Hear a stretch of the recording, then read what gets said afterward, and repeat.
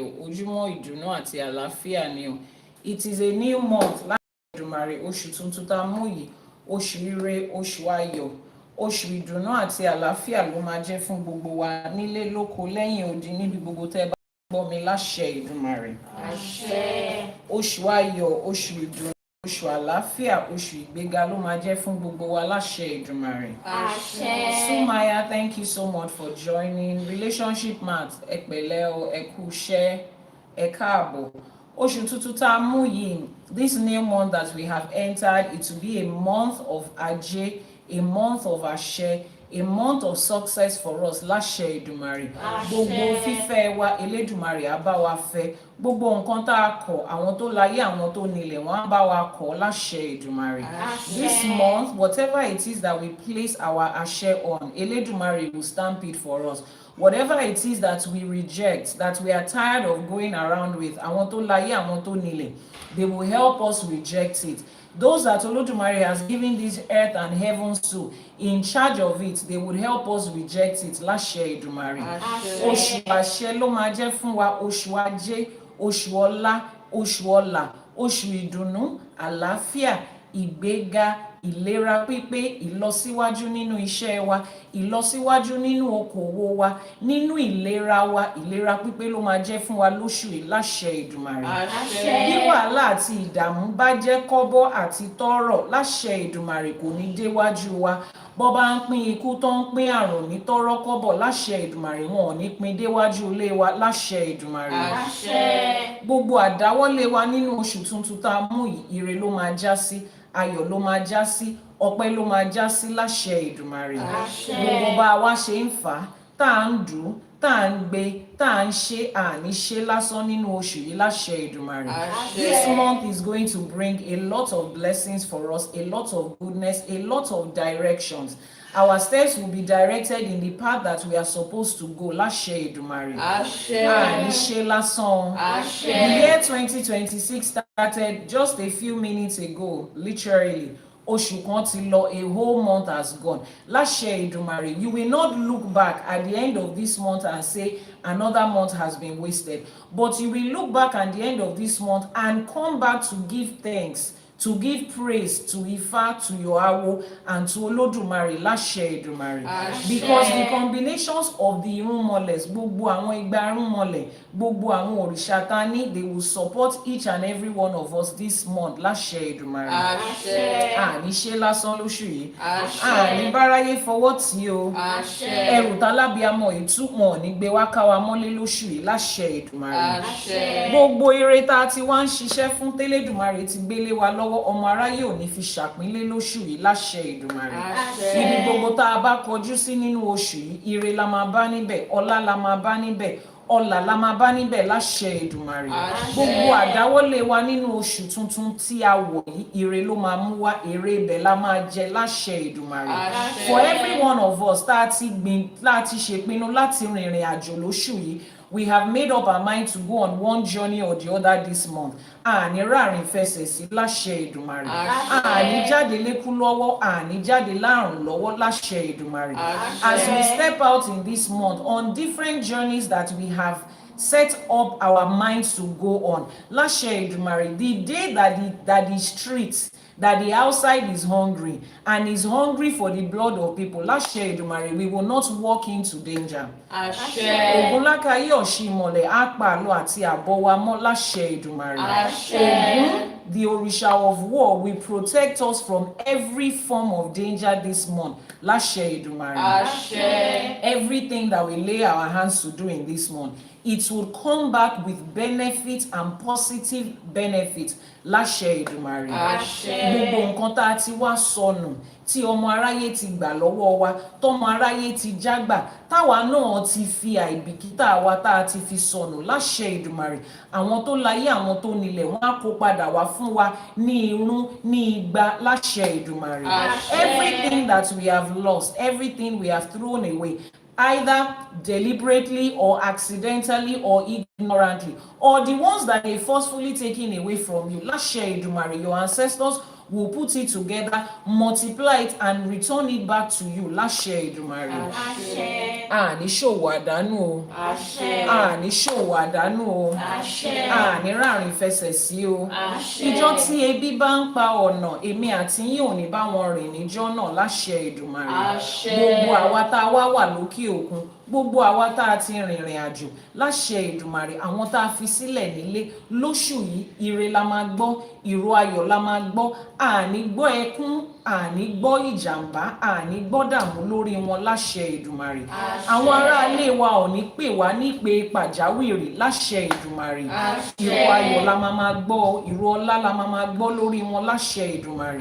For those of you that have traveled out of home, out of state, to places that is far away from your people, you will not be sent any message of bad news. You will not be called in an emergency to run home to attend to anything. Láṣẹ Èdùmàrè. We will always hear good news about each other. The ancestors that have set this lineage up for us, they will continue to protect us with their energies. Láṣẹ Èdùmàrè. Ibi tójú wa tó àti ibi tí ojú wa ò tó, àwọn tó láyé, àwọn tó nílẹ̀, ojú wọn tó bẹ́ẹ̀, ojú bẹ́ẹ̀ lọ, wọ́n á máa dáàbò bò wá tilé tọmọ tẹbí tará láṣẹ Èdùmàrè. And on that note, I say happy new month. Ẹ káàbọ̀ sínú oṣù tuntun yìí. Ẹ káàbọ̀ sínú oṣù kejì nínú ọdún 2006. This is the second month already. As many goals as you have set for yourself this year, that the first month has gone, people have started putting pressure on you. Pé how many days is left in 2026? What have you done? Láṣẹ Èdùmàrè, you will fulfill everything that has been ordered for you by your Ori this year with ease and with positive results. Láṣẹ Èdùmàrè. Oṣù kejì nínú ọdún, oṣù wo la máa ń pè ní èdè Yorùbá? What is the second month of the year called in Yoruba language? What's the second month of the year called? Please don't type February, because I see so many people sending messages. Ẹ káàbọ̀ sí oṣù February, oṣù January ló parí yìí, kí ló ń jẹ́ January, February nínú èdè Yorùbá? You want to speak Yoruba, at least learn it.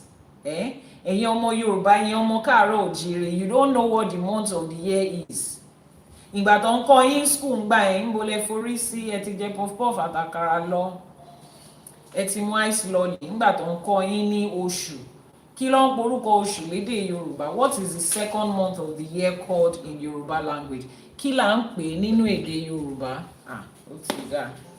Ẹ̀yin ọmọ tẹ́ fẹ́ kọ́ fani ẹ̀ morúkọ oṣù.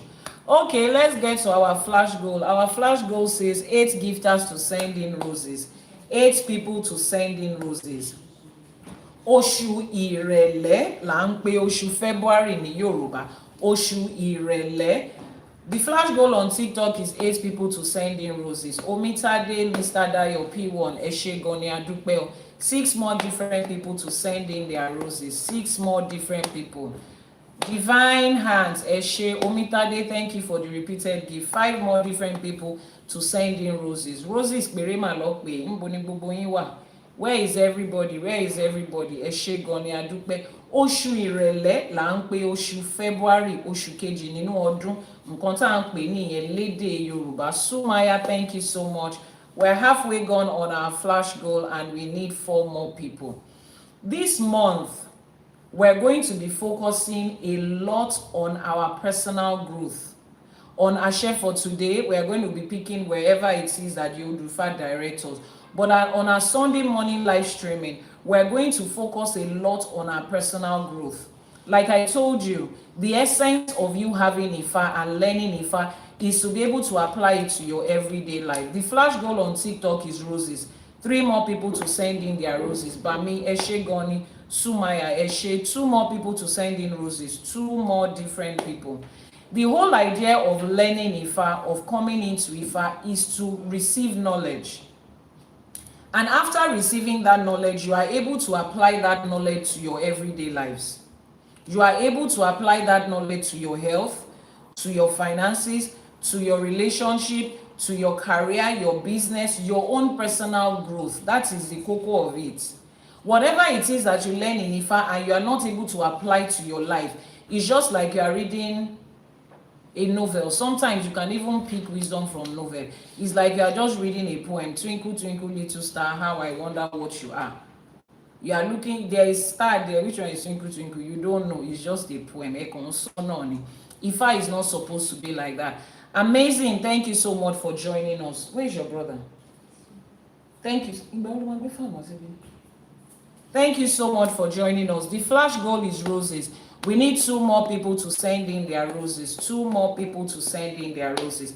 Amazing. Please, you are going to be in charge of posting the WhatsApp number in the comment section today. Eshegoni, 2 more people to send in their roses.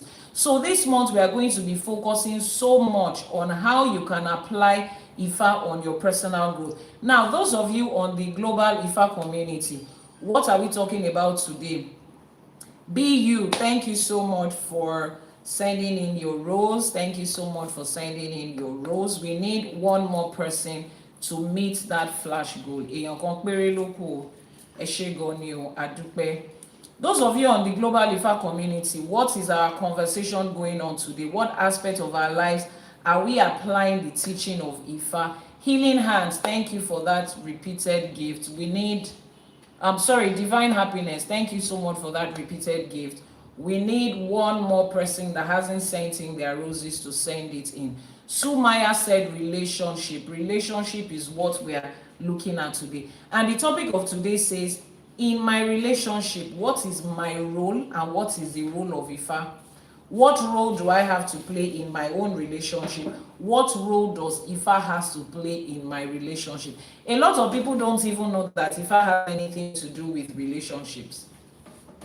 A lot of you think, Stephanie, thank you so much for helping us meet our flash goal. We have met all the goals.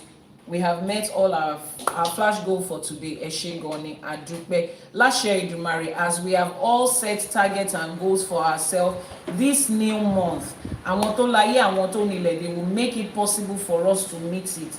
Last year, Idumari. Alafia to you, Kaiser. One spot here. Alafia to you, Kaiser. Thank you so much for joining us. So, what we are talking about today is in our relationship, what is our role and the role of Ifa?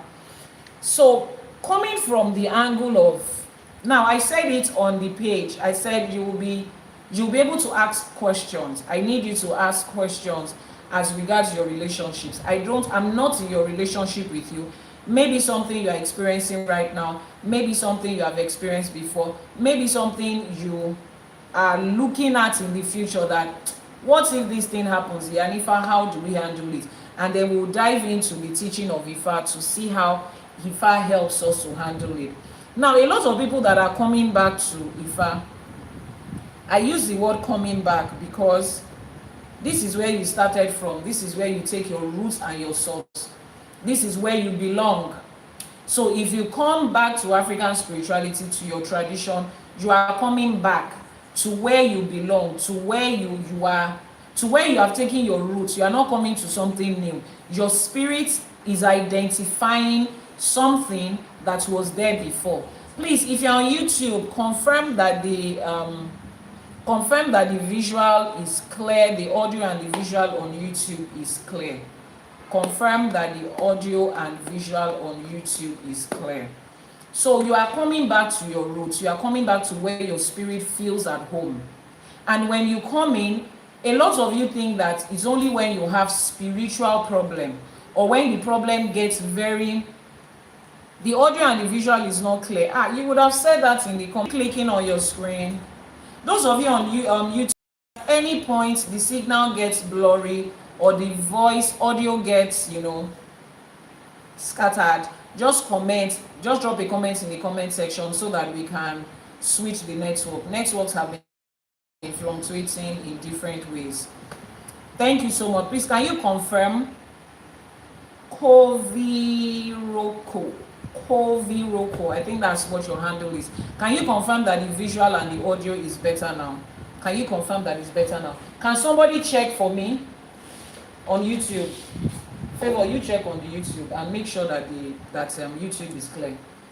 Reduce the volume to the lowest so that it doesn't echo here. So our topic is in my relationship, what is my role and what is the role of Ifa? I was saying that most people come into Ifa thinking that Ifa is only there to solve big problems until the situation gets very bad before Ifa can solve it. Until the relationship gets very bad before you can call Ifa into it, or before you can come for Ifa's help. But that's not the way it is. Ifa is in your everyday life. As you are starting the relationship, you are supposed to start with the knowledge and the no. You are supposed to start with the knowledge and the information of Ifa. As you go halfway into that relationship, you are supposed to ask Ifa. As you continue to, if you experience any challenges in that relationship, you are supposed to ask Ifa. Every step of the way. Don't wait until it is almost crashing and you have tried every other thing and it did not work. A lot of you are used to that because of religion. You will say, oh, after I tried everything and it did not work, I came to God and God answered me. Ifa is not after you tried everything and it did not work. Ifa has to be the first thing that you are trying. In fact, it's not supposed to be a trial. Ifa has to be the first thing that you are doing.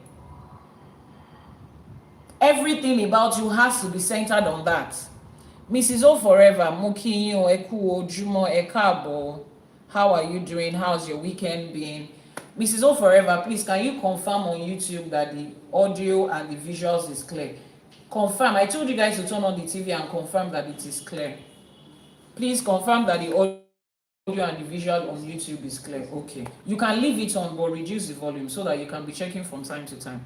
So Ifa is not what you come to when things have gotten so bad. So today, and just like every other day, I will be teaching you to normalize every step of the way. Ask Ifa.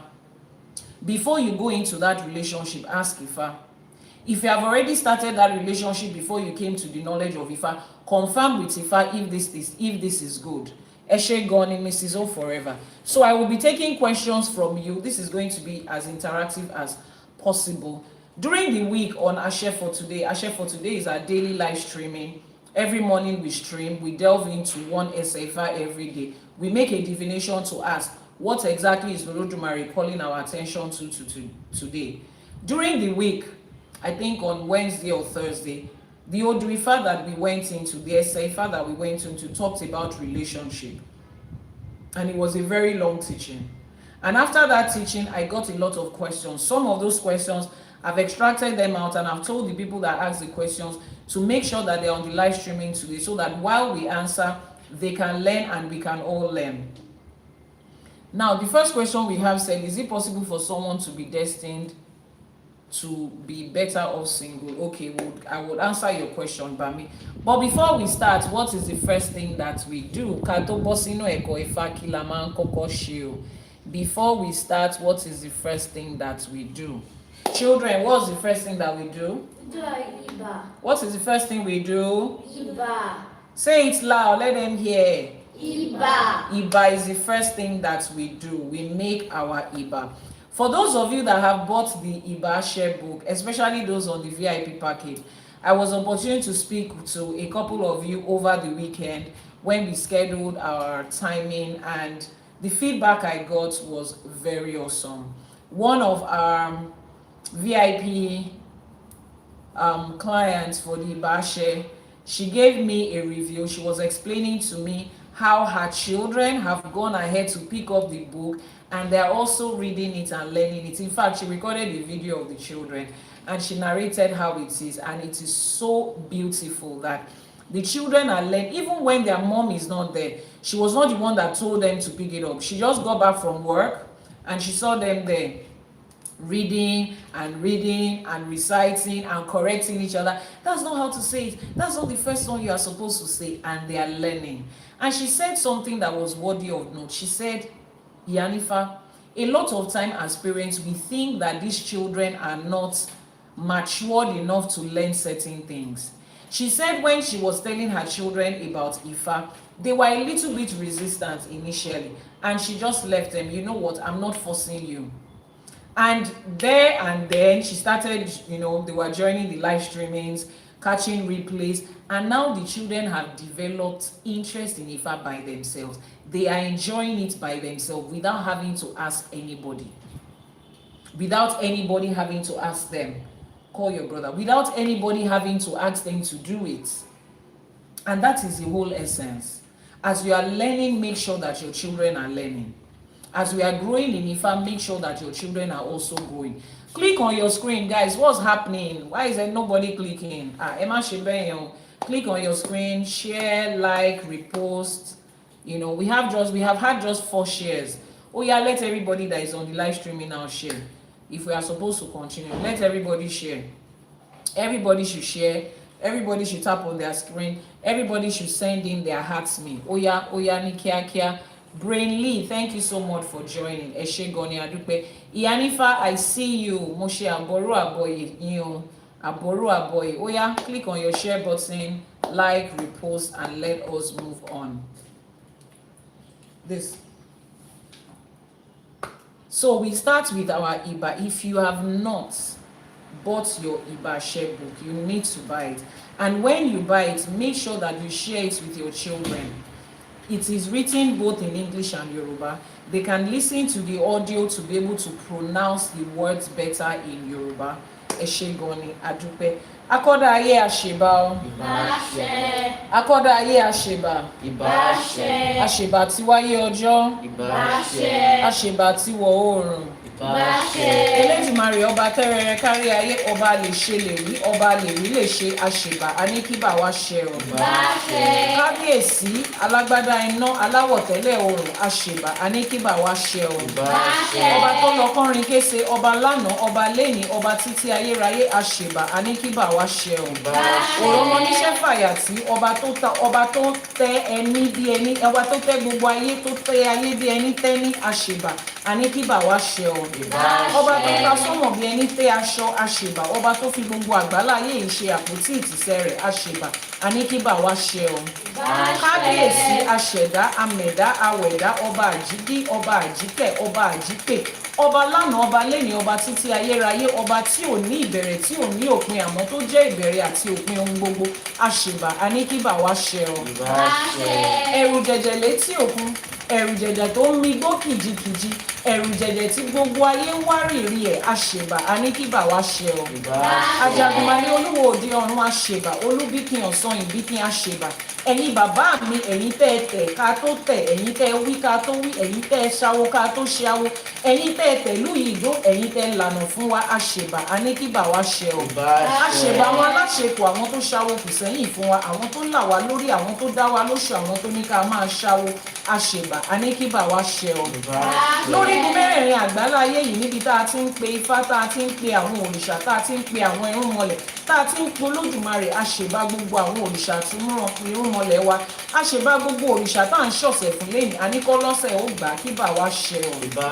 Ẹ̀yin ìyá mi ọ̀pákí àlàkẹ́, ẹ̀yin alágogo idẹ, ẹ̀yin ìyá mi arógbaṣọ má balẹ̀, ẹ̀yin ìyá mi tẹ́ ẹ là wá lórí, tẹ́ ẹ dá wa lóṣù, tẹ́ ní ká máa ṣawo, ẹ̀yin tẹ́lẹ̀dùmarè ìgbélé ayé lé lọ́wọ́, ẹ̀yin olókìkí òru, ẹ̀yin abiyamọ ayé abiyamọ ọ̀run, ẹ̀yin ìyá mi òṣòro mọ̀nìgà, àṣèbà aníkíbà wá ṣe o. Ajíbọ́lá mi ògbódò ọ̀rà, Ajíbọ́lá ẹ̀dán, mo ṣèbà ìyá ilé, mo ṣèbà ìyá onílé, mo ṣèbà ìyá mi àbẹ̀ní, mo ṣèbà ẹ̀dán, mo ní kíbà mi ṣe o. Gbogbo àwọn ọmọ onílé ni mo ṣèbà fún, mo ṣèbà tẹrẹlú, mo ṣèbà tòṣùgbó, mo ṣèbà olúwo, mo ṣèbà yín ìyá àbíyè, ẹ̀yin apènà, mo ṣèbà gbogbo balógun, gbogbo lísà látòkèdókè láì dápá kan sí, mo ṣèbà, mo ní kíbà mi ṣe o.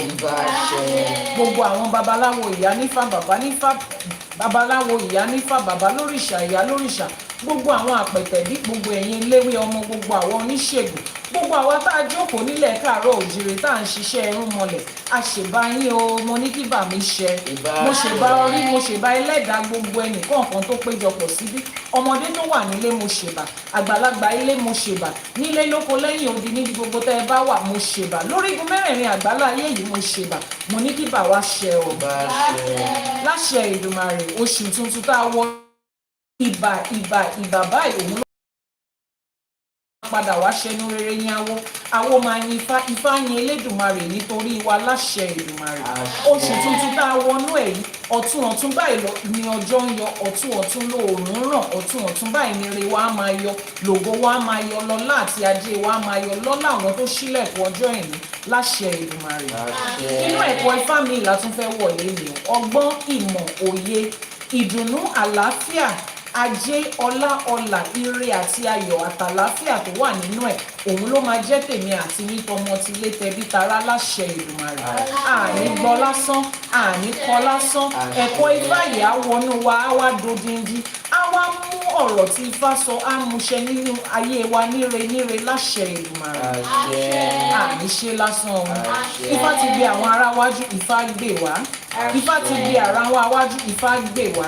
Ìṣẹ̀ṣe ti gbé àwọn tó ṣíwájú wa, ìṣẹ̀ṣe á gbè ní àti yín láṣẹ Èdùmàrè.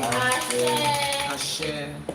Àní kí Ifá ó bá wa ṣe, k'Elédùmarè ó bá wa ṣe. Àwọn tó ṣàwo kù sẹ́yìn, ó bá wa ṣe.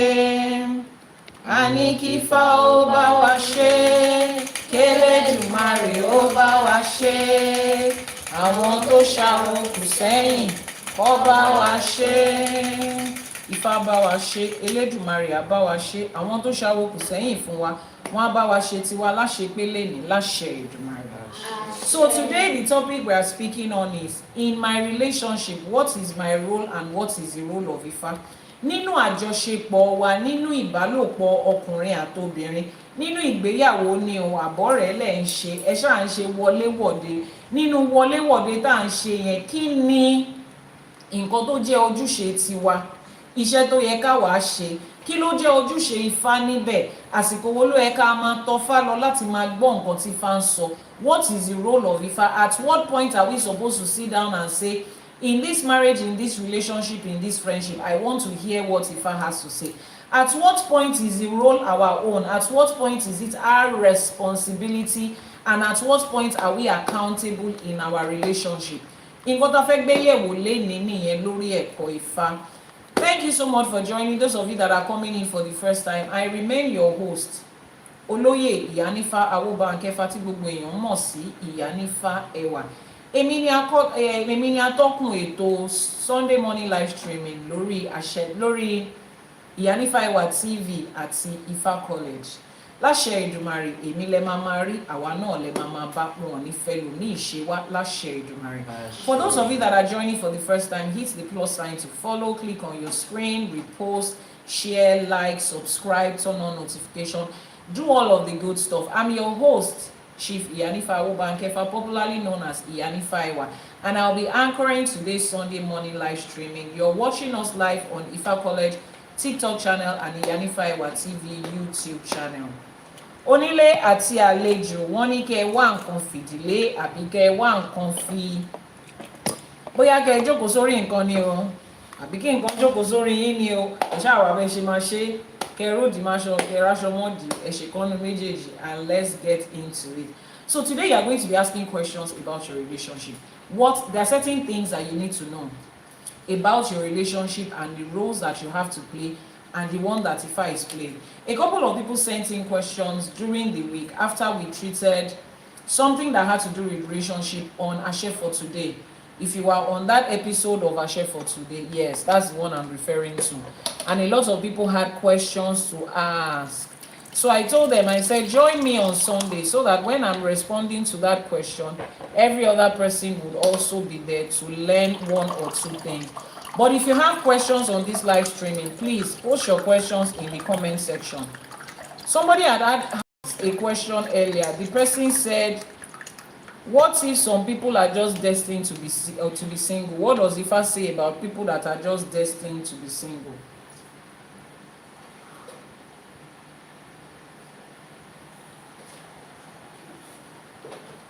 Is it even a real thing in Ifá that some people are destined to be single, or is everybody that is destined to be double? Thank you so much. You can sit down. Now, I always say this. Ifá gives us the knowledge of Olódùmarè.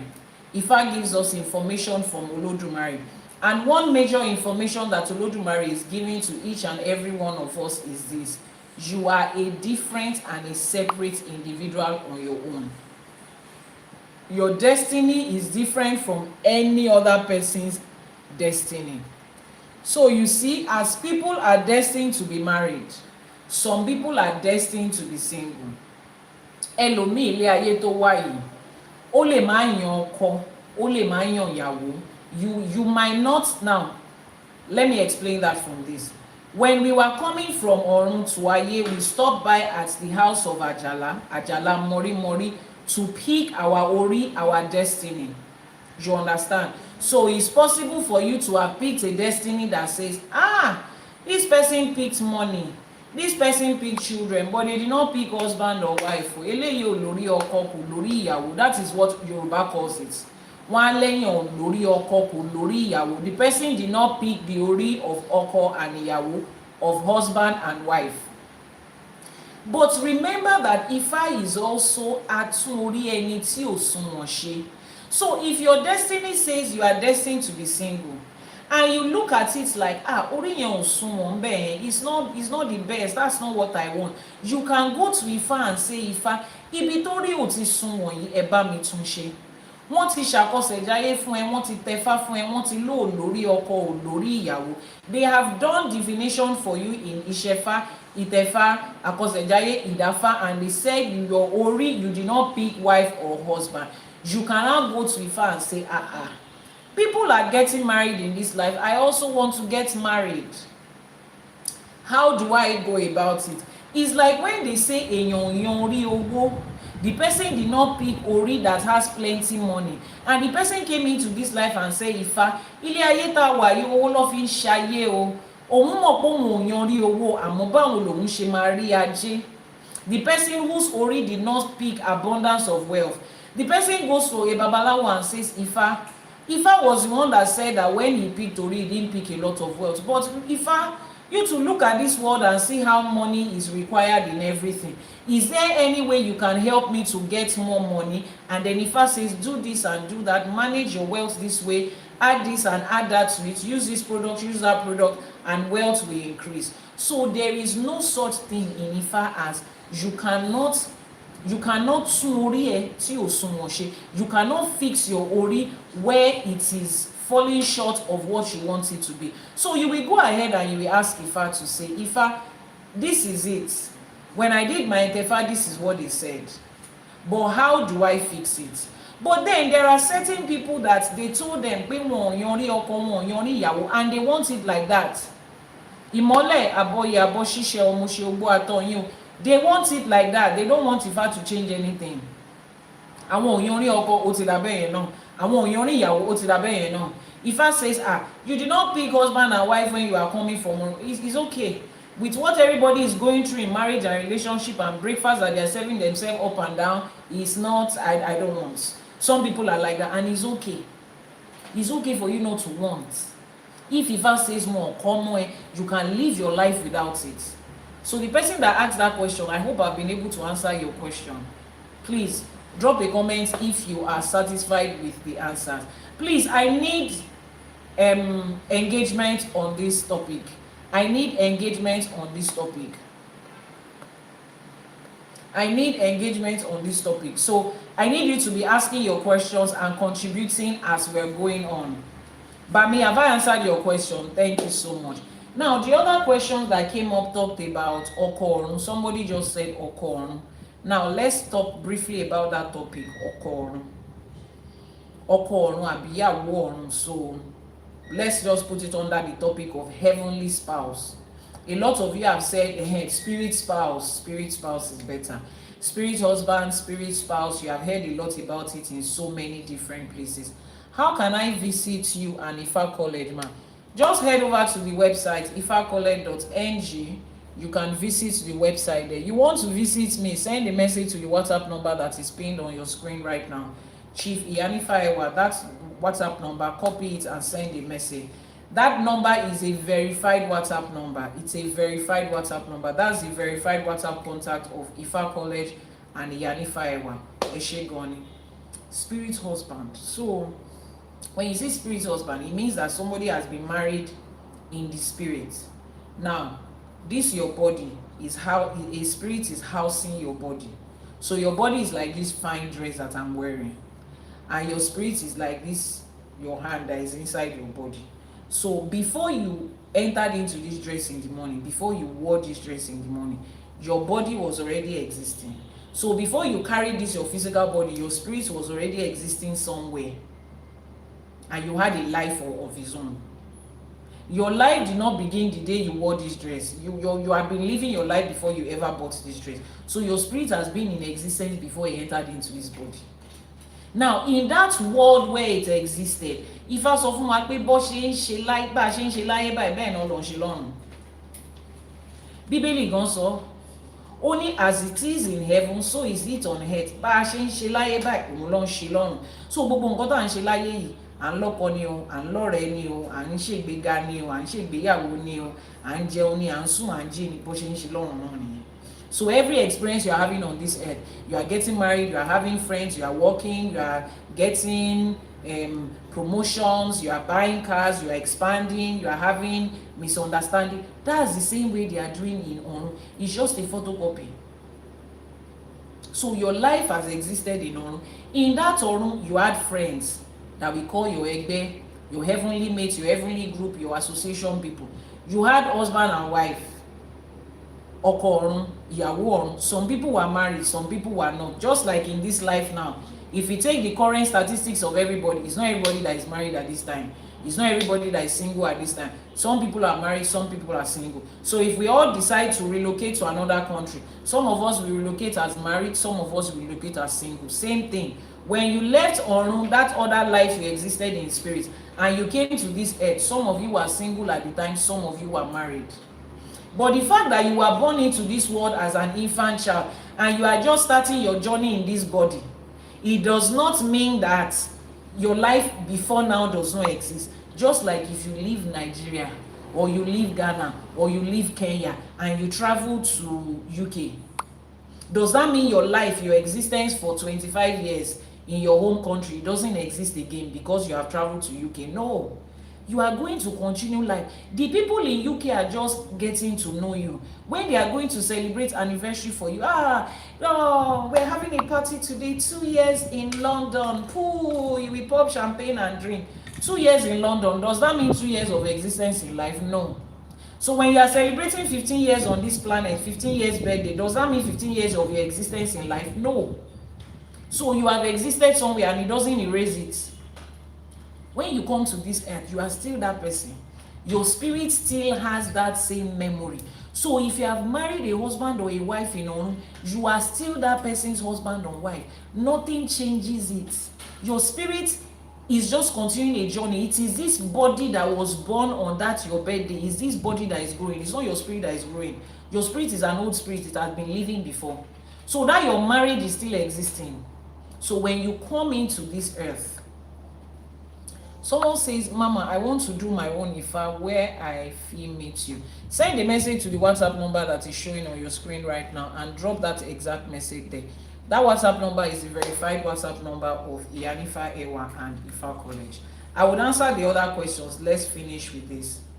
So you are existing here. You still have your husband.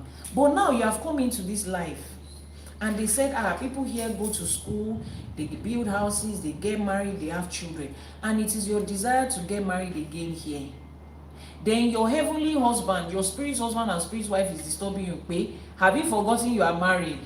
What's the meaning of that? When we exchange vows where you are coming from, because you have come to America, you have forgotten that in, what's the name of that village? Give me one village in Ghana. You have forgotten that in Kumasi, we had a wedding celebration. You have forgotten that in Kafancha, we got married. Maybe I should remind you, look at our wedding pictures in Nairobi. Now you have gone to UK, you are doing in it, and you have forgotten that you have husband and children here. They will remind you. If you do not go the right route, they will file against you and you see that person you want to marry there, we are going to tell them that you have a husband. We are going to the home office to report to you. This person is already married before. Please, it's either you deport them or you nullify that marriage. Bó ṣe ń ṣe láyé ló ṣe ń ṣe lọ́run, as they are doing on earth, that's how they are doing in heaven. There is nothing, it's easy to understand. You have sent a WhatsApp message, yes, so you hold on and wait for me to respond, because the same person you are looking at in real life is the same person that is going to respond to the message. So if you now get to that new country and they said, before you can build a house, you have to be married here. Before you can buy a car, you have to be married here. Before you can do this, you have to be married here. Then you will now call your husband at home and say, this country that we came to, everything requires marriage. You have to be married before. What are we going to do? And you cannot come here. Even if you come to this world now, you are going to come in as a baby. You cannot come in as a baby and me that I'm 25 years old will marry you. What are we going to do? Then they will have a conversation with your spirit husband and spirit spouse, and you will have a negotiation. What are we going to do? And they will say, okay, go ahead, you can marry, but this is what you give me every month. Always send money home. Don't forget you have children here. Don't forget your husband here. And everybody will move on with their life happily ever after. But no, your pastors and your woli and your afar, they told you no. They told you to carry stick and start to fight your spirit husband and spirit spouse. They told you to cut them off. They told you to scatter the relationship by force. They told you to do this and to do that. Someone said, where are you located in Osun State now? Who told you I'm in Osun State to start with? Is there any signboard that is behind me that says Osun State? Or is there anything on my face that says Osun State? If you need anything, send a message to the WhatsApp number showing on your screen. They now told you to carry broom and be flogging you. I don't even understand how they are flogging you to separate you from spirit husband. As they are flogging you, is it spirit husband that they are flogging? How is it going to affect spirit husband? Because tí o bá ń ṣe pé èèyàn slow, tí o bá ń ṣe pé wọ́n dense, wọ́n slow díẹ̀, wọ́n sọ̀dọ̀ orí, wọ́n ṣiṣẹ́ sódì. How do you beat marriage out of somebody? When they say as it is in heaven, so it is on earth. If you want to break a relationship between a man and a woman, are you going to sit the woman down and start to beat her with broom so that her husband can leave her? No, now, let it make sense. Explain it, let it make sense. But eventually, it will make sense like it. So they take you through all that drama. After they've beaten you for 41 days, dry fasting, by you and the broom that they are using to beat you, you are the same size. After you have not eaten and taken water for 41 days, you sleep and you dream that night you get home, your spirit husband comes to you and he sits down with you. Should I give you food? Your spirit husband is even serving you food in the dream. Then you start on for your sleep. Yeah, pastor, it has come again. It will continue to come. And see, it's not going anywhere. That's not the way it's going to go. You are the one that entered into that marriage contract with that person with your full chest and your full human and your full spirit brain. Can you have a conversation? The person is your spouse. Have you forgotten that they said is spirit husband and spirit wife? It's not spirit enemy. Why are you treating them as if? I don't understand. Has the definition of husband and wife changed? Didn't you people sit down and love each other before you married? Remember, as it is in heaven, so it is on earth. It is on this earth. How do you marry? You fall in love, you have conversation, family is there, you are rejoicing, you are dancing. When did that become an enemy? So why can't you sit down with them and have a conversation with them again to say, can we pause this thing? See, I'm not saying I'm breaking up with you, but as long as you are not here with me, and you go talk about it. Abi, those of you that are here, don't let's say it in English. And you talk about your own feelings, later feel ẹlòmíì gbàwé ní kinní. Tó fi wọ́n gbàwé ní kinní. Didn't your husband sit down to explain to you pé ìwé la fẹ́ gbà o? Ẹ dẹ̀ jókòó, ẹ dẹ̀ máa maintain lé ní, wọ́n á dẹ̀ máa fowó ránṣẹ́ sí yín. Ìjọ tó bá dẹ̀ gbàwé tán nígbà tó oníkálukú máa lọ, wọ́n á dẹ̀ pè yín wá. Ṣé bẹ́ẹ̀ ṣe ń ṣe kọ́ yẹn ni? When he now becomes spirit husband, kí ló tó lè bẹ́ẹ̀ yẹn? Why is it like that? You are the one that is shortchanging yourself. Oh. See, some people's spirit husband is still taking care of them when their earthly husband is taking care of them. When you understand your spirit husband to that level, your spirit spouses to that level, just like you understand your egbe, you will sit down and you will take full advantage of that relationship. You don't understand. You will tell your spirit husband, you see this life, you love me, Abi. I want to come to this life and be glowing. Emma fumi lowe, Emma bowa. You see this man in my life right now, he's taking care of me well. Support us. I'm still coming back to you.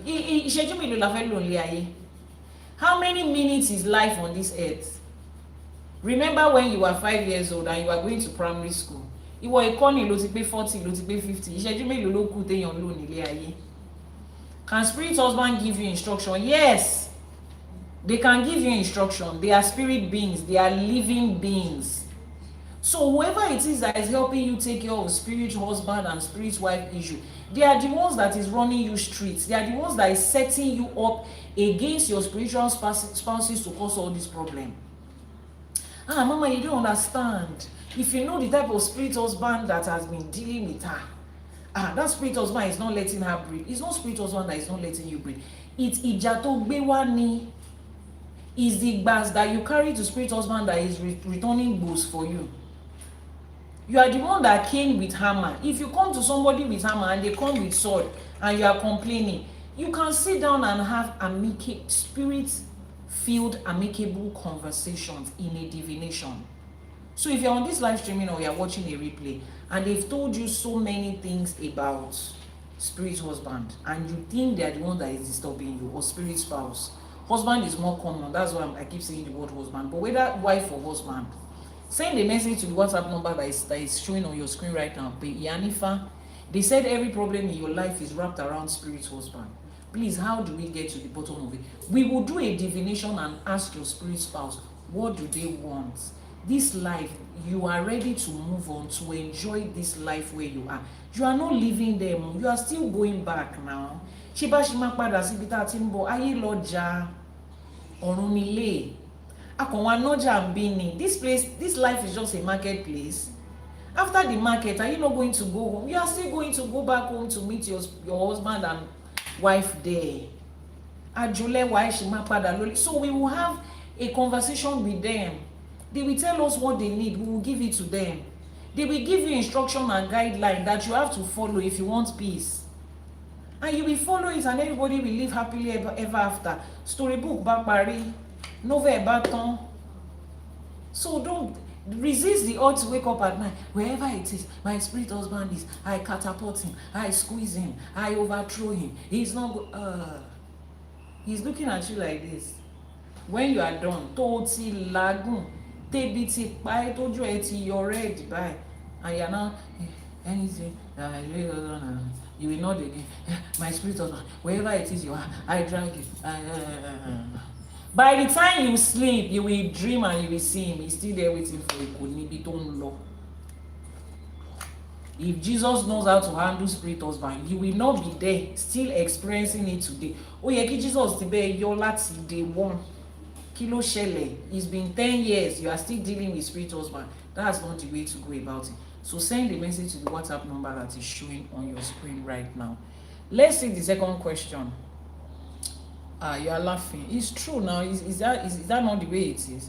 Can spirit husband give you instruction? I've answered you. Yes, he can give you instruction. And you'll get the instruction through Ifa divination. The instructions can come to you in your dream, in your sleep, in different forms. But confirm with Ifa to be sure that the instruction that you are receiving is correct. The instruction that you are receiving is correct. Let's see, any other question with regards to spirit husband before we move on? The topic is, in my relationship, what is my role and what is the role of Ifa? Sumaya said, is it possible to be with someone, have children and separate and move on? Yet 7 years come back again. It's possible now. Why is it not possible? It's very possible. Yes, when you taught Yanifa says, yes, when you taught this in the Egbe lecture, it was so logical. Thank you so much. Is it possible for people of opposite sexuality to have a destined partner from people from opposite sexuality? What do you mean by that, please? Amazing. Please, can you ask that question again? Ma, what about if already married but still trying to balance it for over 11 years? Is it destiny? Okay, we will get to that part. I will get to that part. Let me see if there's any other question. Sumaya, please ask that your question again that says do you ask one question, but the one I'm answering now, is it possible for you to be with somebody, have children, separate and move on, yet come back together again? Oh, that question, very possible is the answer to that question. Now, somebody says you are married, you have met somebody, you guys had children. For some wonderful reasons or terrible reasons, it did not work. You separated, everybody went their separate ways. Then 7 years later, you guys came back together and you want to marry again. It means that 7 years later, you now have sense. You have gone to learn the lesson that you were supposed to sit down together and learn and grow.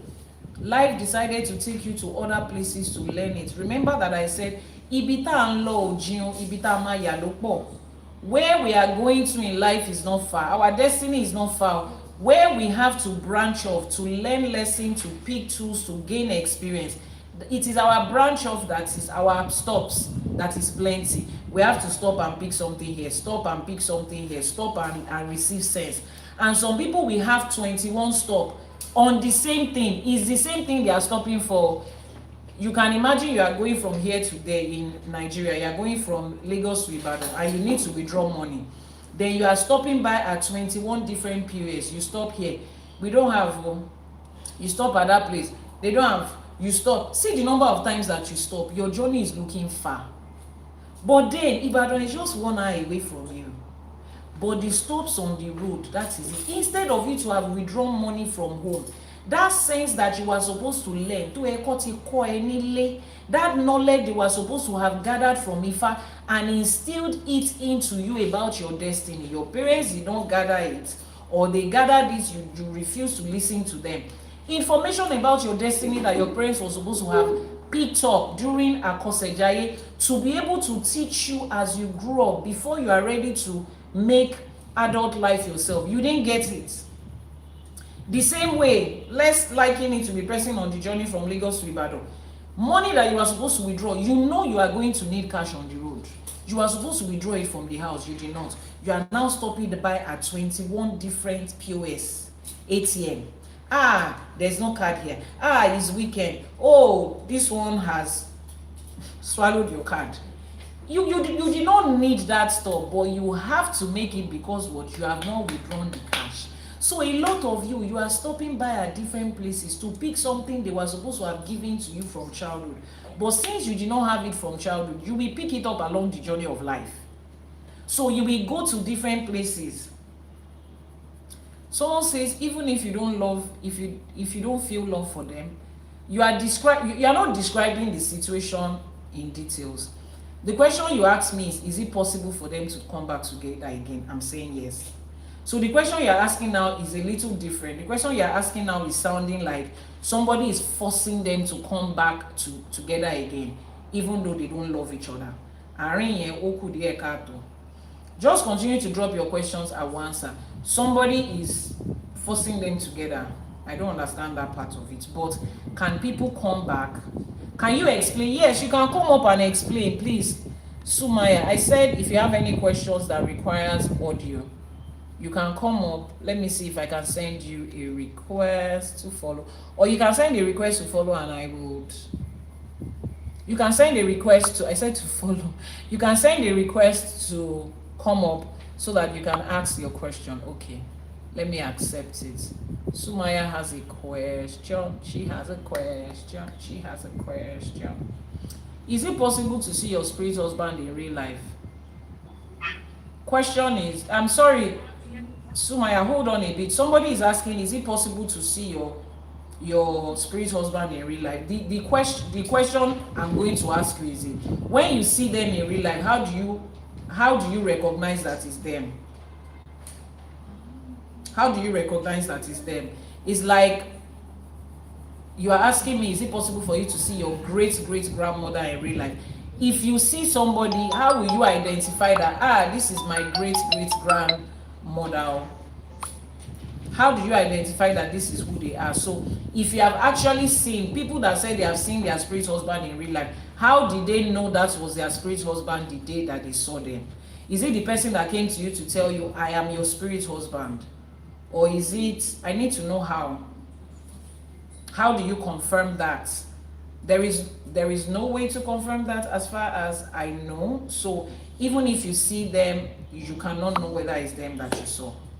You understand? Except if there is a way in your own tradition or your form of spirituality where you can recognize your spirit husband. Because the same face you have been seeing in your dream and you connect easily. That's what I'm saying. The face you have been seeing in your dream, how do you know that is your spirit husband? You can be destined to meet somebody later in life and you'll be seeing reflection and images of them in your dream. It doesn't make them your spirit husband. Your spirit husband is not the only face you will see in your dream. That's not the only male face you will see in your dream. You see so many people in your dream every day. How do you recognize that that particular person is your spirit husband? It is possible for you to have been receiving messages of a particular person, including their physical appearance, in your dream, and you meet the person in real life. Very possible. You can dream of a particular scenario in your dream and wake up in the morning 20 years later and experience that exact same thing. You can. That is not a proof that they are spirit husband or spirit wife. That is just a proof that spirit has sent message about this person or this thing to you several months or several years ago. Do you understand? That's exactly what it means. You don't see them in real life. They take different faces in your dream. In fact, they might even take the same face. The question is, how do you even know the face they are taking? Because you are not aware of this thing. It's like a child who was born at the time that his mother was unalive. Like his mother gave birth to him and was unalive. And there are no pictures. And the child says, oh, he keeps seeing his mother in his dream. How do you know the person you are seeing?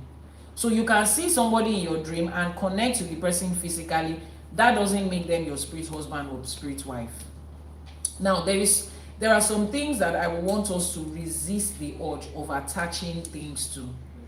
There is no spiritual significance of you having your spirit husband in real life. There is no spiritual significance to that. It doesn't have any significant meaning in Ifa. So don't let somebody create some mysterious thing about something random for you. No. If you meet somebody and you have seen their face in your dream and you connect and align with them, confirm with Ifa if that's the person you are supposed to be with and move on with it. It doesn't matter whether they are your spirit husband or not. It's not going to change nothing. So there are certain information that don't allow random spiritualists to just make a mountain out of it, just to be able to attach unnecessary. No, it's not. All of those things is not. Thank you so much, Yanifa. We have been fooled for decades. I'm telling you, like, people have taken unnecessary information and they just made it look like there is nothing to it. Because I always say this, ask yourself, to what end is this information I'm receiving? What is the essence of this thing? What is it supposed to be for? If it doesn't have any substantial essence in Ifa, it's just random. If they are in physical,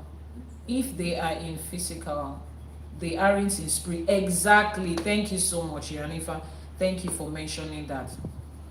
You don't try to interpret your dreams yourself based on ideas. Exactly. You get a divination. That is it. It's not something that you can try and interpret or somebody else. I understand that some people have gift of dreams and interpretation of dreams. Awesome. People have gift to prophesy and see vision. Awesome. But if I will tell you that all of those gifts, confirm it with Ifa. Ifa is the only thing that is absolute, always accurate and absolute. Always accurate and absolute. No matter the gift you have, Imole, thank you. Always, I keep saying it, normalize saying, I want to confirm with Ifa. Even if you have a dream and you have the gift of dreams. I told you before, there are so many times that if a client comes to me, before you start to speak, Spirit is already giving me downloads about you. I can see what you are going through. While we are speaking to you, I might feel a very sharp pain at this part of my hand. And by the time you narrate your story, you will tell me that you came because you are feeling pain and there's a growth around this part of your body. Spirits are already giving message, but I'm not going to tell you anything based on that. I'm going to tell you only what Ifa has said. And Ifa will confirm that thing. And I'm never going to get to a point where I now feel, oh, I don't need Ifa again. Every information I receive in my spirit is true. It's not going to happen. Because as long as it is a human being that has that gift, that is interpreting that gift, that is physically projecting that gift, there will always be flaws because they are called human. But Ifa is the only one that is flawless. At every point, it remains constant. It is pre-recorded information that does not change. Exactly. Ifa does not, your gifts cannot replace Ifa. It supports it. It just goes on to confirm it. Is that okay? So I think I've answered that person's question. Sumaya, please, can you turn on your mic and ask your question very well so that I'm able to get it.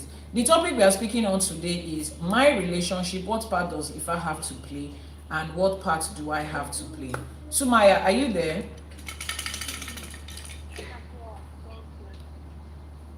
The question I wanted to ask was, is it possible to be in a relationship with somebody 10 years, have children by that person? It didn't work out for so many reasons. Everybody went their separate ways, moved on to new relationships. 7 years down the road, those new relationships end. Okay. Only for the other person now to come in. But the person coming in hasn't moved on while you had moved on. Okay. But for the fact that they've come back, they still want you back. But you know in your mind that you don't love them that much. Like you really don't love them. Okay. But because you share, you co-parent, Yeah. you have children by this person, and the relationship you had hopes in has ended. What does Ifa Okay. All right. require Okay. someone to do? I know you need to do a consultation, that's Yeah. one, but then in such an emergency situation, what do you do? Okay. Hold on, please. All right. So remember that what we are teaching on today is what is Ifa's role and what is my role. So she has asked a question. So we'll talk. She already knows what Ifa's role is to make a divination and find out. But then what is our own role then? Now, two things I picked from them. The first thing she said was, you no longer love them. You are no longer in that place with them. Although you guys are co-parenting, but you no longer feel that kind of way about them as to want to build a relationship with them. Secondly, they came into your life when the relationship that you are, holding on to, that you are hoping in, did not work. Now, question is, did you leave them? Did that relationship break because you had hope in that another relationship was going to work? Is that the reason you guys separated? Because you had another relationship you wanted to pursue? You just woke up one morning and said, you know what, I found a better relationship to pursue, so I want to end this one. Was that the situation? No, the situation was failure to see direction. Okay. While in that relationship, Okay. there was no growth. Okay. There was rigidity in that Okay. relationship. There was, nonchalance in the relationship, and you reached a point where you realize that I'm sacrificing too much, but I'm not getting the same in reciprocity. Okay. So you Alright. move on. I did not move on because I already feel like I was going to move on with someone else. Okay. That person wasn't in the picture to begin with. Okay. All right. So I asked that But question and then there was because domestic violence and all of that. Okay. I asked that question. Frustration from both ends. Okay. I asked that question because you need to remind yourself of the reason why you walked away in the first place. So the reason you walked away was not because there is another relationship somewhere. The reason you walked away was because there was no growth, there was diving. Your things were not just aligning. Hold them here. Things were not just aligning. That was why you left the relationship. It wasn't aligning. It was no longer what you wanted. Everybody goes into something for an end goal. So you go into marriage with something in your mind. Why do you want to get married? You have your reasons, you have your goals. This is where you see yourself in the next 5 years. This is how you're supposed to be able to track your growth. You don't want to be stagnant. And you looked at it like, this thing is no longer serving me. It is bringing toxicity and negativity. It is stagnant. Nobody is moving forward. Can we go our separate ways so that we can move forward in our separate ways? Now, that was the reason you guys went apart. You went on into another relationship to see whether it was going to work. That did not work. Now, the fact that that relationship that you just went into did not work is not proof that you should go back to the one that was not working. Except, which is why I said people can grow and go and have sense and receive the tools of life, and life will bring them back together and they're able to do it. Except you guys eventually meet each other again, by virtue of the fact that you are co-parenting, you have not particularly left each other, quote and unquote, but you come to a place that you're like, I'm still single now, you are still single. Can we review those things that we used to complain about? Have we been able to look through them and sort them out? Okay, I mean, this person has really grown, they are better people, I think I can still go on with it. All of that has to be in place before you can. If it is not in place, the fact that you have children together does not still mean you have to be married, because before you separated, you still had children together. If the children could not keep you together, then there is no magic that the presence of the children being, because that's the only thing you have in common right now. That's still the only thing. And then if one party does not feel that kind of way, see, why I brought up this topic is because there is the spiritual side of relationship and there is the physical side of it. The spiritual side of it, if I will give you all of that, things that you cannot see, where this person is coming from spiritually, what your purpose is, what their purpose is, if I will look at it and align your ori together and say, this one is a match, right? And then some people, you will say, this one is a match a little bit, there's so much work you have to do. If I takes care of all that part, then if I can give you certain physical warning, this person is very stubborn, this person is very impatient, this person talks too much, watch it, this person has a tendency to be promiscuous, if I will show you all of that. So you are the one that will now go and navigate. Are you ready to stay with someone that gets angry? How do you help them to overcome anger? Are they worth the stress of, the physical part, which is the other part of the question, to say, what is my own role? Then your own role comes in. If I say this person is good for you, then you now sit down and define to yourself, can we do it together? Do they meet my goals? Do I meet their goals? You guys will now sit down and physically talk about it. So even if Ifa says this person is for you, please let me remove my glasses so that you can hear me well. In case the beauty of these glasses, in case the beauty is distracting you, let me remove it so that you can hear me well. You see this point? Listen and listen up. If I can tell you that somebody is good for you, you and somebody align, and then when you people have physical conversation, that person's village people is sitting on their head with stubbornness and impatience. And you too, you know yourself, pé èéfín gbá lórí ẹ báyìí, ó ń gbá lórí ẹ seriously. Tẹ́nìkankan bá sọ rubbish, wàá sọ rubbish to the power of 100. You know yourself, ìwọ gan ní sùúrù bẹ́ẹ̀ yẹn. Àwọn tó wà nílé ẹ gan, wọ́n máa ń ta epo lé ẹ lórí láràárọ̀ ni. You yourself, you know. You will now go and meet somebody tó ń gbá lórí ẹ who is not ready to step down. You already know where it's going to end. Despite the fact that you guys' destiny align, the physical side of you will not let you go. Both of you are not ready. Don't disturb the Babalawo. Don't disturb the Yanifa. Just tell the Yanifa, I've heard, but at this time, this is not going to work. Do you understand me? So there is the part of Ifa, there is your own part. Let me explain what I said.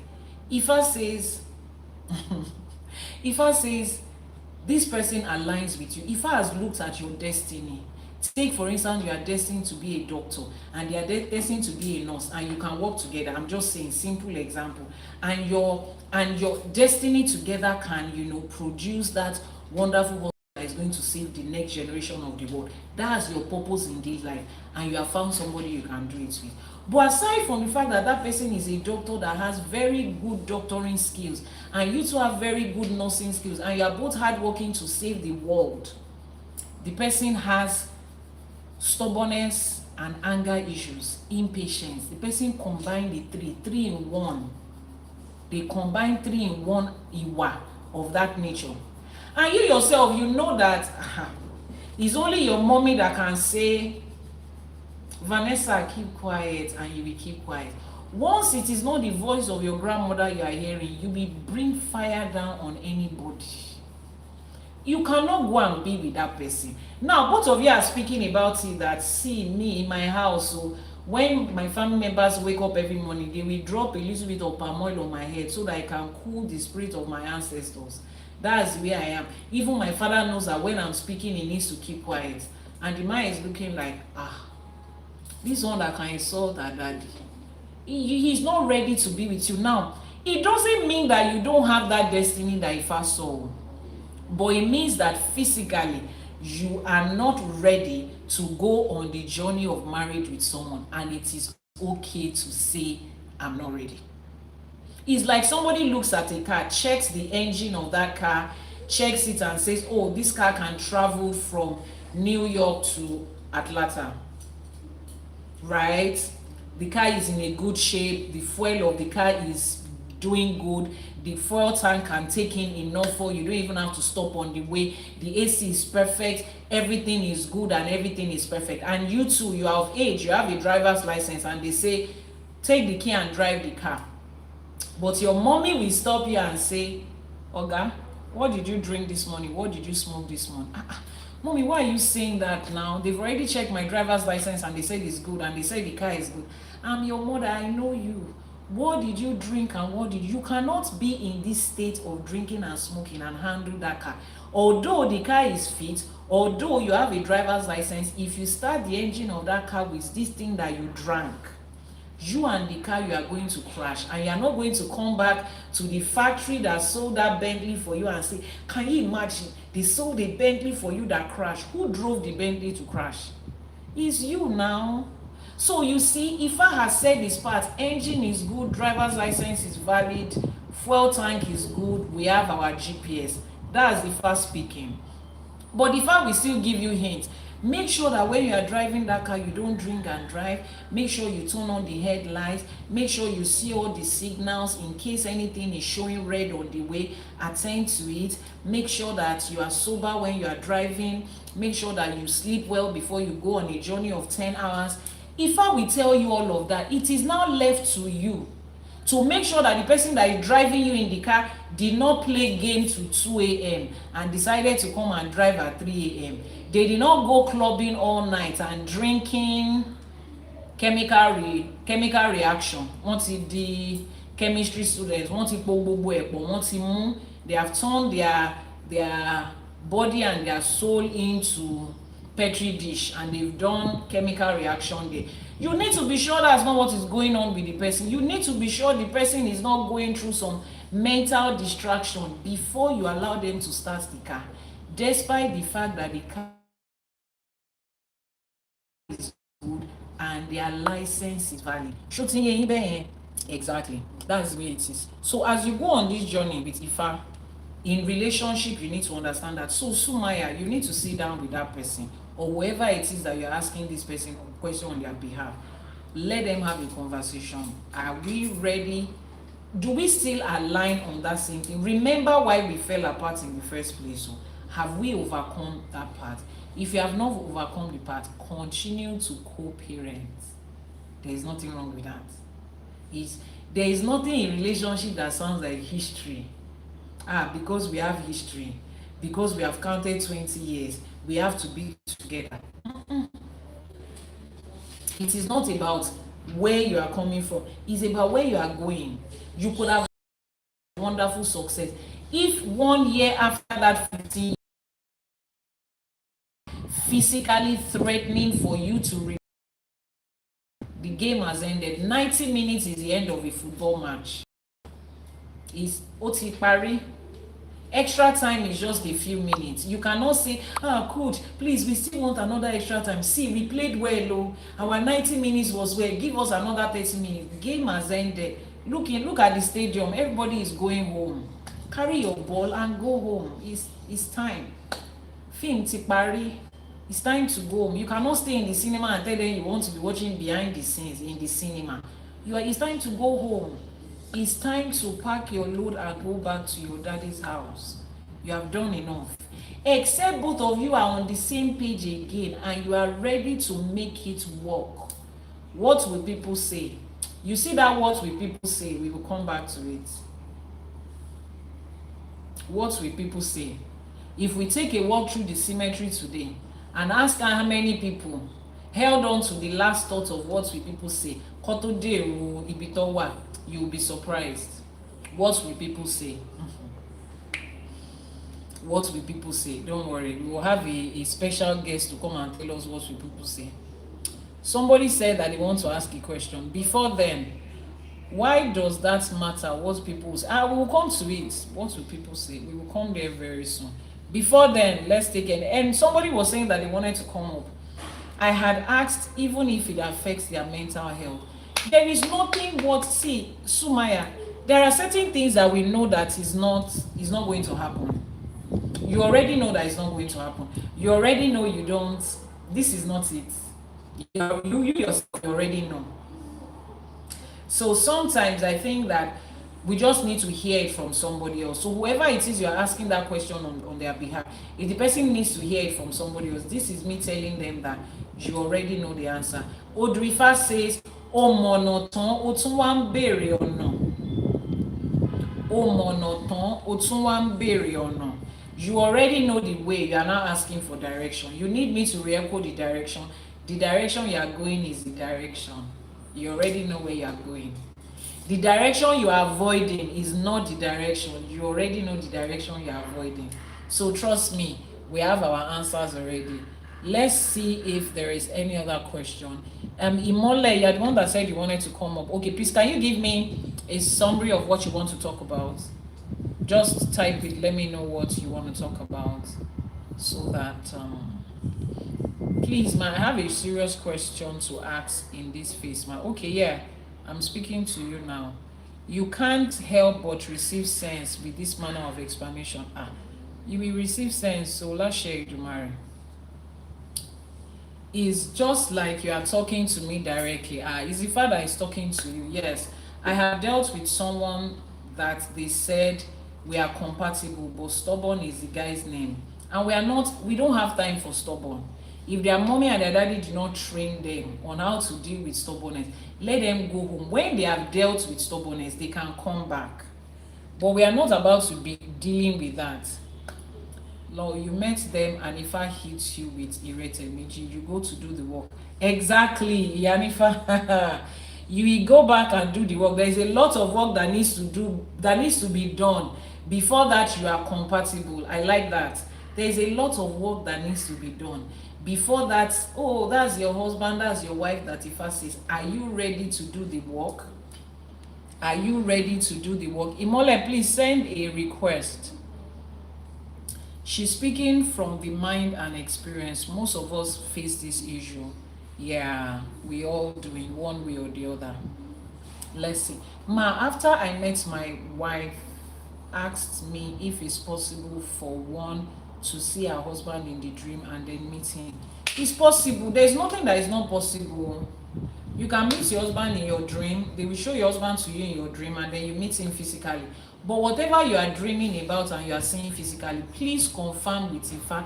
That's all me I'm going to say. Is it possible for you to look at a bowl of water like you're about to take a shower from bucket, like regular African family, and you look into the bucket and you see the picture of your husband's face on it? It's possible. And you step out of the door and you see the same person? It's possible. But please, before you conclude that they are your husband or your wife, go and ask Ifa. Confirm with Ifa. Shikena. Kujubelo. My 2 cents. It's not even that hard at all. That's the easiest thing to do. Confirm with Ifa. Confirm with Ifa. That's the easiest thing that you can do for yourself. Is that okay? So Imole, please, can you... I've not answered yours. Okay. Amazing. Please, can you post your question again? Imole says, I'm in this situation and I want to know how to deal with an Emiri spouse that makes things worse. You sent a request. Okay. What we've thought was a pattern also tied some of us down in bad marriages. We didn't consult. Yeah, that's very true. But now that you're here right now, you know you can still ask Ifasha. Imole has sent a request. Let's see what Imole has to say. Let's see what Imole has to say. Imole Mushobuato. Can you hear me? Can you hear me? Can you hear me? Can you hear me? Yes, I can hear you, ma'am. Good Okay. afternoon, ma'am. All right. Yes. Aboru Aboyo Mushobuato. Okay, please ask your question. First of all, I would like to appreciate you for the program. It has been educative, and I believe everybody is gaining from it one way or the other. Thank you very much, ma'am, for the platform. Adúpẹ́ lọ́wọ́ àwọn irúnmọlẹ̀ ló ń ṣiṣẹ́ wọn. Adúpẹ́ lọ́wọ́ àwọn irúnmọlẹ̀ tó ń ṣiṣẹ́. All right. Adúpẹ́ fọlọ́run. Ma, it was as if everything you've been saying since was just exactly about me. So now the point I want to get clearly with your help, because at a point in time when I was in the uni 200 level, Okay. I met a girl. I love putting on white. Okay. That was the first person that would ever come to me and told me she actually find me attractive and like me because of the white I always put on. Okay. As at then, I was not, spiritually awakened and sound. Okay. I thought I was just a good-looking guy. Where's everybody here? So at the long run, when we went into the relationship, and unfortunately, we had sex. Okay. Before I told my mother about her, and then my mother had to go into consultation with an alpha, and Okay. the alpha had to call me and tell me that the lady is, an Emery. Okay. And I was like, and it was like, Emery told Daniel, she kokoti powerful. And I was like, kokoti powerful, Yeah. Oh wow. Then it was like, I shouldn't have done that. I should have done something about that before such a thing would happen. Mm-hmm. So, fortunately for me, I was expecting things to go smooth for us since they said Emery to Danny, right? Mm-hmm. But ever since then, it has been from one problem to another, and we are always having issues. She is very stubborn. She is very rigid. She don't seem to bow down, and she always wants to know what I want to do. She always wants to be the one directing me to do this, to do that. Like, whenever I tell her some things I want to do, I end up not doing those things, or those things end up not having it. And ever since then, I've been wondering, like, how can I get myself out of this situation? Is there any way I can go about it? But unfortunately for me, I'm not surrounded with people that are into Ifa and Babalawos, and my family are so religious into this Islam something. Okay. They always want me going out to seek help. Okay. So I'm just trying to find a way for myself. Ever since I noticed the religion is not helping me at all. Okay. All right. Sorry, I'm going to ask you some questions that sound rhetorical and it might sound funny, but please, I want you to answer me because we're getting somewhere. First of all, are you an adult? Are you an adult? You are above 18, right? I'm in my early 30s. Okay, so you're an adult. That's number one. Let's register that part. Okay. Okay. Second question is this. Your family that you said you don't have people that are spiritually supportive around you. The negativity and the setback you are experiencing, can they see it? Or is it just you alone? Is it an internal thing? Or the way this thing is affecting you negatively, is it visible to everybody around you?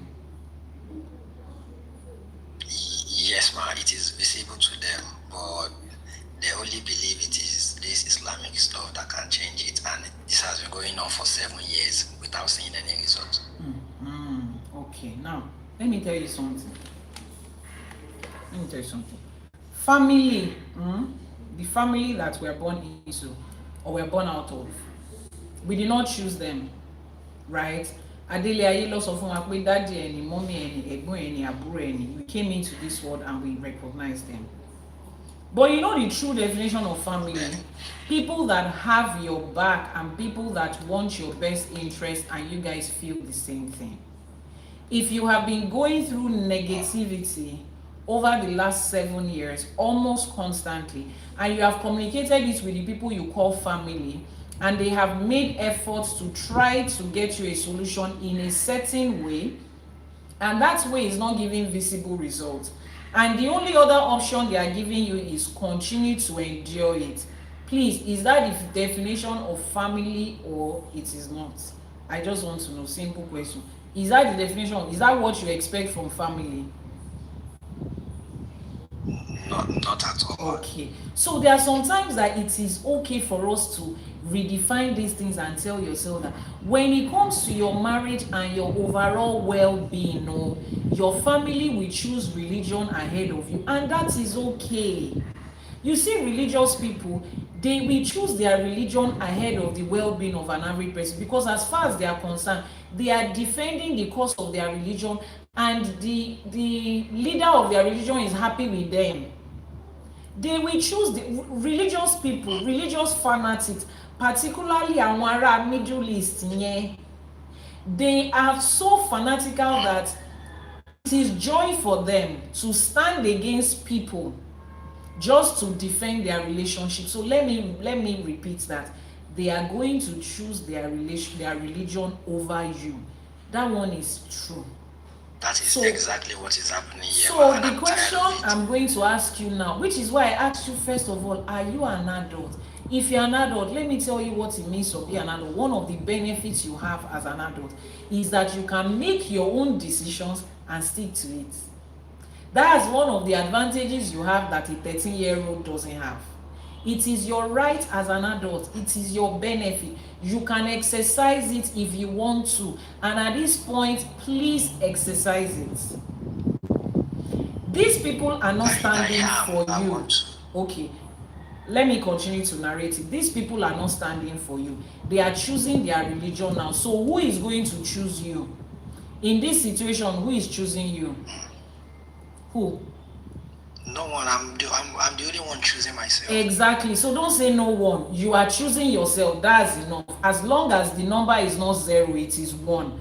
It's okay. You are the one choosing yourself. So please choose yourself. Now, choosing yourself means after exploring Islam to sort it out, it is time for you to explore other things to sort it out. And you have looked into Ifa and you feel, it looks like there might be a way in this Ifa. Let me explain something to you. Imagine that for 7 years you have been complaining that one side of your head is aching you. And your parents are saying, let's go to this hospital. This doctor has been our doctor. He's your grandfather's doctor. He was the one that took care of your great-grandmother when she was pregnant with all her 7 children. He's still the same one today. And you have been going there for 7 consecutive years. And that headache could low. And your family is saying, Ibella Mama Law. Who is experiencing the pain? You. At this point, 1, 2, 3, 4, 5, 6, 7, you have tried. You can go out and get medical alternative help from other places. Kò sọ́lọ́pàá kankan tó máa lẹ́ẹ̀ try. Ẹni tó bá lẹ́ẹ̀ try, ẹ jẹ́ ká ṣe ìwúre fẹ́ nìyẹn pé á rírun ti yín o, kó jókòó ti fún 21 years. Tó bá ti wá jókòó sí tán, ẹ wo nǹkan tí mo máa gbé fún ni basket of fruits yìí bó ṣe fine tó máa gbé fún pé this is your award for keeping up for 21 years. I'm not joking. I'm being serious right now. You have to choose yourself. So if Ifa is the way you think you can get, start to make steps to find out what is going on. Now let's rewind. Let's reverse back. Let's reverse back in your story. The story said you met a girl, Emere. How many of you were on my live streaming where I taught about that topic of Emere? How many of you were on the live stream? Please drop a comment in the comment section if you were here when I spoke about that topic of Emere. Ejo, I want to know how many people. I wasn't on the live stream though. Okay, no, that's fine. Mrs. O Forever, you are here. Okay. All right. At least one person was here. Amazing said you are here. Okay. When I talked about Emiri, I mentioned that you see those group of people tí wọ́n ń pè ní Emiri, ẹ̀yà kan ni wọ́n nínú àwọn ọmọ ẹlẹ́gbẹ́, ẹ̀yà kan ni wọ́n, and most of the time they have come to this world on a karmic assignment. They have come to this world to be a karmic reward to certain people. You know, life is a continuous thing. Ẹlòmíì ti ṣe ilé ayé yìí rí tó ṣe ilé ayé báṣubàṣu, ó ti wá ń tún ilé ayé ṣe, ilé ayé tó wá ń tún ṣe, ìyà nǹkan tó ṣe, ìyà ló wá jẹ, ìyà. This life, the person is on a sentence. The person has made a choice in one past life and is coming to suffer the consequences in this life. And there are karmic people that will come along their way, karmic friends, karmic partners will come along their way. Thank you so much, Yanifa. She said she also remembered. Karmic people, yes, you remembered when I mentioned that I had a client with that situation. Karmic people will come along their way. Àwọn ló ń pè lé mèrè ọmọ. Wọ́n wá da àwọn tó bá wà tí wọ́n bá bímọ sínú ilé kan, wọ́n wá da wọn láàmú nínú ilé yẹn ni. Some of them tó bá bímọ, they might not express themselves in childhood, but most likely ẹni tí wọ́n bá tarí wọn sí wọ́n máa dààmú wọn bẹ̀. Ẹni tó bá fẹ́ wọn lọ́kọ níyàwó wọ́n máa dààmú ẹni yẹn ni. That's what they came to do. They came as a karmic response. As a karmic response. It's like a teacher that is in school. You know that teacher that when every teacher wants to punish you with the cane and beat you, they will say, we are going to call Mr. Femi for you, Mr. Kosoko for you. The moment you hear Mr. Kosoko, everybody is, that teacher is the karma for every student in that school. He has a job, or he has normal social studies intro tech that is teaching, but the moment he handles that way, ọmọ yẹn máa délé ròyìn. That's their own, that's their side job. Bí mi rí ṣe rí nìyẹn. So ẹni tó bá sọ fún yín pé ṣe rí mi lérè Emiri eléyìí ò ní dá yín láàmú. Bóyá mi ṣì kéré inú fáṣá, bóyá tí n bá dàgbà sí máa kan Emiri tí ò ń dá yín láàmú. Àmọ́ ibi tó ti kọ́ wa, wọ́n dá yín láàmú ni o. Your own was fine art teacher, my own was intro tech teacher in my secondary school and physics teacher. Wọ́n dá yín láàmú ni. So evidence ẹni tó sọ fún yín pé mèrè ni kò purọ́ pẹ̀lú nǹkan tẹ́ sọ pé ẹ̀ ń rí yìí o, most likely o, àti ìdáfàsíkà mọ̀. So these are the evidences of it. And trust me, if you have patience for another 14 years, the probability that it's going to change is 0.01%. Most likely, if it is. I'm not even seeing any sign of changes. Okay, so at this point, you already have the hoe and the cutlass in your hand, and the land is in front of you. Just go and harvest. It's you now. The only person that is keeping you in that situation now is you. There is no other person that is keeping you there. You are the one that is keeping yourself. Yes. So if you need help, that's why I'm trying, man. That's why I'm reaching out to you, man. Okay, so on this live streaming, on this live streaming like this, I'm not able to help any further. This is a personal, this is your life situation. Me le ma dafani sheju everybody sin kí wá sọ pé ẹ̀yin náà ńgbà tẹ́ wà ní 100 level ó ní gẹ́ kan tẹ́ bá sọ̀rọ̀ àwọn ẹgbẹ́ ẹ̀ ló wá rán Emiri ọmọ sí ní ìlú wá sọ yín lórí live stream. Mi lè sọ fún yín sí pé dáàdì yín ni dáàdì yín ti lọ ṣàṣe má ṣe ń bì kan wọ́n ti wá ṣépè fún dáàdì yín pé ọmọ yín náà máa ríro ẹ̀.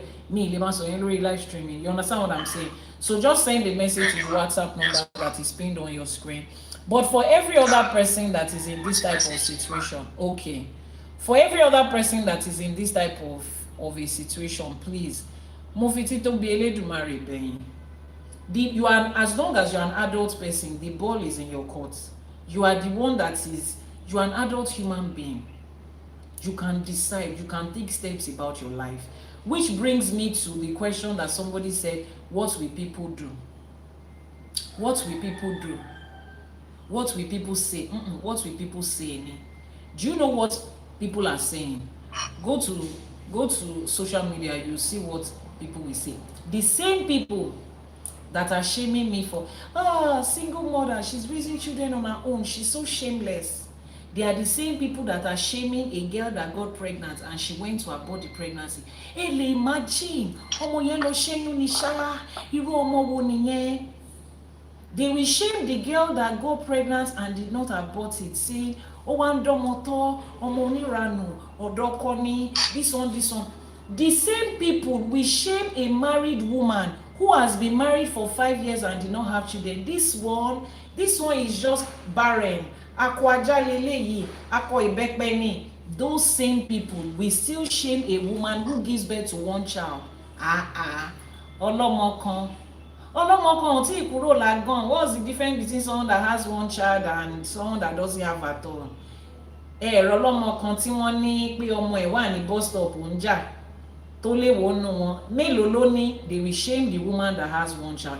Those are the same people that will still shame a woman that has 7. Ẹlẹ́dẹ̀ lélẹ́yìn now, this one is a pig, 7 children. What do you want to use them for? Are they using them to collect money in bank? That is what people will say. I'm just telling you the different sides of people's mouths. So for those of you that want to care what people will say something to everybody. You are a single girl, you finish school, you decide to build your career, they will shame you. Then you decide to marry, they will still shame you. Can you imagine? You gave up everything to just go and be somebody's wife. Then if you stay there and you are supporting your husband, they will shame you. If you don't support your husband, they will shame you. If eventually you are going through domestic violence, they will shame you that you stay. If you leave, they will shame you. When you die, they will still come to your burial ground and shame you. Look at this one. And those people include your friends and your family. No, I'm not speaking to you, Bami.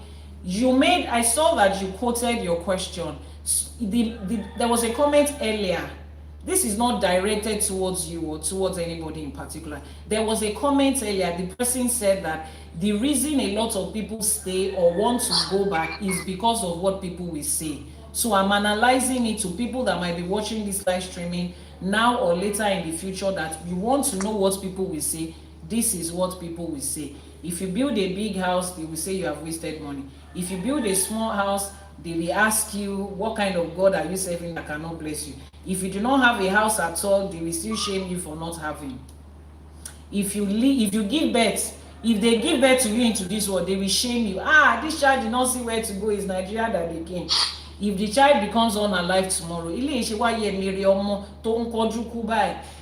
my dear, people will say something. So I'm begging you. Your family has tried for you. We love them and they love you. But their love, their love for you is like the love we have for chicken. If Christmas look parí sí o. Christmas ni. Tó bá ti kọjá Christmas, ó ti ń dà ṣe. So they love you, but they do not love you more than their religion. So it's left for you to love yourself more than their religion. I think Ifa already taught us about Alaroye. Eshegoni, thank you for that comment. So I think I've answered your question. Amazing, you asked a question. Please, can you repeat your question before I pick the other questions that Thank was? you very much. Yeah, you're welcome. You're welcome. Amazing, please, can you? Yeah, you can disconnect now. Thank you so much. Please, Amazing, can you ask your question again before I take the questions that was sent in, or let me be taking it in between. Some other people had sent in questions after we did that Ashe for today. So the first question that was sent in, I think I can see the person on the live streaming. The first question that was sent in, the person says, it was a lady that sent it. She said, if I make more money than my partner, am I still supposed to submit to them, or does traditional gender roles go out of the window if I make more money than my partner? Now, I've analyzed this in a text question and answer format, and after I'm done reading, I'm going to mail this to all the VIP clients that we have, meaning that if you have bought any package from Ifa College as a VIP client, you have bought VIP package of any of our products at all, within the next 5 days, you'll be getting this as a bonus. I told you once you sign up for VIP, you will be getting a lot of things from me. So I'm going to read this out as I wrote this in here. Question 1 says, if I make more money than my partner, am I supposed to submit to them, or do the traditional gender rules go out of the window? Now, the real question is not, am I supposed to submit? You are confusing submission with surrender of power. And that's not what Ifa teaches. Now, you need to understand that the way the world defines submission when it comes to relationship, that's not the way Ifa defines it. The world defines submission as surrendering your power. You surrender your power. When a man says, I need a man that will I need a woman that will submit to him, he's indirectly saying, I need a woman that will submit her power, submit her essence, submit her personality to me. If you're at a workplace and they say you are not submitting enough, that boss is not that you are not submissive. Submission is not what he wants. He needs you to literally lay down everything you are and let this office be able to use you in and out without you being able to voice and say and complain in any way. Excuse me. So that's the real problem. You are confusing submission with you surrendering your power, your integrity, your personality, your purpose, your life, your future. Ifa's principle, what does Ifa say? In Ifa, we understand that every person comes to earth with their own ori, their own destiny. Your partner has their own path, you have yours. The question isn't about submission, the best question is about alignment. And Obatala teaches us about divine order, not hierarchy based on money. So your question is not, can I submit to this person because I have more money than them, I earn more than them? The question is, do I still align with this person even though I earn more money than them? Does our path still align? Does our ori still align? That's the most important question. And that is the only recurring question you need to be asking yourself in your marriage and your relationship. Do we still align on our purpose? And that is after you have defined your own purpose for yourself. And then together you have both defined the purpose of this marriage. How is this marriage going to help me to fulfill my purpose in life? That's the reason I am in this marriage. That's the reason I'm working with you. Because me and you together helps me to fulfill my own ori, helps you to fulfill your own. So it's not a, can we submit? Am I supposed to? Red flag number 1. Somebody that is requesting that you surrender your power and your essence to them.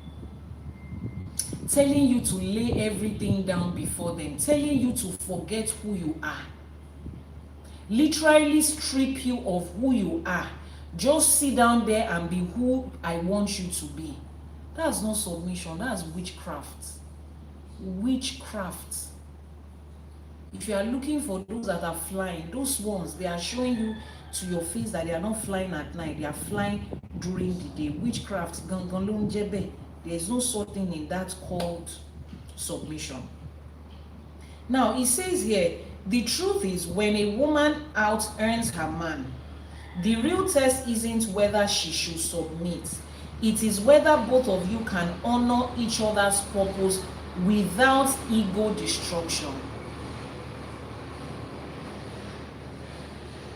Without ego destruction.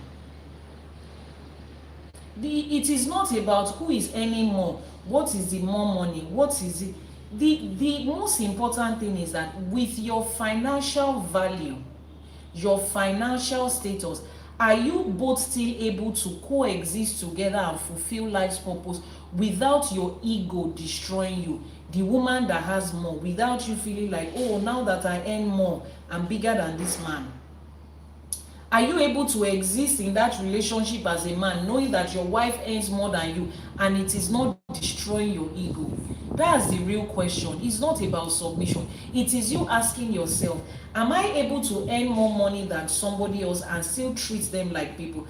Because a woman that finds it hard to align in a relationship, a marriage, just because she earns more than a man, she is the same woman that will go out there and treat other people in a certain kind of way because she earns more than them. It is a personality disorder. is a fundamental problem that they have. It's not submission in marriage that is their problem. It is the way they will treat every other human being in life. Who is there? These kind of people are good at hiding ego and using emotional manipulation to subdue people. Why are they not out here? Both of them. Call them. So you need to, if I spoke on this last year's Udrifa, yes, thank you so much, Yanifa, thank you for reminding us. So you need to, it's not about that. If you treat your spouse in a certain kind of way because you earn more money than them, you are treating every other person that way, and that is a you problem. If you cannot, I said, where are they? If you cannot stand around people that are bigger than you, that earn more than you, because it is a fundamental you problem. When you go outside too and you have friends that have more than you, you will react to them in a certain kind of way. If your younger brother is earning more money or is richer than you, you will react to him in that certain kind of way. That is a you problem. It is not a marriage problem. It's not a submission problem. So if you have a you problem when it comes to dealing with this thing, you should fix it. Marriage is not the hospital that is going to fix it for you. You should personally fix it. Fix that mindset. And stop trying to bleed it on somebody else in the name of, I have to be submissive to you, or you have to be submission is not your problem. Deal with that, your personal you problem. Then we can now come back and talk about submission. So your role in this situation is to operate in your power. Use your resources accordingly for your divine purpose. You have goals in that marriage. Sit down and talk about it. Okay, you are bringing in more money. What are the other things that we need in this relationship that you can bring in? Money is one of the things we need. Let's just say, food is one of the things we need. Clothes is one of the things we need. Earring is one of the things we need. Lipstick is one of the things we need. But I can bring food and earring. You, what are you bringing? How do you sort out the rest of the thing? You are both working together to a common goal. Which is why I have said this before and I will say it again. This idea that the society is selling to you, particularly social media, that has reduced the definition of men to a provider.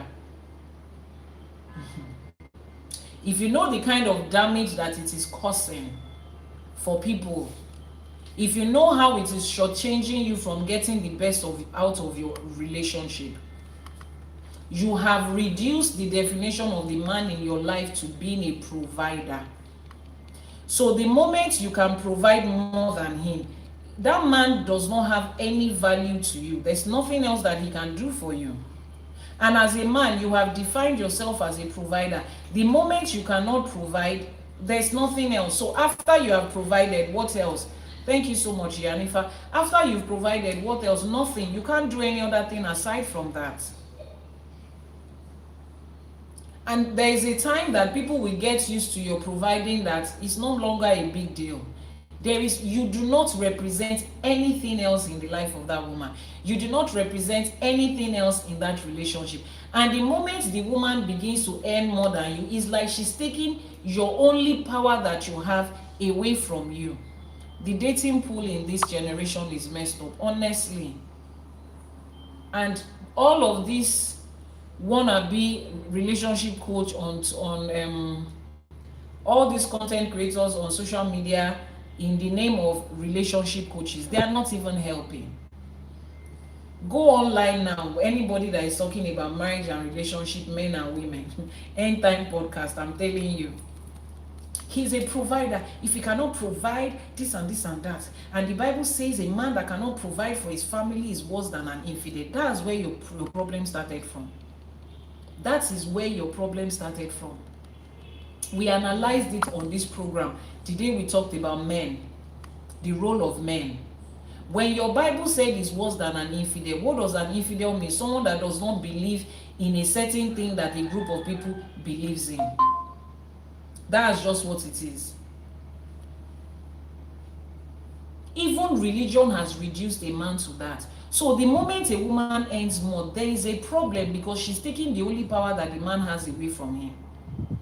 And she's already beginning to replace the only definition she has of the man.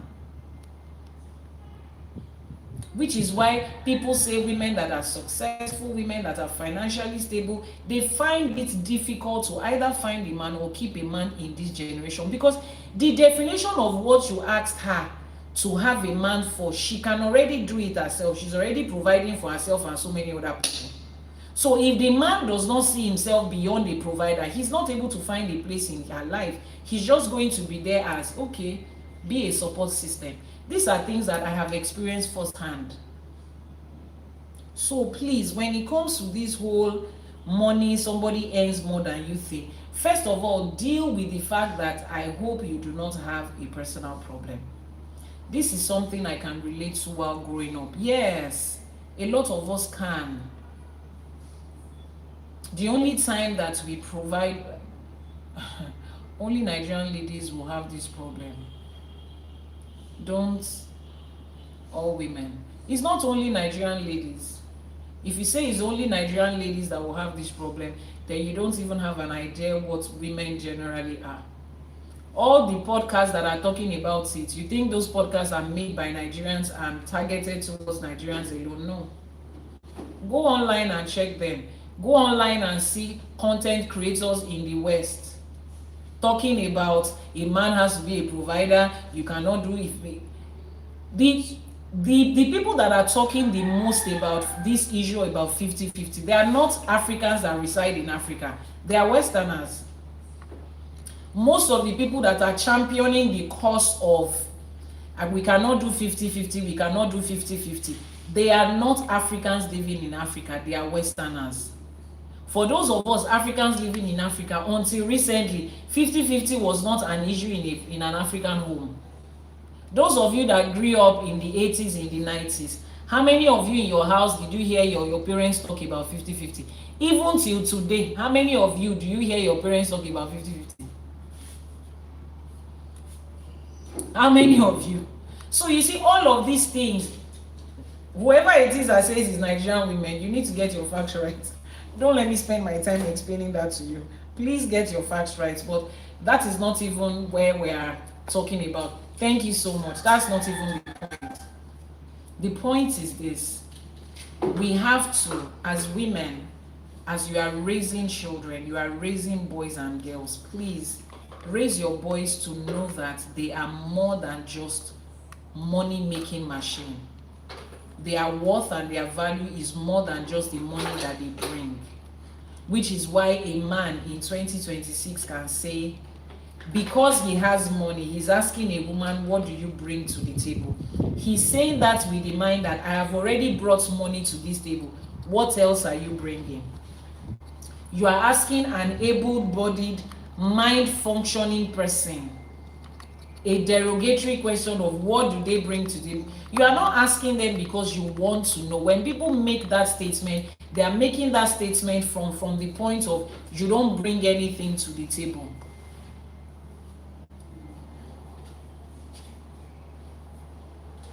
You will not say that. So you are saying it from a point that I brought in the money, what else do you bring? Because you think the definition of you in life is just about money. Somebody said something here. This person said, white women won't come up and chat this about money. This person is living behind the internet too. The person is pressing the backside of their phone. Please go to the internet and make more research. Stay with ChatGPT and make more research. Do you understand? So it is more than it. And it has gone ahead to define our relationships in so many ways. You see content from African Americans, you see content from Westerners, Europeans, you see content from Arabians, all geared towards what my man can do. When people talk about what their man can do, 70% of the time it revolves around finances. And it is not a marriage problem, it's not a relationship problem, it is a you problem. Yes, all the while he's already chose for him to marry rich. So he's moving, so he's just moving out of alignment. Exactly.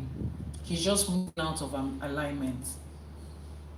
He's just moving out of alignment. So make sure that marriage is not the essence of your relationship is not built around the man has to be a provider. The essence of your marriage should be built around we have needs to take care of. At every point, let's talk about who takes care of this, who takes care of that. It's a collective effort. It's not a role play thing. Now, the next question that came in said, my partner fails repeatedly to do something that was their role. At what point do I stop being supportive and just take it over myself? So this person is in a relationship. You guys have already defined who is going to do this, who is going to do that, who takes care of the school fees, who takes care of that. You know, you already have different things you're supposed to take care of. But repeatedly, you keep doing your part and they don't show up in their part. When they don't show up, you quickly support, you quickly take care of it, and it has become a pattern.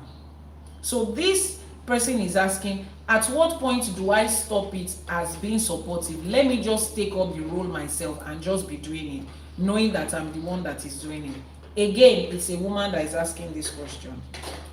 Now, we've analyzed it.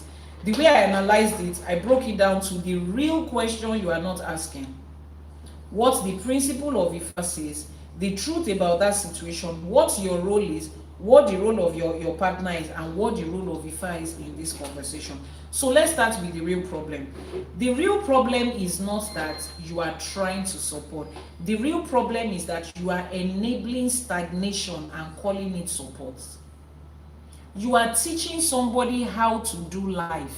You are teaching somebody how to treat you and how to handle your relationship. Everybody has a part to play. They wake up this morning, you are supposed to cook, they are supposed to wash the dishes. You cook, everybody eats, they are supposed to do the dishes, they do it halfway. After 3 hours, after talking and shouting, you decide to go and do it. The second day you do it, the third day you do it. You are teaching them that it is okay for them to leave the dishes. You will always do it. Imole, welcome back. You will always do it. You are teaching them how to be stagnant in their role in life. You are teaching them that it is okay for you to do everything yourself. And it gets to a point where they normalize the fact that you are the one doing it. And then when you try to complain, they look at you like, but you have always been doing this now. Why are you complaining now? This woman is just nagging. Why is she nagging? Just because of plates. No, at that point, it's not because of plates. To her, it's because we have shared roles. You are not doing your own. I'm constantly doing it. But it started at support. Yanifa says, guilty of this in the past. I know better now. Trust me, I was the president of that association in the past. I was the leader of that WhatsApp group, the admin of that WhatsApp group in the past. In fact, repeatedly, not even once. Repeatedly in the past. Oh, let me just try and support them. Let me just try and support them. You support the first day, support the second day, it becomes a pattern. And then you are upset that they are treating you in a certain way. No, you taught them how to treat you. Yarifa said I was clearly the vice president. You taught them how to treat you. You are the one that is teaching them how to treat you. Now, let's see what Ifa principle says about this. Oya teaches us about transformation through destruction. Sometimes the most loving thing you can do is to let somebody fall completely so that they can transform. I know, right? Association of Super Women. Girl. When you keep rescuing them, you are interfering with their destiny lessons. Sometimes just leave it. When you get into that house, sometimes just leave the plates and let it be there. Let them come back in the evening and meet it there. Let them come back, wake up the next morning. Babe, where is the food? There's nothing to cook. The whole sink is filled with plates. I saw a video recently. So everybody was eating. They would eat, they're pressing their phone, they just drop the plates in the dishes. Eat, press their phone, drop the plates in the dishes. Then it was time for dinner. They were all on the table, still pressing their phone. And the mother made spaghetti and meatballs. And she just picked out the spaghetti and dropped it on the plate, poured it on the table directly in front of them. There was no plate. And everybody is looking like, Mom, why will you do that? She said, look at the plates in the sink. There's no plate to use now. And the father was like, but you should have just told us to wash it. You saw it too. You too should have gone to wash it yourself. Really? You will eat on the table. Everybody wants to be foolish. Let everybody be foolish together. Sometimes you need to let people practically go through that in life. Make arrangement for yourself. They are supposed to pay rent, right? And you are the one that has been paying. You have been supporting them. Once in a while, you to go and rent Airbnb for like 2 weeks and wait for landlord to throw you out of the house. And the moment they throw you out, go to Airbnb, go and stay there, or go to your friend's house. And then you'll be like, oh babe, can I go with you? No, we're in this situation because you are here. We're in this situation because you chose this. Sometimes it is okay. They are supposed to pay the power bills. They are not showing up. Let the light go off. Jeki gbogbo ama wojú ara wa báyìí. Oya says transformation comes through destruction. Sometimes the most loving thing to do is allow the person feel. Don't rescue them. Let them learn the lessons of life by themselves. Let them learn the lessons of life. Doctor, thank you so much for that. Let them learn the lessons of life by themselves. Now, the truth is, if somebody keeps failing at what they claim was their responsibility, they are either not aligned with the true purpose of that thing, or they are just comfortable not doing it. It's either they are deliberately doing it, or they are yet to understand the reason they have to do it. They are yet to be aligned with your purpose in that relationship. And we do it with friends too as well. Yes, not just romantic partners, with friends. In any form of relationship we have, in your workplace, you do it. You want to be the one to clean up after everybody. Ifa says no. It's either of two things. It's either the person doesn't get it, or they are deliberately just not showing up. So you need to understand what it is. Sit them down and have a conversation. Is it that you don't understand that we are working towards a goal and this is your part? Oh no, I understand now. You have said it before. So why are you not doing it? Is it you don't care if we do not reach that goal, or you don't care that I have to take up the extra? You need to have this conversation. And once you see that that person is not on the same page with you, it is time to take your bag and go home. School have closed. It's time for you to go home. I'm going to bed. School has closed. It's time to go home. It has ended. Because you will keep, the moment you start to do it, your support becomes normal. It is normalized. And you will continue to do it. If you know you cannot continue to do it for the rest of your life, don't normalize it. Especially as women, you think that after you do it and you do it and you do it, in fact, whoever, whether male or female, you think that a time will come when they will realize, you are the only one that has been doing it for 3 years, so then they will have sense. No. They pick sense by the third time that you do it, and the sense that they picked is okay for this person to continue to do it. They are comfortable with it.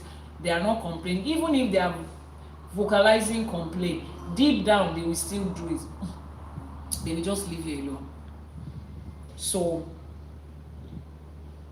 the challenge here is that your support might actually be control in disguise. Yanifa, please, do you have something to say about this? Sometimes the support that we give to people on the roles they are supposed to take, it is not really support. Sometimes it is control in disguise. We just want to be in control. We just want to be in charge. We just want to control the situation. We just want to show up. oh, somebody is not showing up here, you want to show up, you want to be in charge, you have main character energy, and you just want to be the one to no, it doesn't matter, I can do it, I can do it. You want to control and be in charge of the situation.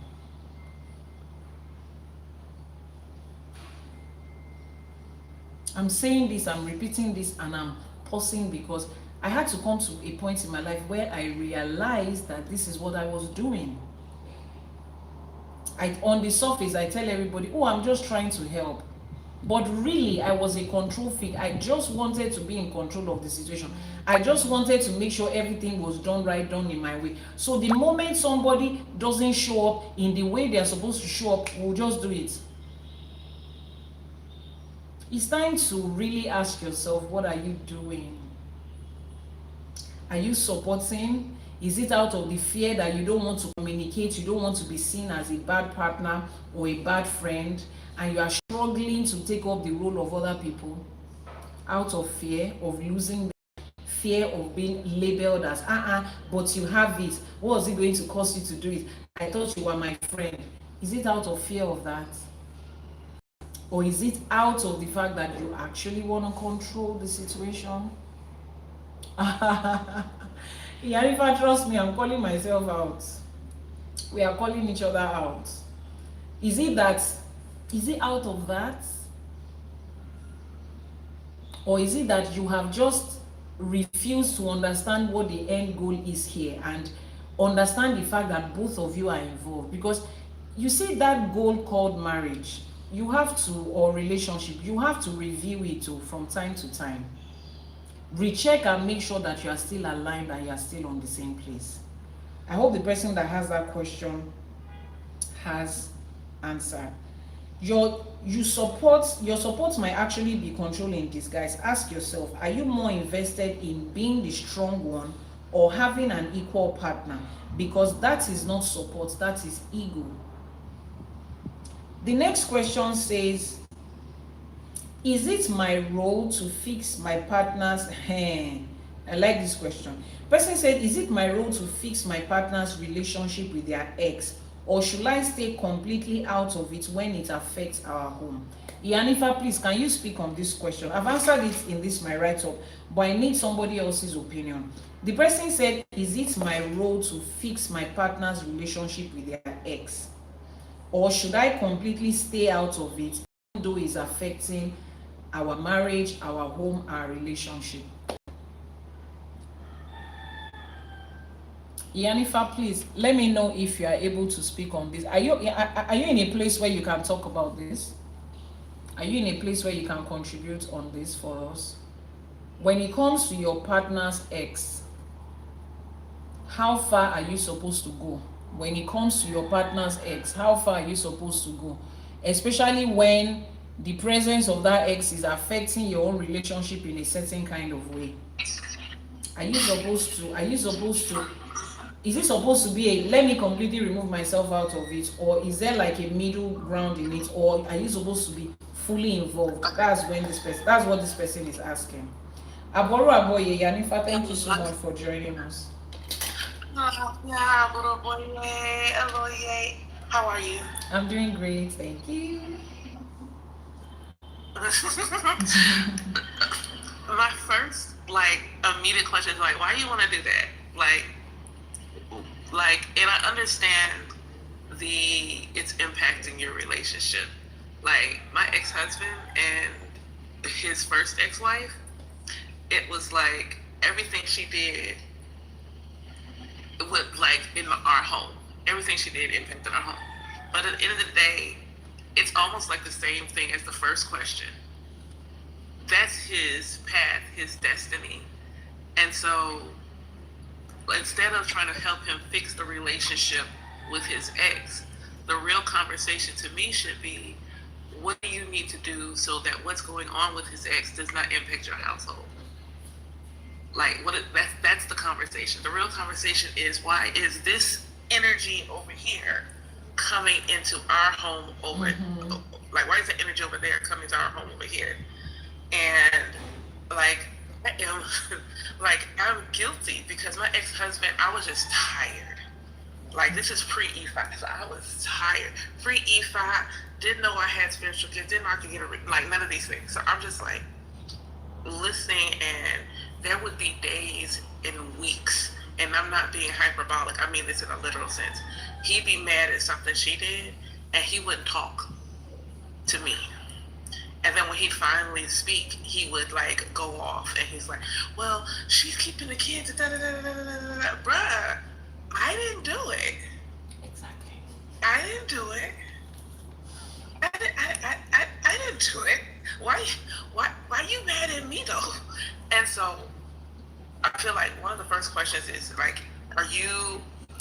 is the concern here about how he's treating you in the relationship? Because if the concern is how he's treating you in the relationship, that's the conversation to have. Like, why is this, what's going on here?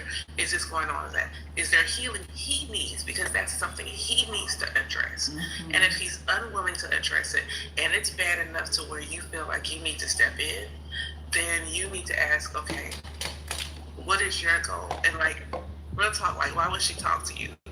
Like, what are you going to do?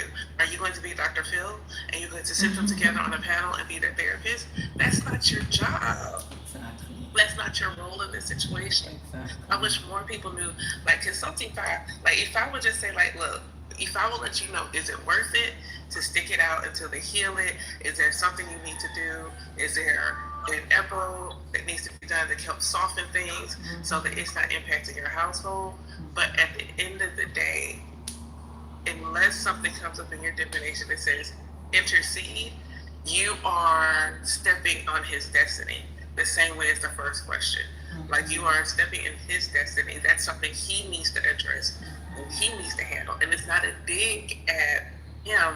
It is just a fact. That's a relationship he had, a tie he has that he needs to address. Be as the other person, and this goes to the back and forth. Like, if you're a man in a relationship with a woman, and the ex-boyfriend is doing whatever the case may be, and you need to decide on how this is for you. Wait, what did Keita say? Yeah, I was trying to read. My ex would do this, but my ex would do this, but it was the women he was cheating with. You mad at the side piece, not me. Look, exactly. Like, don't bring the anchor to this other person to me. That's a different conversation. Yeah. And if you can have honest conversation, if the person is in a place where he's in alignment, he's doing his healing work, then he'll be receptive. He'll be like, okay, cool. I know I am doing something that is causing harm to my relationship, and he'll fix it. But if he's not, then again, you need to go to E5 and say, is this work for me to say? Yeah. This is what's going on. This is not working. It's not for my wellness. This relationship is now being toxic. Is there anything that I should be doing before I walk? And leave it at that. But I wouldn't just intercede and jump in, because you could make the situation worse for you and him, and that's not what's supposed to happen. And you might be trying to hold something together that's meant to come apart. Yeah, true. Thank you very much, Jennifer. So let me read what I have here, what I've written down here. The real problem is you think you have the power to fix something that is not yours to fix. Right. So I know how we all feel like, oh, I'm the one here now. This is my man now. And you just want to go there and fight. You just want to go there and just make sure that you're in the business, you're standing up, I'm the woman of the house now. Ifa says it is not yours to fix. Each person walks their own ancestral lineage and they carry different spiritual baggage. Your partner's relationship with their ex is their spiritual work, connected to their Ori. You can't do somebody else's spiritual homework. It is theirs to do. It's not you. It doesn't have anything to do with you. Now, the truth is, when there is a dysfunction and it bleeds into your own space, into your own peace, then it becomes your problem. Now it is affecting the peace in this house. Like she said, He's mad at what the ex has done, and then he comes to the house, he's taking it out. He's mad at what his side piece has done, and then he's coming to affect the peace that you have created in your space. Now it becomes your business. Now, what has become your business? Not the side piece, not the ex. What has become your business is the fact that there is something, irrespective of what it is, that is messing up with your peace with the peace in your house. Irrespective of what it is, something is messing up with the peace in your house, and you need to address that. You are not addressing her or him, in case you're a man and it is your wife's ex that is. So if I say here that to protect your own home and your peace, you have to set non-negotiable standards of how this external drama can or cannot affect your space. You have to have a conversation with them. Every time you go and see her, every time you spend the weekend with the kids, every time you are off, the moment you get off the call, we were having a good conversation. Once you get off the call with her, you come in with all this. No, it's not gonna happen. I'm not asking you, go and sort it out the way you want to sort it out. The only thing I could have confirmed is that, are they your ex? You guys are legally divorced. That's the only part that I needed to know. And yes, and you have moved on, yes, but you guys still have kids for whatever reason, or they are in your life for whatever reason. You are building a company. I'm not going to ask you to throw the company away just because you have, but we are going to set boundaries here. You can speak to them. If they upset you, make sure it ends on that phone. If it is something you want to talk about, oh, this person did this, you genuinely need an advice on, she said this, he said this, babe, how do you think we can handle this? Because I don't want this girl to mess up with my head. Then we can both sit down as adults that is sorting out a situation. And I will give you my own advice, and you will go on and go and fix it yourself. Now, like she also said, there are people that are going through their spiritual healing and their spiritual work. You genuinely see that this person is healing, this person is going through their shadow work, this person is making efforts. But you are more spiritually advanced, more emotionally advanced than they are in that situation. And they need your help, and they come to you for help. See, when it comes to this, you know how weak I can be. Can you help me handle this? Then you sit down as a couple and you are deciding to help somebody that is already making effort and needs support. Not because it is affecting you, you will now take it upon yourself and pick up the phone and call the girl. I don't know what's between two of you, but every time he calls you, you guys have a fight and it's affecting my home. Please make sure you don't fight with him again. After you said that, please, does it make sense?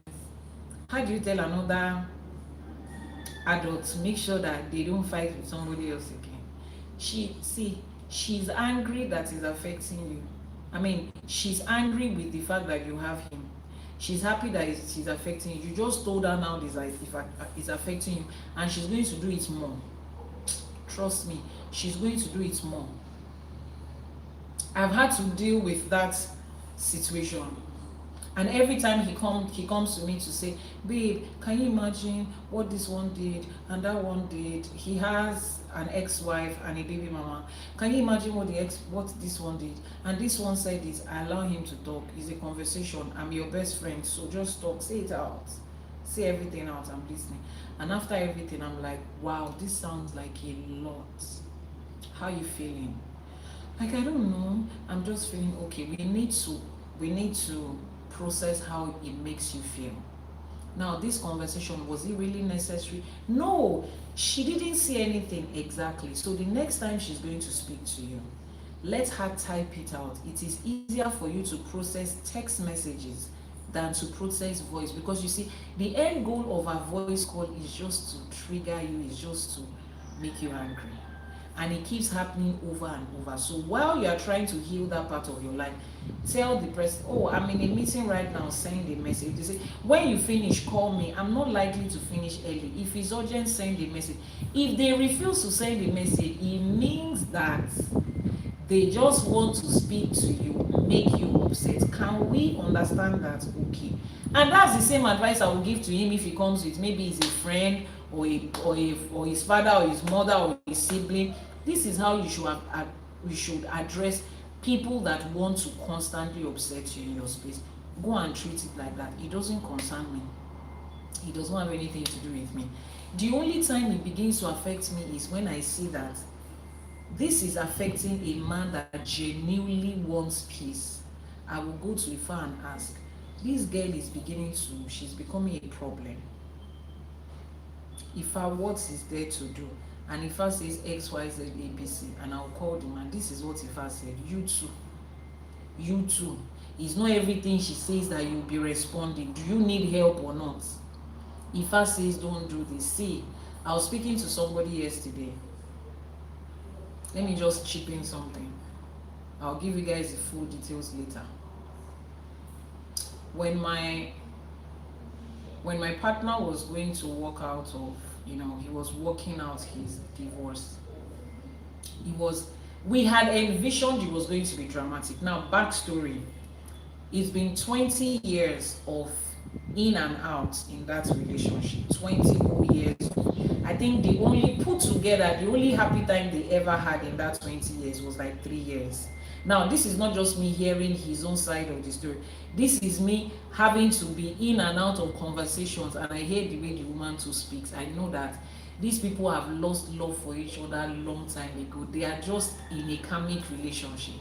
They just enjoy. You know how people just enjoy to stress each other, to fight each other.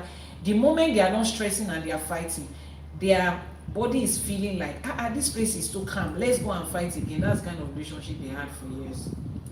So when he met me, it was like, see, I've been trying to get out of the, but it just looks like we just keep coming back to each other. I said, because Ifa wants you to learn a lesson. I did a divination. Ifa says there is a lesson you are supposed to learn. Sit down and understand that lesson and learn it. If not, this toxicity will not end. We are not the only first two people who will have children for each other and want to go their separate ways. Don't I have children for people? Not for 1 minute have they popped their head into my life. I know how to physically and spiritually handle them. And if I was giving you all the backup that nobody is coming to spoil this peace that I'm maintaining here. You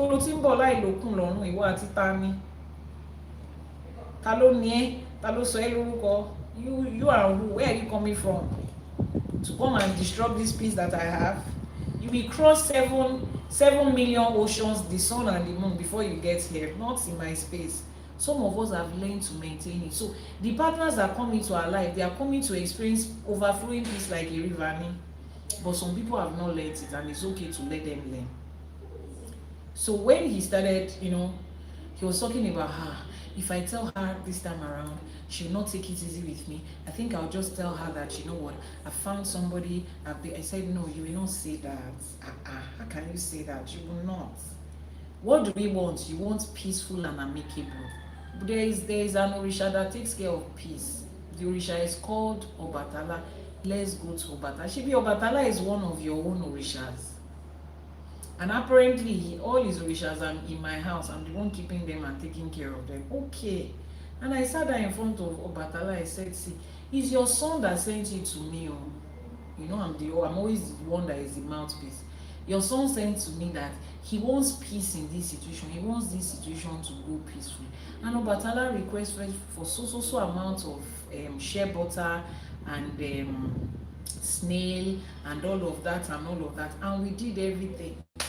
I didn't even tell him anything. I didn't tell him Obatala said you should do anything. I didn't mention anything. It was just like that. And he went. And by the time he got back, for the first time in 17 years of trying to go their separate ways out of toxicity, the lady was the one that said, I'm done here. I'm not, it's okay. I've packed your things. There's a moving vehicle outside. You are going to drop your things at the storage. You may just go. And it's like, oh, wow, just like that. Yeah. There's just nothing. I'm done with this. It's not going anywhere. I'm just this. And then he called me to tell me. I just found, I was like, wow, we give glory to Olodumare. See, imagine, at least everybody is fine. Everything you're supposed to do for you to do it, or you to don't fight. Or I was advising the Queen Mother, don't fight when you get there. And then he said, oh, I'm going to the courthouse on Monday to file the letter. And she's the one that is calling to say, please, I hope you are going to file it. Please bring it. Just bring the papers. Let me sign my own part. And He was doing her in her body as if I cannot wait to drop this hot yam. And everybody, and at a point, he was looking at me like, what did you do? I said, me. What can I do? Look at my hand. What can I do? Oh, Mary, what's the color? Oh, funfun is white. It's something. What can I do? But that I will now pick up your phone and or I will say, go and mention that you have found somebody. My name. You cannot go and use my name to fight. Or possible. I'm a very gentle lady. You cannot find me where they are fighting. But anything that is going to affect my peace, I've seen it ahead. I will go to the orishas that I have. That's why we have Ifa. That's the difference. We will go to Ifa and take care of it, and we'll just be looking like this. And everything will just be fine. And he went from there to the other person. That one too is, I'm just over you.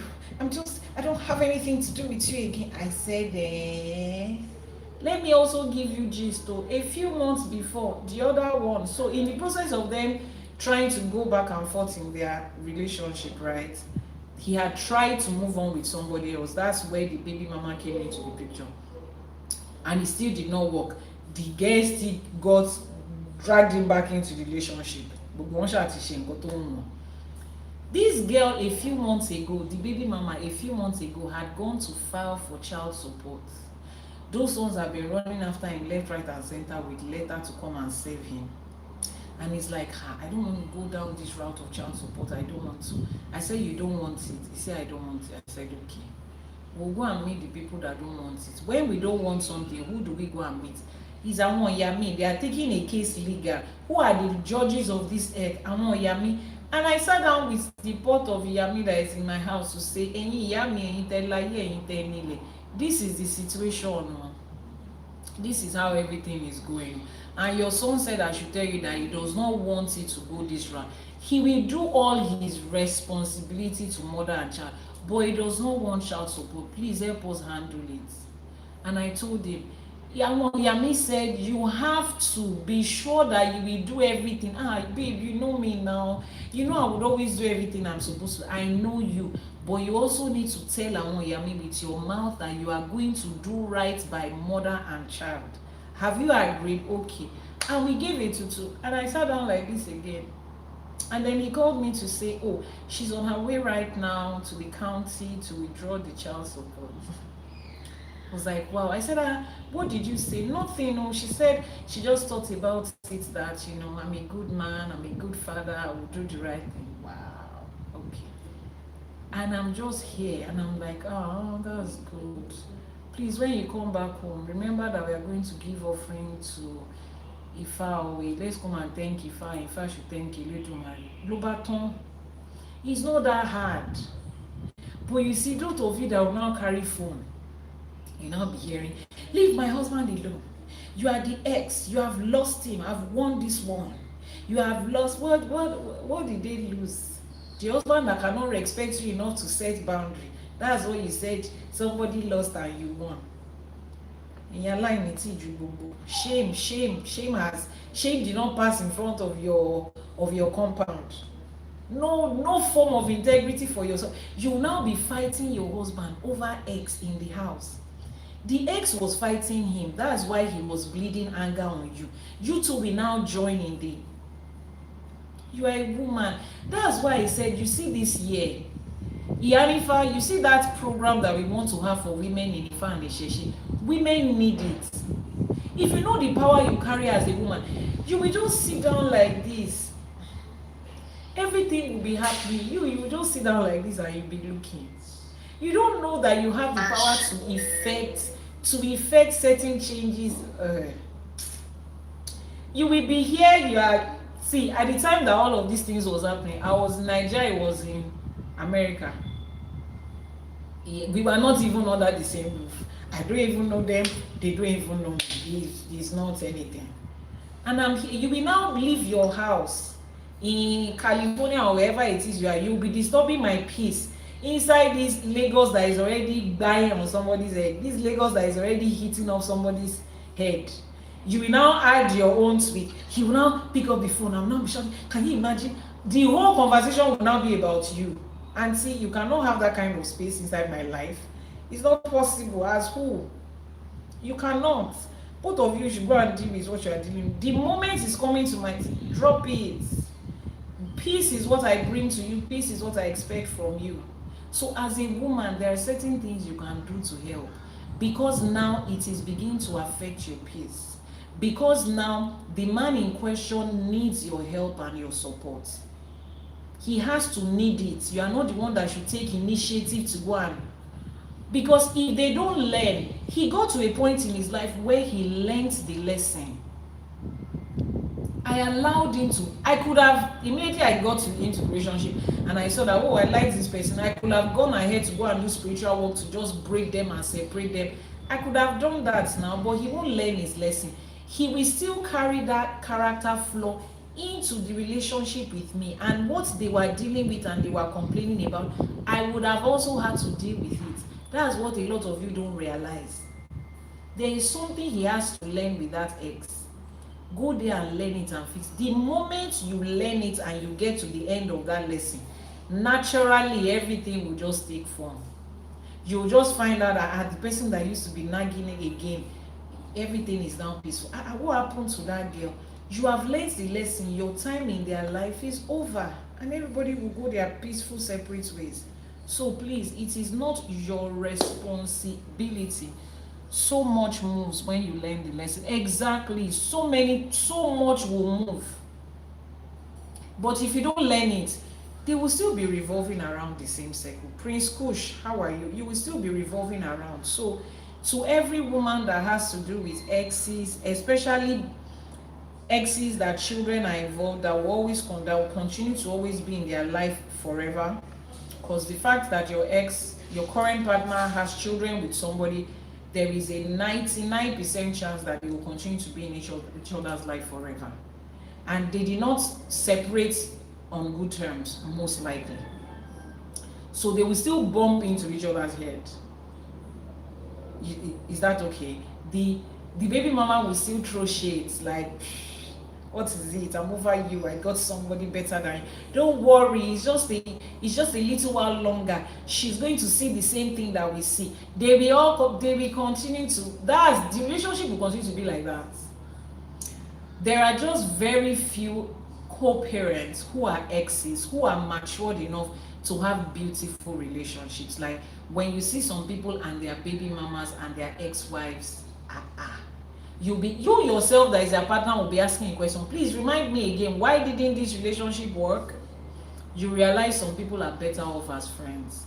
Some people will be lucky to have that, and some people, you will not see them again. Like me, you cannot. There is no trace or memory or interference of them. I set my boundaries like that physically and spiritually. I don't have strength.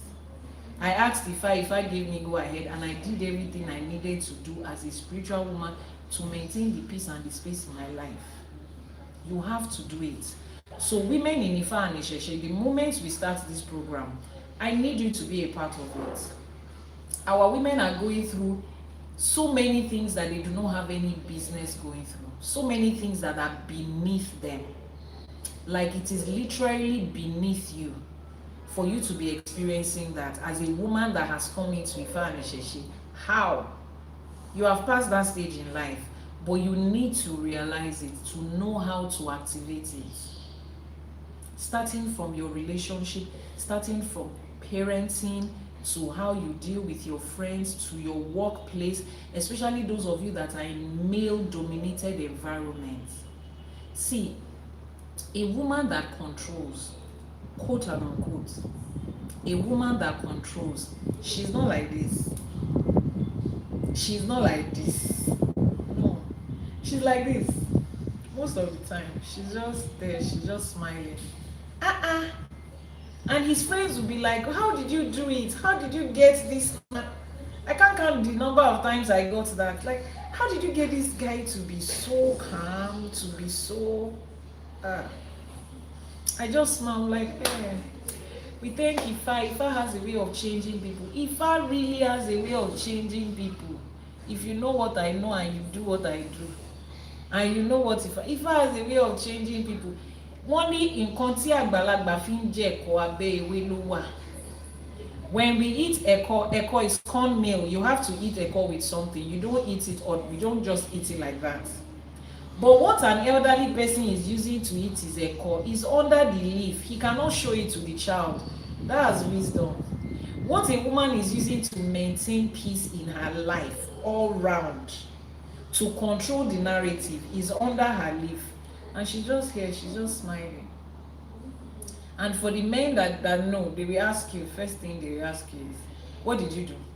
That's the first thing he always says. He complains to me about somebody at work. Somebody at work is stressing him. I see he's really making efforts to show up at work. They're just stressing him because he's the only black man at work in a space that is dominated by the other color. And he's complaining about one particular person. I won't ask him anything. I just pick the name of the person in the conversation. I'm like, wait, what does that guy do? What's his position? And he's just explaining. He's the head of HR. He's the something of something. Okay. His name is Sao Paulo, head of HR. No problem. Once it is 1 a.m., I'm inside my shine. I sit down. They say there is one Sao Paulo that is in California, that is the head of HR in so company, and he's stressing your son. Initially, I thought it was something he could handle. He's trying, but this person, please, can you go and visit?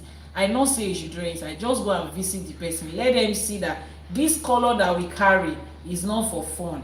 Go and show them, show them that color and let them know that. Just respect yourself, just give them distance. That's the only thing I'm asking. And to fulfill that, I've brought my offering and I will drop it there. Someone said, Yarifa said the moment you say 1 a.m. and I drop it there. Once I drop it there, I go outside. I place my feet on bare earth ground and I communicate. I'm speaking peace into that situation.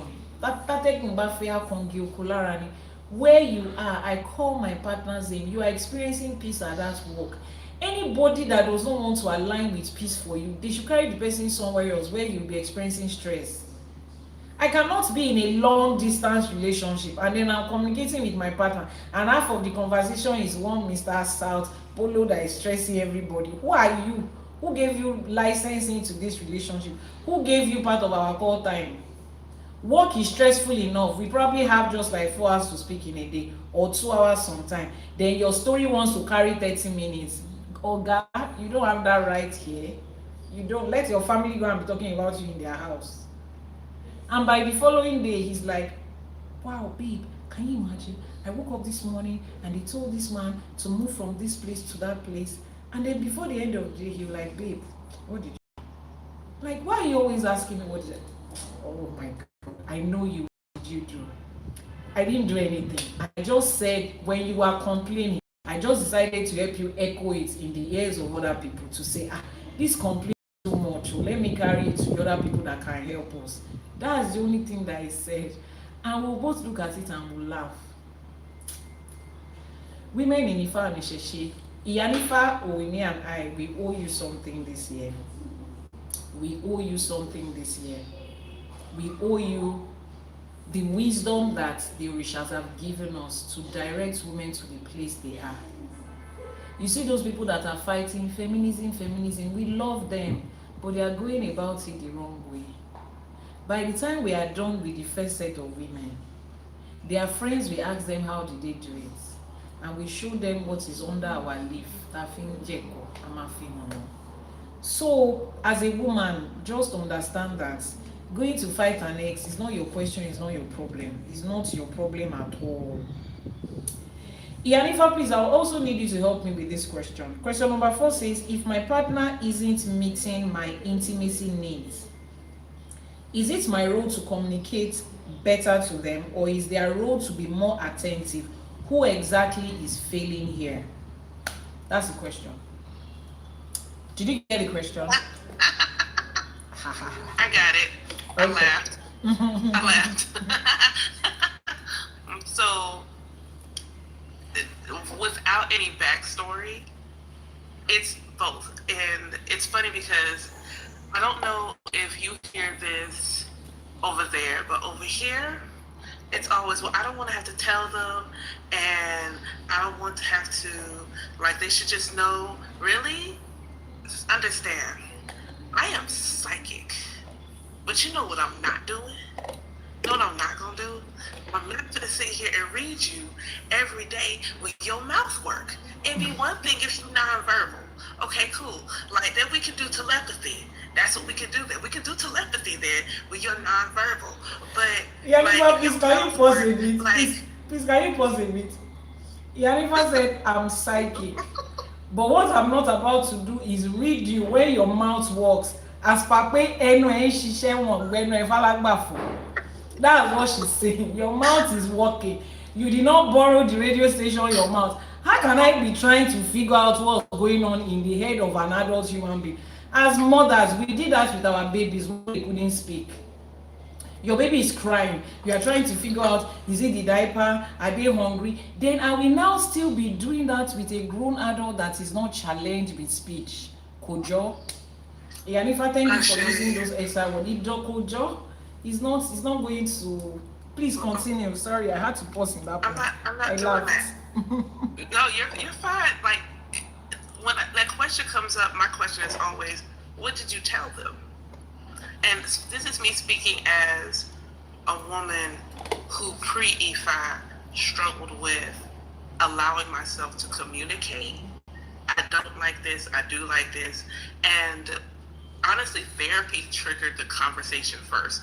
So when I started going to therapy and I tried to have the conversation, I generally tried to have a conversation like, yo, well, you know, and I tried to be gentle. I didn't come to it in a way that was to belittling. I came to it in a way like I was trying to be playful with it. Like, hey, let's talk about, let's talk about the things. They weren't open. And at that point, had I had E5, even just some cards, anything, now I gotta go to my Ori. Now I gotta go to Ancestors and ask questions because this person is not receptive to hearing and understanding and learning what it takes to ensure that I am pleased in this connection. Because if I'm going to ask the question about you and study you and become a student of you, then my expectation is that this will be reciprocated in return. But a lot of us don't have those questions, have those conversations in the beginning. Yeah. And that's the problem. We don't have conversations in the beginning about what we want, we need, we desire. And when we do have them, we leave physical out of the conversation. Like, you gotta talk about what you need, what you want, what you desire, and be willing to have that conversation, be afraid. And then once you understand where each other is coming from, make decisions. Okay, I'm willing to do this, I'm not willing to do that. My ex-husband was notorious for doing certain things, even though he knows that I have experienced a lot of trauma. And there were certain things that were like a no-go. And though he would do it to purposely trigger me, and then immediately be angry when I was triggered. So you got to be able to have those conversations and recognize that sometimes you're not compatible in that way. The person, just because that person is nice and they're wonderful and they pay all the bills and they're super intelligent, like, if that aspect of the relationship isn't there, then the question becomes, is this just not what's going to happen with this connection? And are you willing to accept that? But it requires conversation. So it's like, first, did you communicate? And this is just men and women. Did you say, this is what I like, this is what I don't like? And then on the other side, was this person receptive? Because the moment they're not receptive, you have a decision to make. Are you going to settle? Is this a non-negotiable for you? And you have to decide. Don't decide, well, I'm okay. And then you live a life knowing it's non-negotiable. You got to be honest with yourself about what your non-negotiables are, so that when you're in these connections and these relationships and these interactions, you are not diminishing yourself, because that's not you walking in your Iwapele. Being in your Iwapele is not just, oh, I'm just a good person. No. Are you living and walking in your authenticity and truth in every situation? Yeah. And this includes your relationships and includes the intimacy of your relationship. Ashe. Thank you so much, Yanifa. Thank you. So what I had written here, like the part of it where I explained, so in this situation, both of them are at fault and both of them have a part to play. Now, somebody is on the other hand saying, I don't want to communicate because I want you to be able to read me. The other person is saying, can't you just see it? Can't you read in between the lines? Can't you just, I don't want to have to say it. Now, we are adult human beings that have mouths. I don't understand what people say.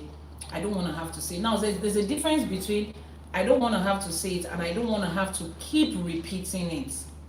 Keep repeating it means you have communicated it several times. So you have to use your mouth to communicate things.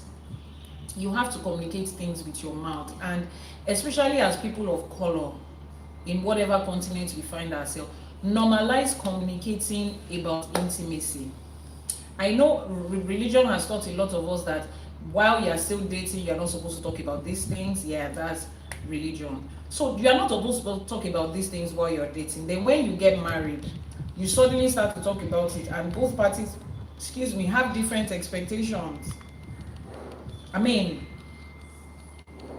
then there's a problem because it's a major part of your life, and no matter how much you tell yourself it's okay, I love them, it's just this part that is left. Giving the opportunity to explore that your expectation and that your desires, you will go ahead and do it.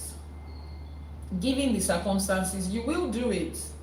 And at the end of the day, you will just tell yourself, eventually, if your partner finds out, it becomes a situation of, you see, I tried to tell you several times that this is what I want, but you didn't agree with it, so that's why I went ahead to do it. No. Someone says how we communicate, it matters too. Yes. So you know your partner. You know the points where they're able to talk about these things. You know the points where they're able to see these things.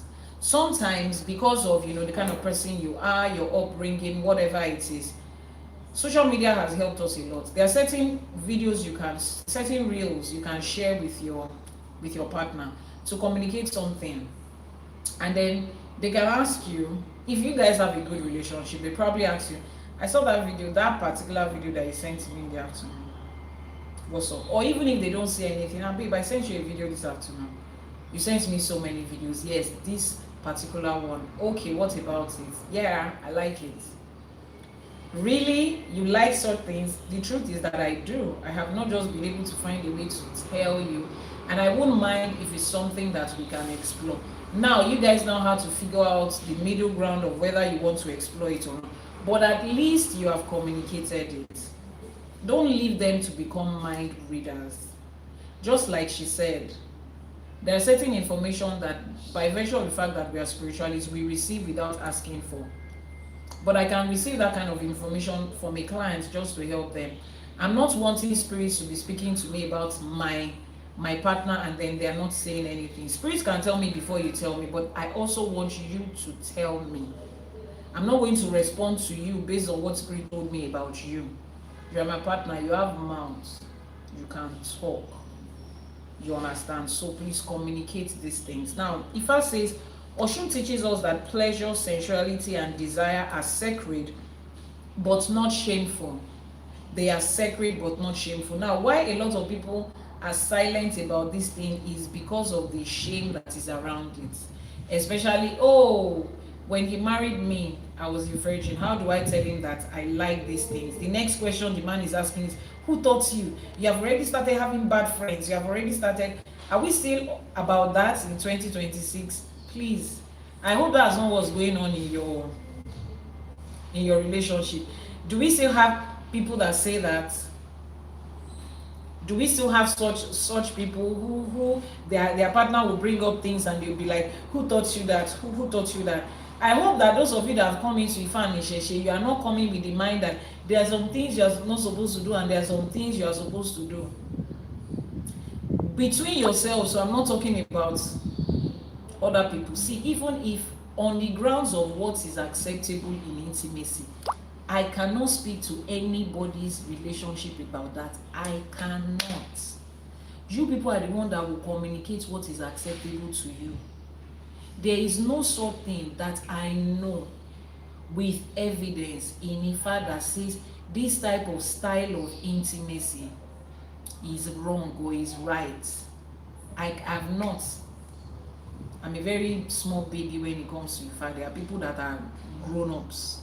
So maybe those ones might have information. But on this matter, me, I have not heard anything that looks like this style is this. That's communicate what you want, as weird and as crazy as it is. As in, sometimes you can have play cards that will just help you, initiate such relationship. What is that thing about yourself when it comes to intimacy that your partner doesn't know? What's the wildest thing you had done? What is this? What is that? Communicate it with knowledge, with wisdom, but communicate it. So Ifa says Oshun regards them as sacred but not shameful. Intimacy energy is a life force energy. When it is blocked or unfulfilled, your entire being suffers.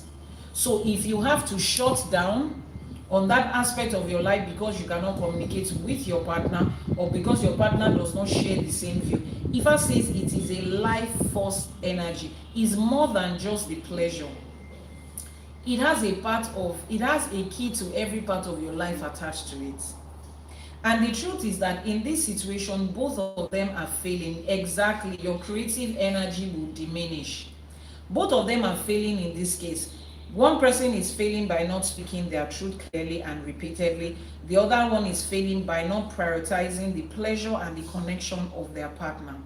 This isn't a who is wrong game or who is more wrong. This is about both of you choosing your relationship and the connection and the life connection between the two of you more than a blame game. So to this person, if you are watching, Ifa says stop hinting. Stop expecting them to read your mind. Stop making yourself small because you are afraid of being too much.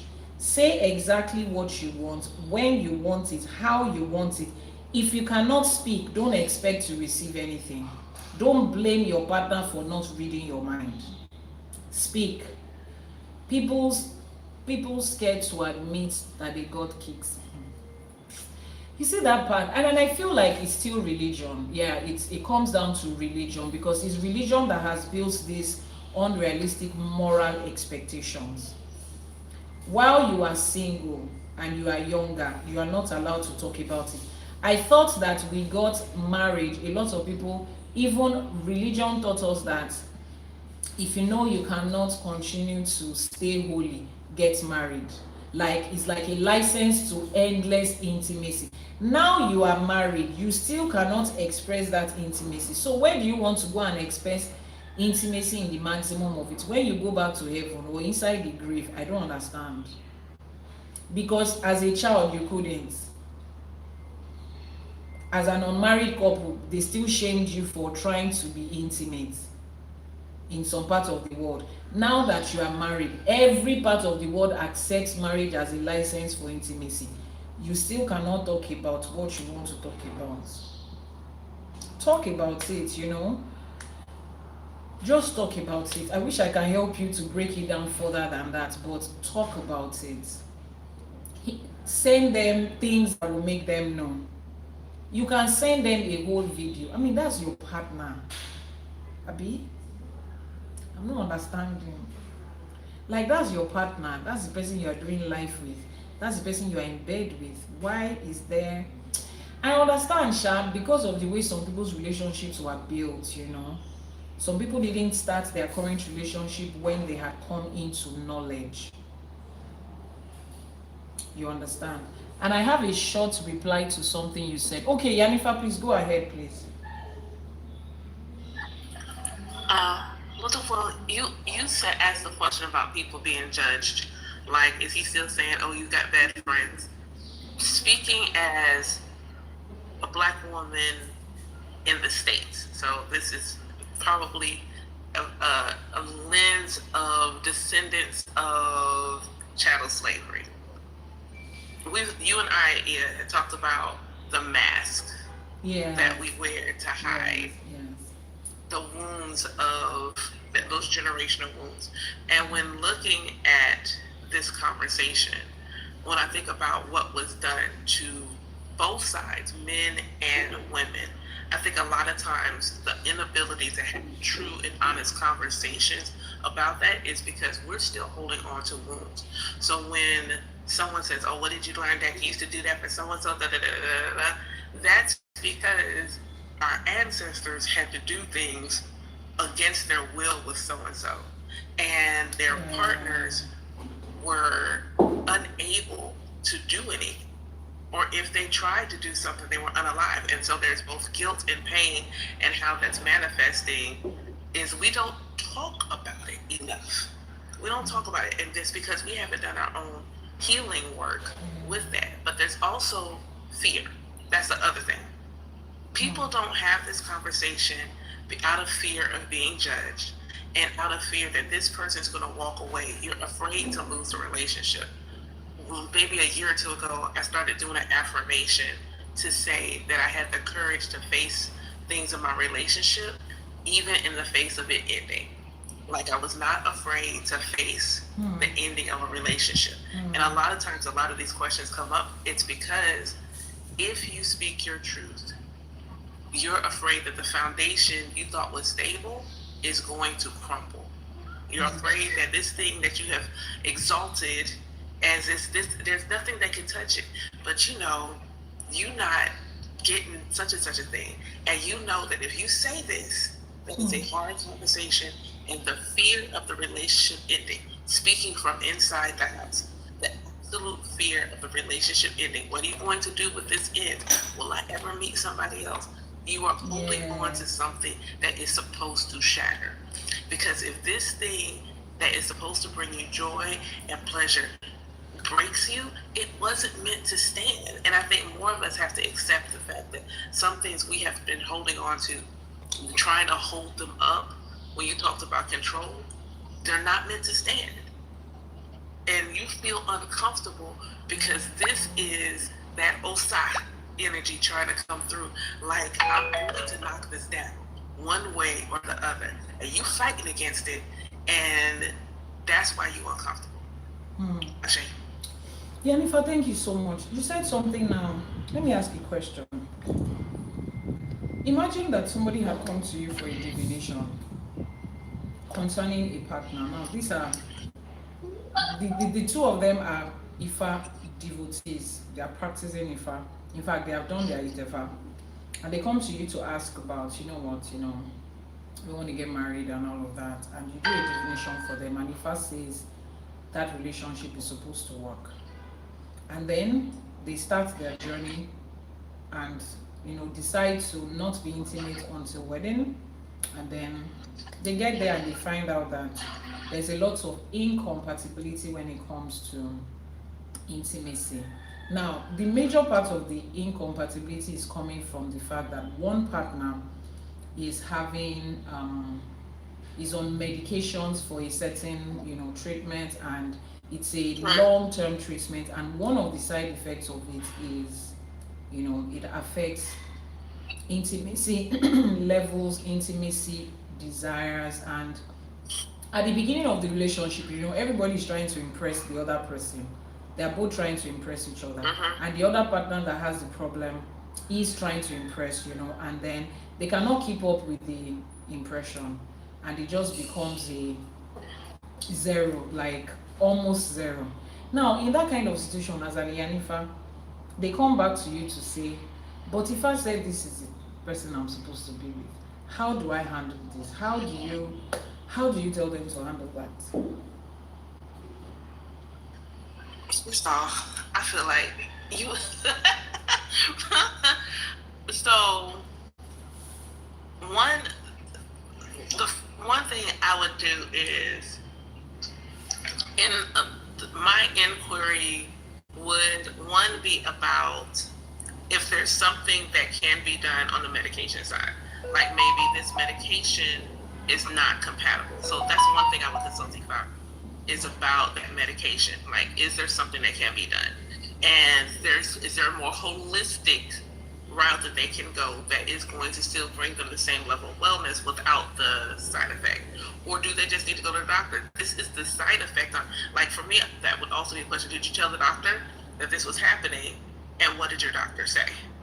Like, did you go to, let's be practical, did you do that step? Because if I'm having an issue that is impacting this part of my life, and that's an important part of my dynamic, then I'm going to go back to the doctor. It's like, hey, this is what's happening. What do I do? So that would be one of my first questions. The second one is I'm going to ask Ifa about, is there something that can be done? Is there something that can be done in order to help the situation? The other question that I have, as you were talking, as you were saying, is like, are they supposed to be monogamous? Are both parties supposed to be monogamous? Okay, that's another angle. Because is this a situation where one person maybe is supposed to be monogamous, but the other person is not? Because there's plenty of dynamics where this person is monogamous, but their partner is supposed to be poly, and that's supposed to bring them both wellness. So in this situation, is it a situation where the other person is supposed to be poly, and that person is supposed to take on lovers? So then their marriage there's a specific reason for the marriage, and maybe that's not part of the marriage dynamic. Okay. They're still going to bring each other E-ray. They're still going to cultivate E-ray together. But this particular aspect of marriage isn't for them. It's for their lover to satisfy.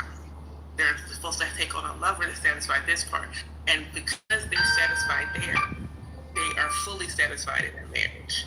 So those are just a couple of things that I would personally look at. Wow. I mean, I'm glad I asked you, because I currently have this situation that I'm dealing with, and so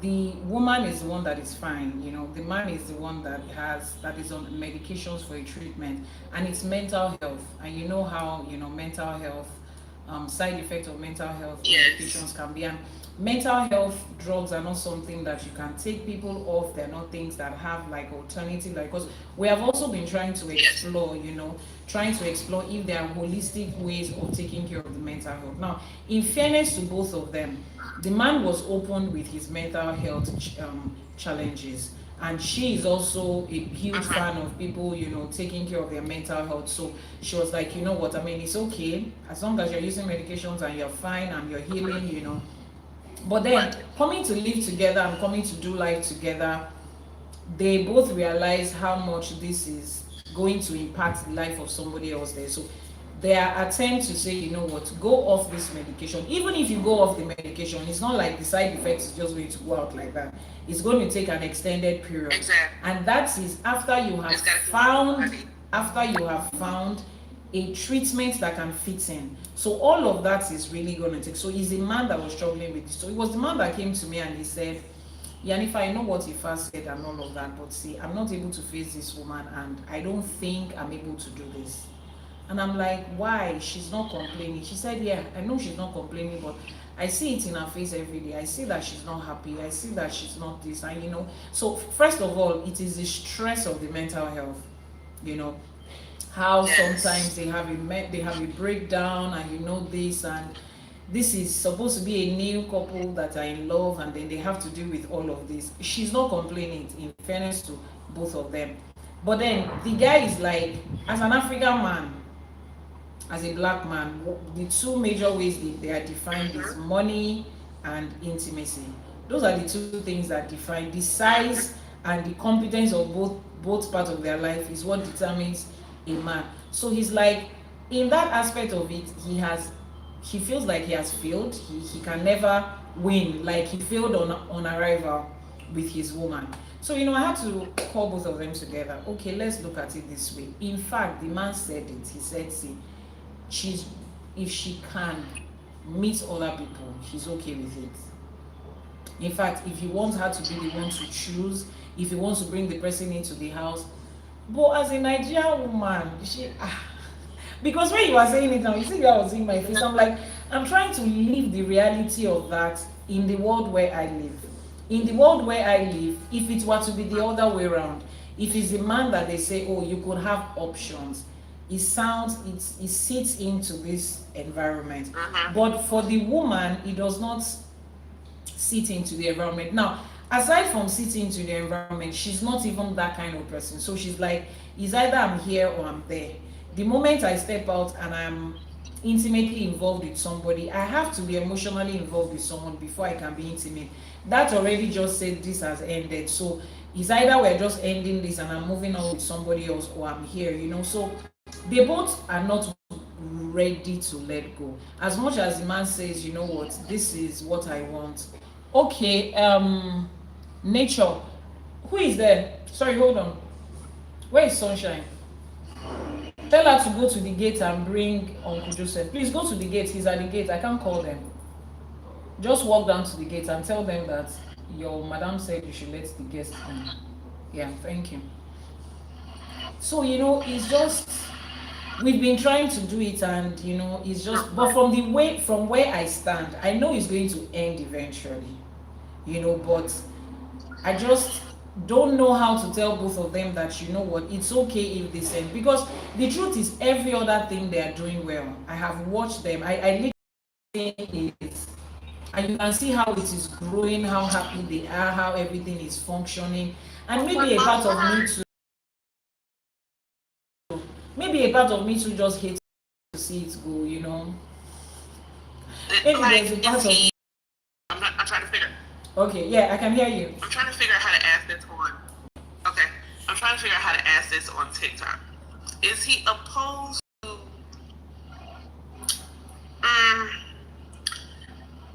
His concern is he wants to make sure he's the one that makes her happy. I'm trying to make sure I ask this. Oh, no. So he's not at this He wants to point. make her happy. At this point, he's not even stressing that, because I feel like the guy has even concluded he has accepted defeat in that angle, that he cannot do it and he doesn't see himself being able to do it. So he is okay with, you know what, she can find other people. But I can see it in his eyes. He's a Nigerian man. If a Nigerian man tells you can go ahead and sleep with other people, he's just saying it. A part of me just feels it, although he has said it several times during my consultation with both of them. In fact, I've become a therapist to both of them right now. He has said it several times, and the woman is like, Yanifa, you know how men can be. He will say that today. Now 2 years down the line, he will be throwing it back at me. She has sleeping in this person, and I've seen this thing play out in our society. For Nigerians and Africans, even in Africa, that are in the comment section, you understand what I'm saying. And then she is not even, that is not even the major reason she says she doesn't want to. She's not that kind of person. She's not wired in a, I'm with this person emotionally, I'm with this person intimately. It's either she's here or there, you know. So that's the dynamic. So right is now. is it that I know so in this regard, she can for him, but he cannot for her. Yes, I'm trying to say that in a way exactly. that Yes. Okay. Yes, you get it. So can he, not another person, but you know, implement some creative activities to ensure that she is, you know, I get taken you. care of? I get you. Is there other, you know, Okay. implements and things that can help? And then in terms of children, if it's not that he lacks in, his count is high, it's just a matter of getting the count to her, you know, thankful to, you know, Ogun and technology, science, they could always do, you know, artificial insemination in that regard. Yeah. But then from the pleasure aspect, is he willing to do, Okay. So add some accoutrement and things that help in that area? so you see that So thing, not necessarily another person, but him. that question also comes back to the Nigerian man in him. So the Nigerian man in him feels like, because I suggested it, I was like, say, okay, there are toys that can be used. Even people that are perfectly okay, they use these things, you know. We can explore different things, and it's like he would rather is another human being than a plastic is taking his place. Those were his literal words. Those were his literal words. Like, he doesn't just want to, you know. So I feel like mentally the man feels defeated, right? He feels defeated mentally, and he's not able to. He doesn't want to communicate that defeat because of his ego. So he's just, you know, trying to create it, because he knows the kind of person she is. He knows that the moment she gets intimate with somebody else, gradually, emotionally, she'll be getting there, and eventually there will be nothing else left with both of them, and it will just end. I have a feeling that is where he's pushing towards. So, and then I feel because of the whole mental health thing also, he's probably, it's probably affecting his entire being, already.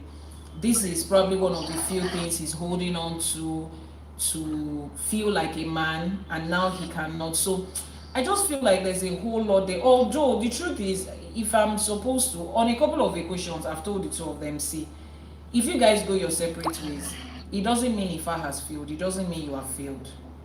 This is just to show us those kind of scenarios where I have explained that you can have a car and you can have a child, and that child is not able to drive that car at that time.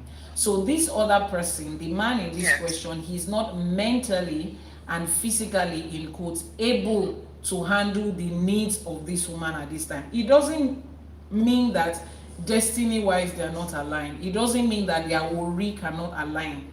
Yeah. You understand? If she finds another person, if Ifa points to another person, if we look at them, there will be similarities between this other man and that other man, in the sense that their ori will be similar, because that's the kind of person that she can do life with, But I just hate to be the one to say, you know what, it's time to give up.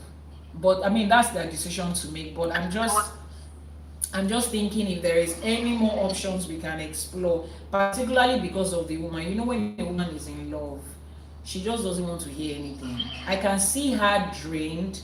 I can see it taking a toll on her, but she's still like, Iyanifa, I will keep trying until you tell me to stop trying. And that's not on me.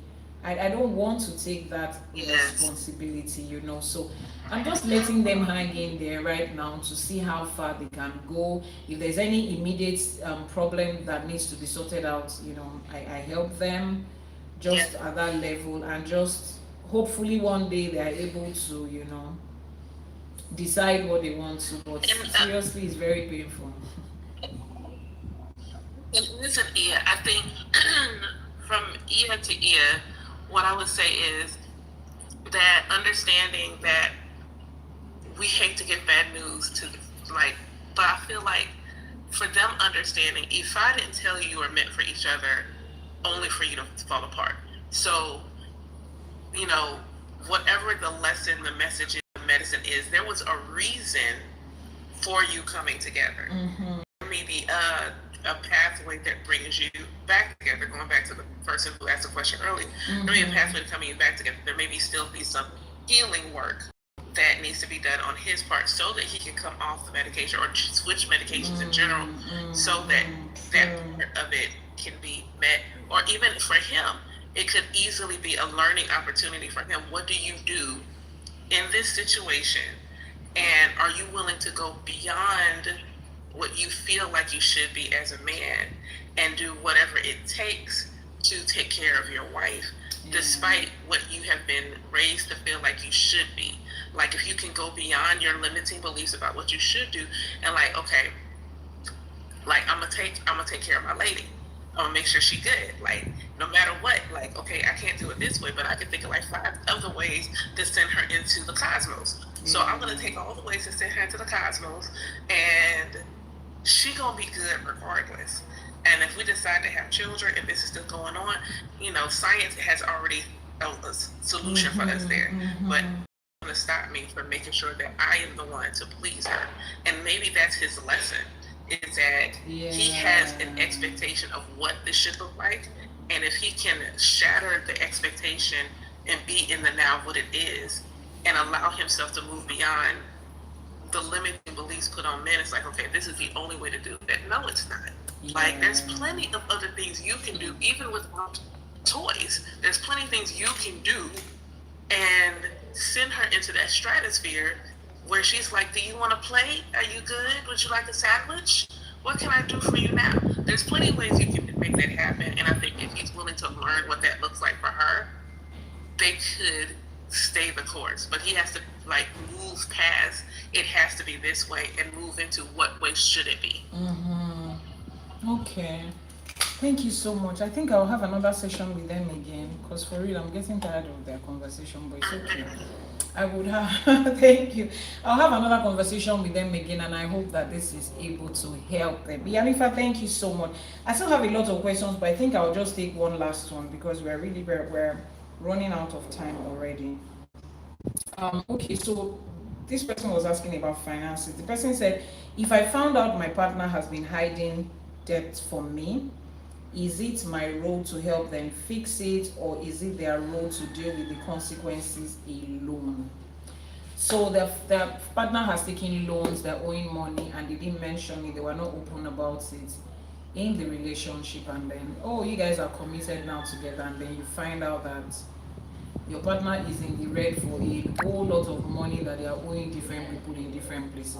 So it was a man that asked this. The person is asking, should I help her fix it, or is it their responsibility to bear the consequences alone?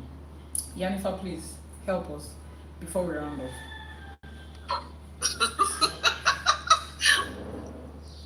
I feel like I don't understand why they answer these questions trying to be in my business, and I really appreciate it. Like, I married someone who liked to gamble. It wasn't that he liked to gamble. And it would just be like, did you just spend $300-400 in a night? Can we talk about it? Can we what did you do? And, like, it'd be one thing if you won, like, you be gambling and losing. I just don't understand. And if you are married, like, if you married this person, like, one, did you consult Ifa ahead of time? Because I can think of at least one verse where Ifa told this man, don't marry that woman because she got a lot of debt. She's going to send you into the poorhouse. So understanding that the moment, like, once you have married them, now it's a matter of how y'all going to handle this thing together, honestly. Like, what do you want to do? And so I would consult Ifa, like, look, marry this woman and she got a lot of debt and she hid it from me. And the why she hid it is, you know, at this point, the moment you get married, especially here in the States, like that becomes part of you, that connection. You contractually obligated yourself to this person. So I would consult Ifa and really ask questions on what to do on your side. Is this something you're supposed to help her with? Yeah. Like, I wouldn't just jump into it. Well, is this something? I can have a conversation with her. Let's talk about it. Like, the whys at this point is moot. Let's talk about what the debt is. How much is the debt? Can we come up with a practical plan in order to move through this? Because being someone who was married to someone and I had to pull money out my 401k to pay bills because they would be sending money to their sister, or they would be doing this with the money, doing that with the money. Money will, as much as intimacy, money will destroy your relationship if you don't handle it wisely. So I would say really sitting with Ifa and saying, okay, have I inherited this debt is now one that I've inherited. I've tied my life to this person. What am I supposed to do in this situation? Is this debt that they need to handle on their own? And how can I help support them in being successful? There's plenty of verses where the husband goes to Ifa and says, hey, my wife has a business. And what does she need to do so that her business is successful? So it could be easily something like that. But like, you taking on is like, well, I'm just going to pay their debt for them without any inquiry. It goes back to what you said about setting the tone for how people engage with you in a relationship. If she says, I'm going to, you know, I've got $30,000 in debt, I'm just going to pay it off. What does she learn in the situation? What does she learn? What is that for you to do? Because it could be a situation where if I put y'all together because you got money to help her get out of debt.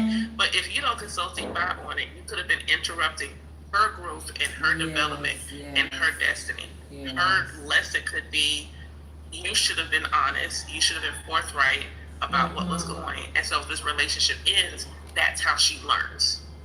So I would really consult Ifa to see which scenario am I in, so you move accordingly. Because you don't want to put yourself in a situation and take on more hardship, but you also don't want to interrupt the destiny of somebody you care about. Even if you can't stay with them, you don't want to interrupt their destiny and their growth. You may for lack of a better way to put it, you may be the catalyst of change in their life because they needed to learn. Ashe. True. Thank you so much. Thank you so much for that. So let me just say this while we round off. You see, just like we talked about intimacy, can we also normalize talking to our partners about finances? Know whether they have money they are owing, know what their financial obligations are. Some of them have large families that they have to take care of. Some of them have large families that they have to take care of financially. You know, it's a constant thing. They have to take care of their parents, they have dependents, a whole lot. You want to communicate that with them. You want to communicate their financial habits with them. I had been with somebody who was doing well, financially doing well, right? But then they just love to buy everything they see. And they have a reason for buying all of those things here and there. They have a reason for buying all of those things. And they can earn about $20,000, $30,000 per month, and then spend about 15 of it buying this and buying that. And at the end of the day, you know, I had to have a conversation with them like, okay, can I understand why you are buying these things? Because these are not necessities. Oh no, I need them. Okay, I get that you need them. Can you explain to me why you need them? Like somebody says, okay, why do you need food? Oh, why are you not buying regular street food? Why are you buying this? Oh, because I'm trying to eat healthy. Because the doctor says eat healthy. Okay, as a Nigerian, healthy living, healthy meals is more expensive than street food. So now I understand why we are spending extra. So when we are buying all of those other things, can I understand why I was like, I just want, you know, to step out of somewhere and people should see me like, okay, the reason you are buying them is because of the perception of people. Now let's break it down. Why do you want people to perceive you this way? Is it part of your job? You know, are you an entertainer? Are you somebody that is in, you know, you are in lifestyle? People have to look at you. You have to dress the part. You have to look a certain kind of way. That's part of your job. That is what is earning you. That is how people value you. That's acceptable. But if it is just for you to just show up to random places with random people that don't know you, and you're spending this extra just to impress them, there's an underlying problem that we need to talk about. It is not about what you are buying anymore. It's about a problem that you think what you are buying, all of these expensive labels, is going to cover up for. Let's deal with that. Now, once you deal with that, I'm not saying don't buy good things for yourself. Once you have dealt with that, or at least you have identified that, and you're on a process to take care of that, then there are certain times when you'll be able to tell yourself, do I really need this? There are certain times when you're able to tell your partner, babe, I'm tempted to buy these 3 things. Help me see, which one do I really need? And you look like, okay, this much, I've not bought anything. All right, buy 2. But it's just 2. The budget for this month is just 5,000. You start to help them to reduce it because they have communicated these things. Some of your partners, the problem with their finances is they don't know how to say no to people. They have this savior mentality. They're trying to control everybody. They want to be in everybody's story as, oh, he came to help me one day. When my daughter's school fees remains 2 naira, he was the one that showed up. Oh, the day that their car broke down, he was the one that showed up. You need to ask them, why can't they say no to people? What is the reason they feel they need to be helping everybody that comes along their way? People pleasing. Some people, it's not even pleasing people that is their problem. It's savior mentality. They just want to be the one to save the day. There is something in them. There's a trauma in them. It's a trauma response in them that feels like they are supposed to save every other person. They are supposed to show up in the life of everybody as Voltron, the defender of the universe, Superman, the one that gets to save. There is an underlying trauma that they are responding to. So once you understand finances from them like that, look at what is underlying. You can't just tell people, why can't you stop spending money like that, and then fight and nag with them every time they have to give somebody. No. They will begin to do it without telling you. They will borrow money to do it. And then when the books are in the red and they are filing bankruptcy, you are there with them. You have to share in it. So if you really want to help them, you love them that much, look beyond that habit and go deep down. You have to have a conversation and go deep down into why are you doing this? Why are you doing this? My partner had to help me with not spending money.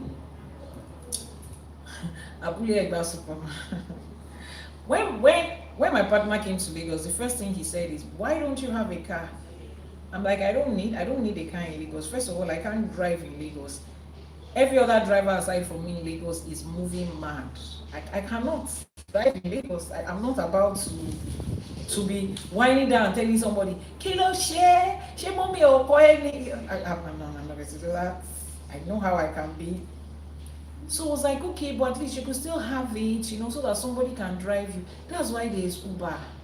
That's somebody driving you. I don't want to deal with mechanics in Lagos. I don't want to drive in Lagos traffic. And then he said something. He said, okay, every time you have to go to the shrine in Osogbo, in Ekiti, in Ibadan, you go by public transport. I said, yes. Don't you think it would be better for you to go in the comfort of your car? I said, see, when I am in that public transport, that's the only time I get to see the world around me and interact with the world around me. That's when I get to see everyday people, because I'm always in my house. So I choose it. There is a reason I choose not to. It is serving something for me. And he said, okay, we're going to draw the line. I like you. I like how you just want to say, I don't care about things. But I need to understand what is informing that. And when we started digging in, I found out that I was angry with a system of classism. Everybody looks at people that have money and you expect some certain things from them. And because I just do not want to do what is expected of everybody, I decide to say, you know what, I will have that money and I will not show up the way you are expecting a rich person to show up. I will show up as my ordinary self. I was responding to something I was upset with. I was responding to something I was angry with. And he told me, he said, see, we all get it. We don't like classism, but it is not you. It is not, you are not supposed to use your life to fight that. You are not supposed to use your life to prove a point to that. You can enjoy these things and still not be somebody that shows up in a way that, hey, I have money and this is the flag that I have it. And he was helping me to see the balance. I'm not supposed to deny myself of the that I can afford, that I need, that I can use, just because I don't want to, because I want to prove something against a system that doesn't even know me. But I will still set my boundaries the way I want my boundaries set. I'm still not going to buy a 40 million naira car if I can afford a 20 million naira one. I still haven't bought a car anyways. I'm still thinking about it. I don't know. But I had to learn some things about my own spending habits too. So when I was helping him to uncover his own, he was also helping to uncover my own. I'm very minimalistic when it comes to things. A lot of you see me showing up here, you love my gorgeous clothes. When I started to post those clothes on my WhatsApp status and the prices, people are like, hey, Jennifer, so the clothes you wear are this cheap. Oh my goodness. I'm not going to enter into a store and buy the most expensive.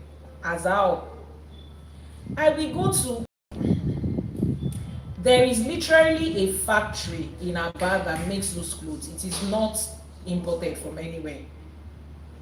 And they are good quality, and when I wear them, they look good. It is still that same response. I want to be able to prove to the world that you can have money and use it. The world is not going to push me into buying the most expensive thing just to look a certain kind of way.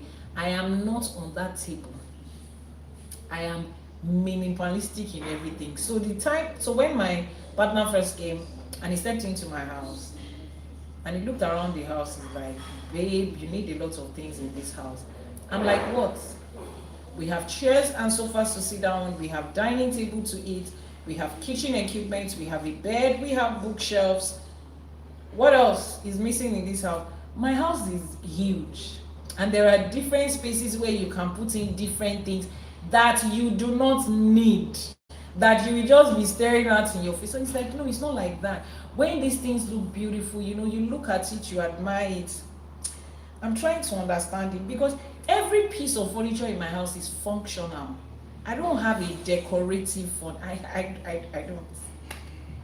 I literally do not have a decorative item that is just sitting down there, just being Even the plants I have in my house are not decorative. I know what they do. I know the purpose they serve. I know that this plant helps to extract negative energy. It helps to extract oxygen, and it gives. Everything is functional. I'm not about to spend my money on something that is just there because my house is not the regular Lagos house where you see crown chair. You see all this furniture that I'm buying is because of live streaming. All this furniture is because of live streaming. I just got this one. You see how beautiful it is. I like the vintage pattern. I bought it because of live streaming. It's functional. I'm not going to buy any furniture because you now want to be carrying crown chair. First of all, how many people are coming to my house? And if you come to my house and you want to judge me by my chair, it was a mistake. I opened my door for you. But now both of us are learning a balance. He's coming from show up and show out. Me, I'm coming from I don't need to show nothing. So we are trying to find the middle point. So we started the middle ground by, babe, please can you change this entire furniture? I'm going to give you the money, just change it. And I'm like, so wait, let's even talk about it. Those of you in Lagos, so you people are spending 1.5 million to buy mattress, foam, your man soon see. Please, Lagos people, you did not tell me that you people are spending 1.something million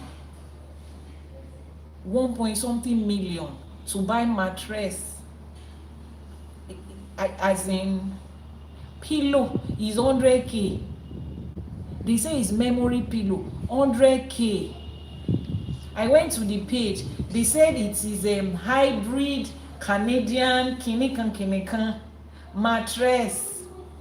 T-Vita format, Muka for one be. It is your bad behavior that is not making you sleep well on Vita food. If you sleep there, you will not sleep peacefully. Talo share.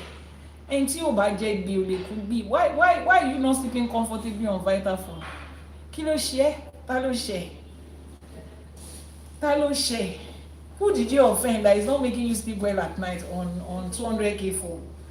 He sent me these pages. So I have a friend who has apartments in Eco Atlantic. You know Eco Atlantic now. So my partner is speaking to my friends. Please, where did you get your furniture? That's the type we want in our house. Eco Atlantic mattress in my house. Eco Atlantic that people are spending $500,000 per night. Why do I have to have that furniture? Kilo shele. And my friend too is sending me link. Mattress 2 million, 1.5 million.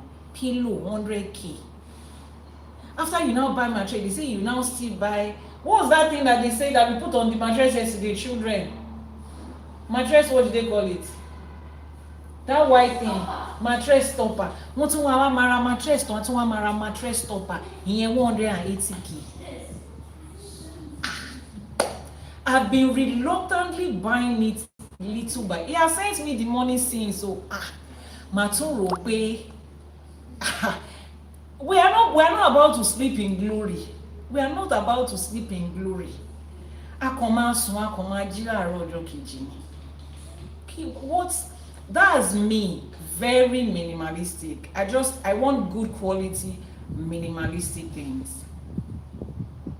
When it comes to hard furniture, this furniture I bought it thrift. The person that used it well. She fine. When they advertise a Mudera, is electronics I will not buy it. And my partner is like, my brother will actually look at me in the face and say, he will use the F word to describe me. You are an effing millionaire. Go and spend this money. I say that's not what I'm going to use my money for. Do you know how many other things you can use money for in this life? I like it the way it is. It's fine. See, I have taste for good things, but it doesn't have to be expensive. It can be good and it can be. This one now is stripped and to low dada. Every time I look at this chair, I pray for the person that used it. The way that the person used this chair, that's the way her husband is going to use her woman. Nilo. nílò omi òjò. And we can get a new home for this beautiful chair. Adẹ̀tí rà á ti jókòó lé òun ló fine yìí. Let me stand up and show you. Ẹ wo bó ṣe fine. Ta ló máa rí tí wọ́n máa sọ pé thrift ni?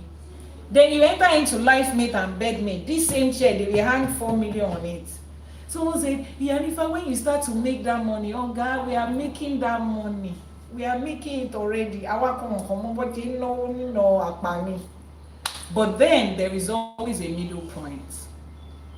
So my partner is trying to drag me to that middle point. He wants me to experience what it is to sleep on 1.5 million naira mattress and then put topper on top of that mattress. 1.5 million naira mattress does not come complete. Then you now buy topper of 180k. Then you now buy memory pillow. I don't know why they call it memory pillow. I will still go and Google it.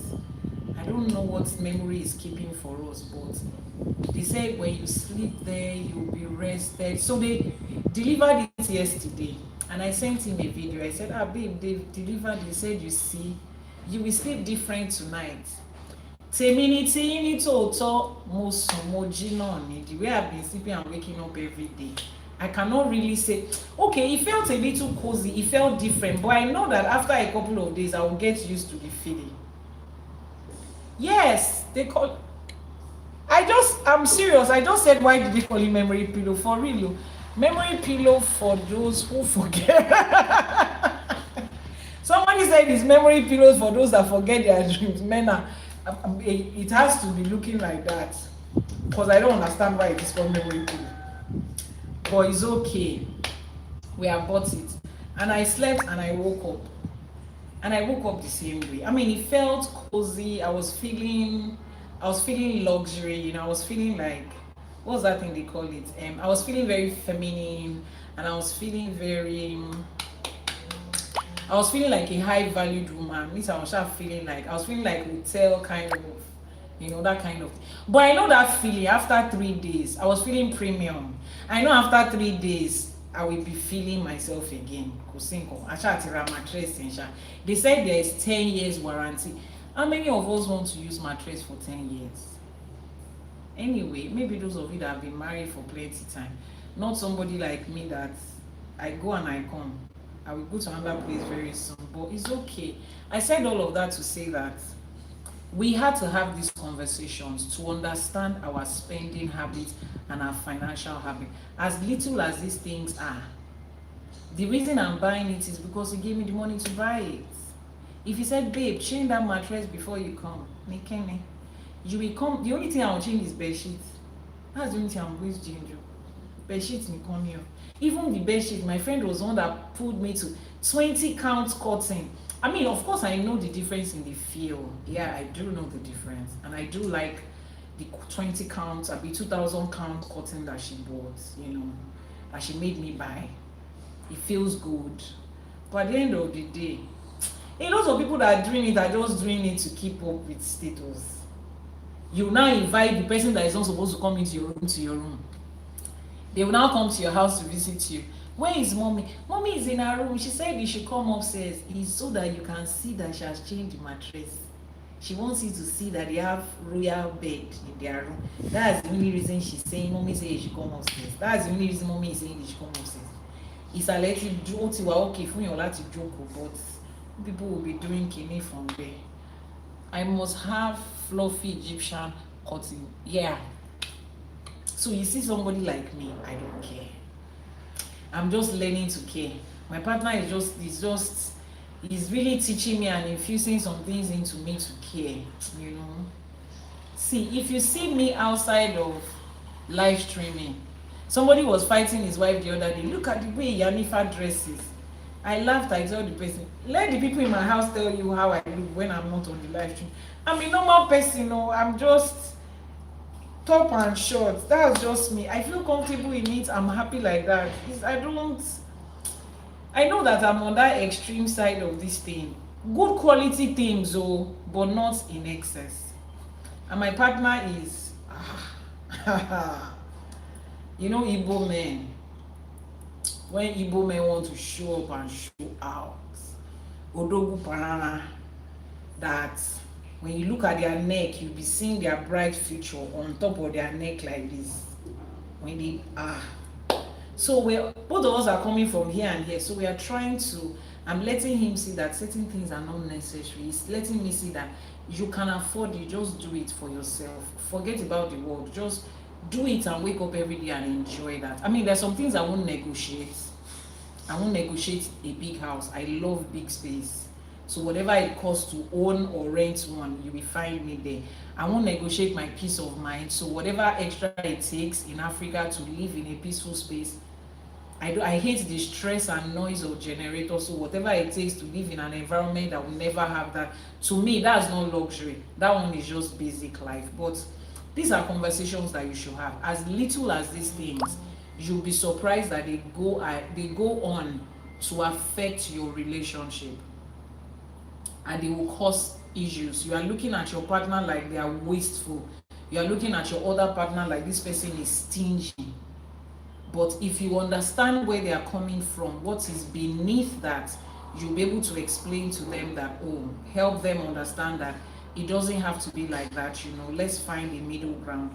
And if you happen to be two spenders, both of you need help, get a financial therapist. If you are spending money without sense and your partner too is spending money without sense, if you are OBO, it's okay. Your daddy will always replace the money that you have spent. But if you are not OBO is Omo Babalowo. Omo Babalowo is the child of a father that has money. Old money people, trust fund babies. If you are not a trust fund baby and you and your partner are spending money without sense, Brooklyn is waiting for you. You have bought a ticket to Brooklyn.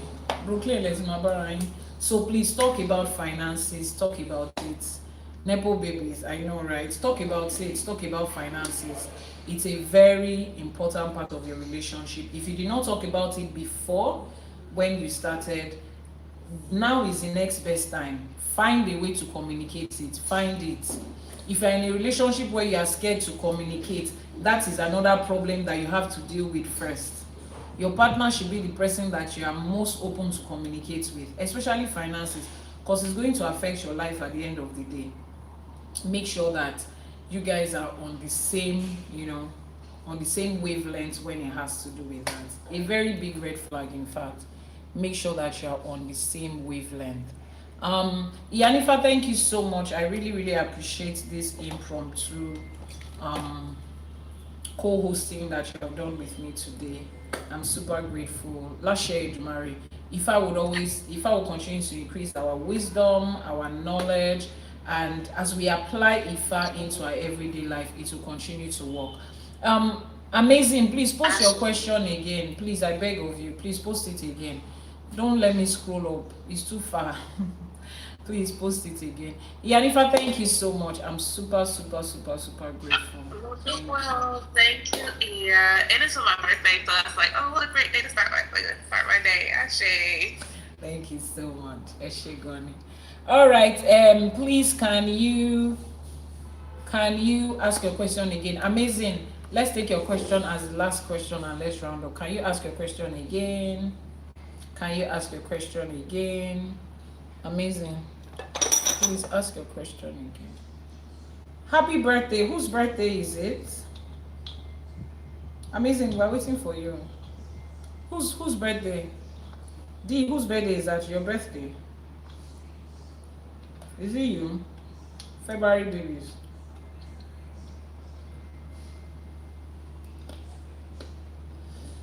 So we are waiting for Amazing. Oh my God, today is Yanifa's birthday. She said so. Oh goodness. She had told me the last time we were having a tefa that her birthday is on Sunday, but not last Sunday, this Sunday. I'm so sorry. Happy birthday to you. Happy birthday. Happy birthday to you. Happy birthday. How do we sing happy birthday to you? Àjọ̀dún ayọ̀ fún ọ. Àjọ̀dún ayọ̀ fún ọ.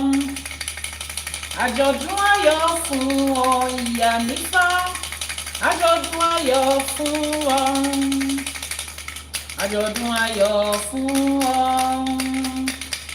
àjọ̀dún ayọ̀ fún ọ, àjọ̀dún ayọ̀ fún ọ Ìyánífà, àjọ̀dún ayọ̀ fún ọ.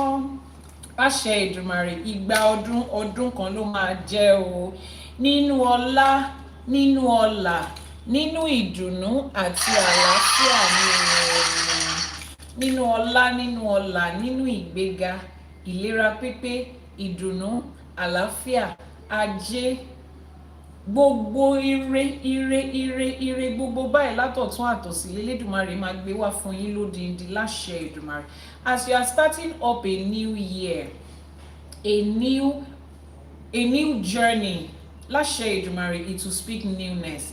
Ifá ní ọdọọdún là ń rórógbó, ọdọọdún là ń ráwùsá, ọdọọdún là ń rọ́mọ obì lórí àtẹ. Láṣẹ Èdùmàrè, ọdún tuntun tó bẹ̀rẹ̀ yìí, gbogbo ire tẹ́ ẹ ti sọnù Elédùmarè máa mú wá fún yín lódindi láṣẹ Èdùmàrè. Elédùmarè máa mú wá fún yín lódindi, ẹ ní sọrí ọwọ́ yín nù láṣẹ Èdùmàrè. Gbogbo bí tẹ́ ẹ wá kọjú sí, ọlá àti ọlà lọmọ aráyé á máa gbé fún yín láṣẹ Èdùmàrè. Ojúmọ́ tó mọ́lé nìyí tí ọdún tuntun míì tún bẹ̀rẹ̀ lénìí fún yín láṣẹ Èdùmàrè, ire lẹ máa mọ̀ sí, ayọ̀ lẹ máa mọ̀ sí, ìdùnnú àtàlàáfíà lẹ máa mọ̀ sí láṣẹ Èdùmàrè. Every step that you take this year, this new year, your steps are ordered in line with your destiny in Ifa. You are not making a mistake in this year. You are not taking the wrong step. You are not aligning with the wrong people. Láṣẹ Èdùmàrè. Tá a bá wá rẹ́nikẹ́ni èèyàn kéèyàn that has joined themselves with your life on this journey, Èṣù is separating you from them totally and completely. Láṣẹ Èdùmàrè. Your destiny helpers, they are finding you this year from anywhere they are. They will not find peace until they find you. They will find you. They will give you the blessings that Olódùmarè has ordered for you in their hands. Láṣẹ Èdùmàrè. Before you call for one, 100,000 will respond to you. Help will come to you where you are sitting down. People will look at you and say, Ìyánífà Òwìnní, see how your life looks like you have it all figured out. Because àwọn irúnmọlẹ̀ will continue to figure it out for you. Láṣẹ Èdùmàrè. Egungun, the Orisha of our ancestors, will pull forth everything that has been lost in your lineage and bring that glory to you. Every healing that needs to be done. As an Ìyánífà in the diaspora, there's a lot of work you have to do, and I know sometimes it might get overwhelming. But àwọn tó gbéṣẹ́ fún wa, they will stand by you and make it easy for you. Láṣẹ Èdùmàrè. Àwọn igba irúnmọlẹ̀ tá à ń ṣiṣẹ́ wọn ò ní dá yín dá láṣẹ Èdùmàrè. You will never feel alone on this journey. The weight you are carrying, the ancestors will make it lighter. The people you are working for, you will always look at them and rejoice over your calling in their life. Láṣẹ Èdùmàrè. All these children that Ifa is giving to you, left, right, and center, male, female, boy, girl, adult, children, in every part of the world, you will not lose them. You will not weep over them. You will not mourn over them. Láṣẹ Èdùmàrè. The strength and the encouragement that you need to walk in this path that Ori has destined for you, you will receive it with ease. Láṣẹ Èdùmàrè. Your children will always bring you joy. Ẹrù tálábíàmọ́ ìtú ní bá wọn gbé. Láṣẹ Èdùmàrè. Ìjọ́ táwọn ọmọ yín bá ń ṣe nǹkan ẹ̀yẹ, the day that your children are being celebrated, nobody will take your place. Nobody will stand for you and say, let us stand 5 minutes for the mother of the children. No, nobody will give any 5 minutes silence over you. You will be there to rejoice with your children, to celebrate with them in good health. Láṣẹ Èdùmàrè. The path of your children is kept from wicked and unreasonable people. Ever since I knew you, you have been a source of encouragement to me on this journey. Láṣẹ Èdùmàrè, gbogbo àwọn tó láyé, àwọn tó nílẹ̀, they will support you. Ajé will encourage you. Ifa will support you. Every time you open an Odu Ifa to read, new wisdom will come in from them for you.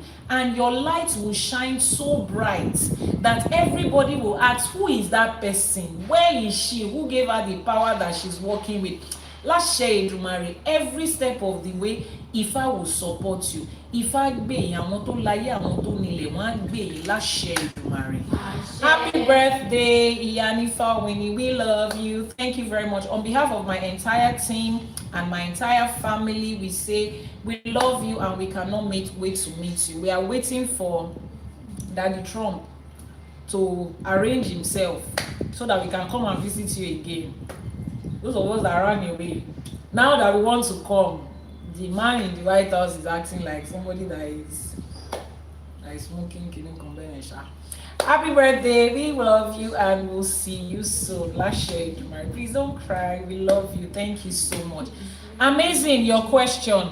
Amazing said, is it possible for people people that are into same gender love and marriage to have a destined partner from Orun? So I have spoken about the subject of same gender, and I know it's a very sensitive subject because Yoruba tradition does not support it. Yoruba tradition as practiced today does not support it. But then we have dug into Ifa as much as we know.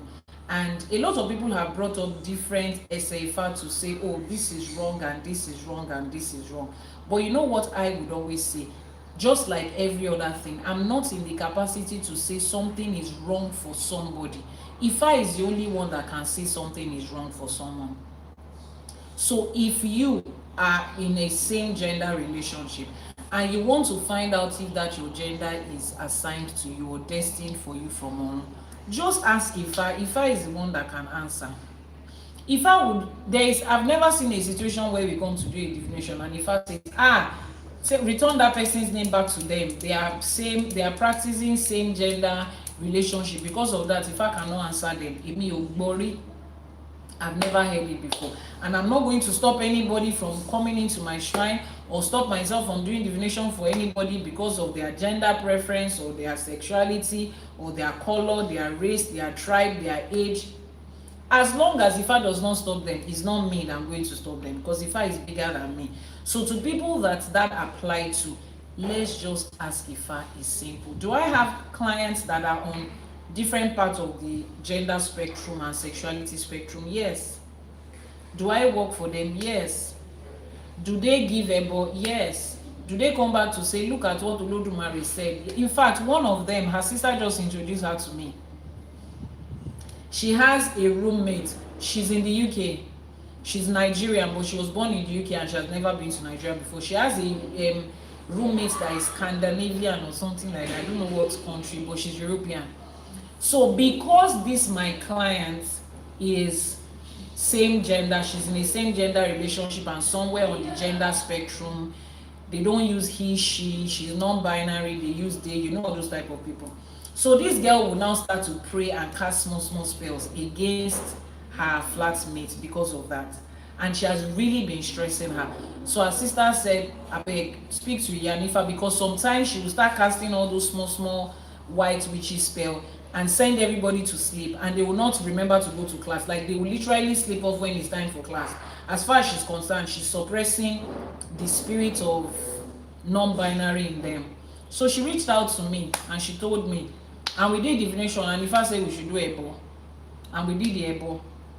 3 days later, the girl is sending me screenshots of her roommate. So they have this group where all the flatmates are, 4 of them. And then this particular girl that is casting spells, she had gone on a weekend or something, and then she sent a message saying she's not coming back again. She's telling somebody to come and pick her stuff. She doesn't feel comfortable in that place again, and she's going. And the girl shared she was like, wow, is this the way this Ifa thing works? Like, the girl will just decide that she's going. Her rent is not even complete, and she just said she's not coming back again. She did not even say she's going. She said she's not coming back again. Ogun has done their job. Ogun has allowed them to move forward with their life. And she's non-binary. She's non-binary. She's not even identifying as male and female. When she talks to me about her partner, she uses the pronoun they and them. If I'm not the one, that it's not me. I'm not. It doesn't have anything to do with me. If I said do this and we have done it. So when it comes to that, it's very sensitive to talk about, because I do not only represent Ifa, I represent my culture my ancestors, my lineage, and as of today, is not something that my culture supports. You understand? It's not something that Yoruba culture supports. But I am first an Ifa priestess, and Ifa doesn't discriminate against anybody. So I'm not here to say, is it good or is it bad? That's not my conversation. My conversation is, can you get help in regards to knowing whether they are your destined partner? Ifa says yes, you can get help. If I do a divination, Ifa is not going to tell me, oh, I cannot answer this question because this person is this or that.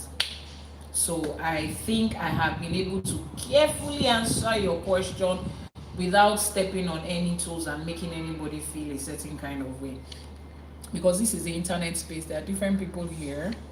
So I think we have answered your question. Amazing, have I? I have. All right, thank you so much. Okay, we have come to the end of our live streaming for today. Let's make our Iwure before we go. This is our Sunday morning live streaming. This happens every Sunday, 12 noon Nigerian time, 6 a.m. for those of you on the EST, 11 a.m. for those of you on the GMT, and every other person in between. On weekdays, Mondays to Fridays, we have Ashe for today. We start our day teaching the Odrifa, teaching the Eseifa. We give the Yoruba rendering, the English translation. We extract the lessons, the blessings, and the instructions, and then we teach ourselves how to apply it to our everyday lives. And then we end it with our Iwure. So we are in episode 3 of Ashe for today, and I'm tempted to take a break on Ashe for today now, but we have not finished this episode. I have some pending work that has been, if you noticed, last week I was off for 2 days. I'm struggling to maintain with those activities that I have, you know, those meetings that I have, and still being able to show up in Ashe for today. But I guess I will continue to show up until the end of this season alongside my meeting. So the days you check in at 6 a.m. and we're not there, trust me, I'm fine, I'm doing well. It just meant that my meeting ran late into the morning and I was still not able to show up, you know, after the long night meeting. But every other day I will be here, and until the meeting is over, you know, I will still try my best to be here. So if you show up one day, yes, Yanifa, thank you so much. That's really what I'm trying to do. Like right now I'm very sleepy because I barely slept. So my masseuse and the chiropractor will be in very soon. Once I have my session with them and I do my yoga session, I'm going to soak in a bathtub and I am going to hit the bed. I'm going to sleep, right? It's a lot of work, and I still try to show up here because some of you are still on the other side. But once in a while, I might not be able to, especially with these back-to-back meetings, but we will try. So it's going to be 6 a.m. So for days that you come and we're not here, please head over to our YouTube channel, Iyanifa Ewa TV, and just catch a replay of previous episodes. You understand? Catch a replay of previous episodes. The reason I'm pushing myself to do this back to back is to create a vault of knowledge, to make sure that we have an entire place where you can find 1,000 different videos talking on different things about Ifa that people can always go back to, you know, to make sure that the next generation that is coming, they have a go-to place to dig up authentic, undiluted, unwatered down truth about Ifa, about Isheshe, about African spirituality, about our roots, about our culture, about our tradition, and who we are. Right, so thank you so much, you guys, for always showing up. Eshegoni Adupe.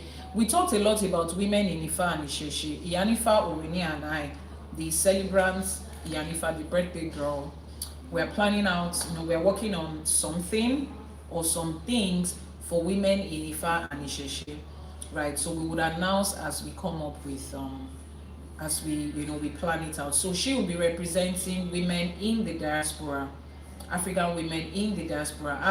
I will be representing African women who are living back home in Africa. You know, they spend more time here in Africa. At least I get to interact more with them. She gets to interact more with the other side, and then together we're able to help ourselves to align. First of all, to start by healing, recognizing our pain, our scars, the burdens, the baggage, and everything that we carry, you know, to help us heal, to teach us how to be able to help our children heal, to also teach us how to be able to help our men. I don't know what they are doing for men in that regard. I have not been called to do anything for men yet. My partner mentioned it, a few times, to say, you know what, let's do this, let's do that. I'm like, okay, I don't know, but right now we're focusing on women, so at least we'll still be able to help the women, to help the men in your life, your brothers, your fathers, your partners, your sons, to build a generation of people that are healing and eventually that are healed. So we will start from all of that. Then you'll be able to understand the powers that you have as a woman and how to be able to effect it. What did Olodumare really mean when we say that Àwọn Ìyá are the ones that Olodumare gave this earth to? Why did Olodumare choose a certain gender, not energy? I always like to stress that. Àwọn Ìyá, they don't represent feminine energy. They represent female gender. There is a reason it is them.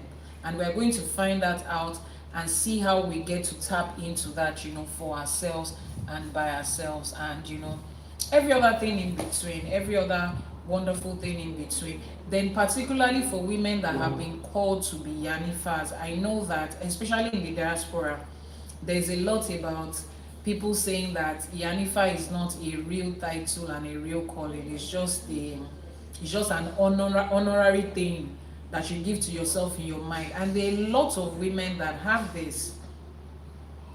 I have some initial things happening in me. The ball is rolling. All right, thank you for that.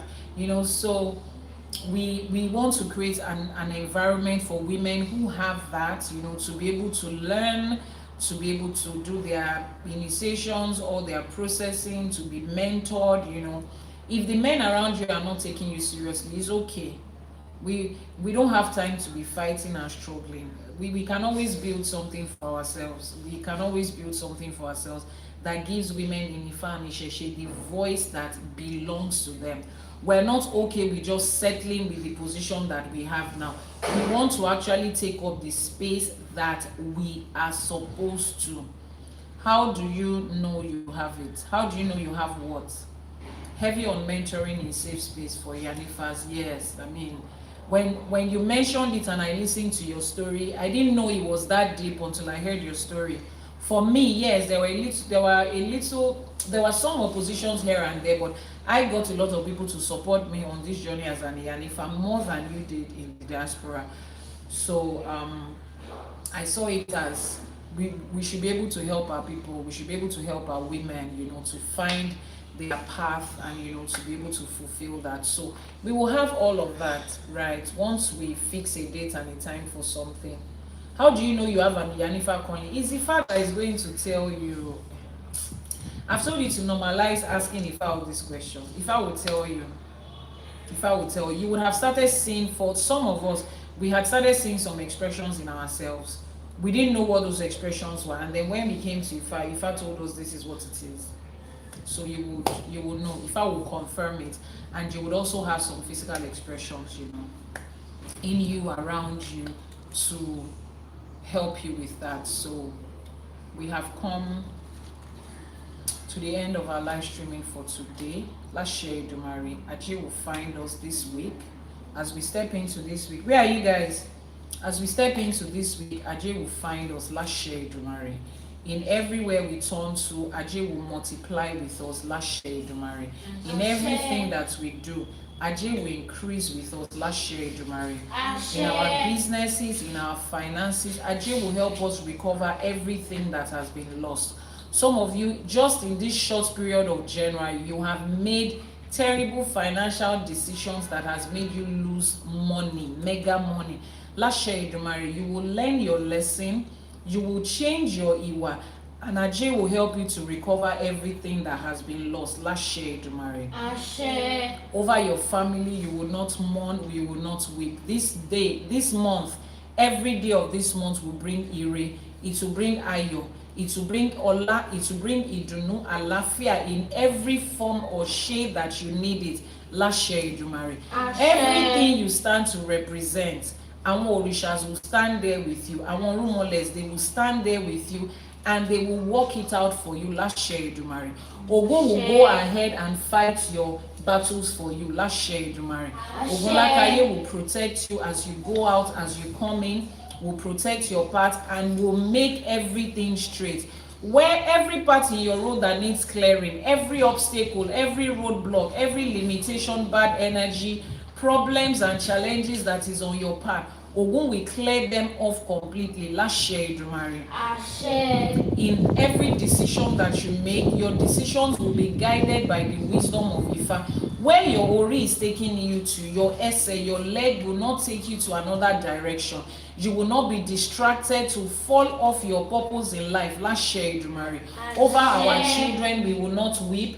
Over our children, we will not mourn. Over our children, we will not cry. Lashe Edumare.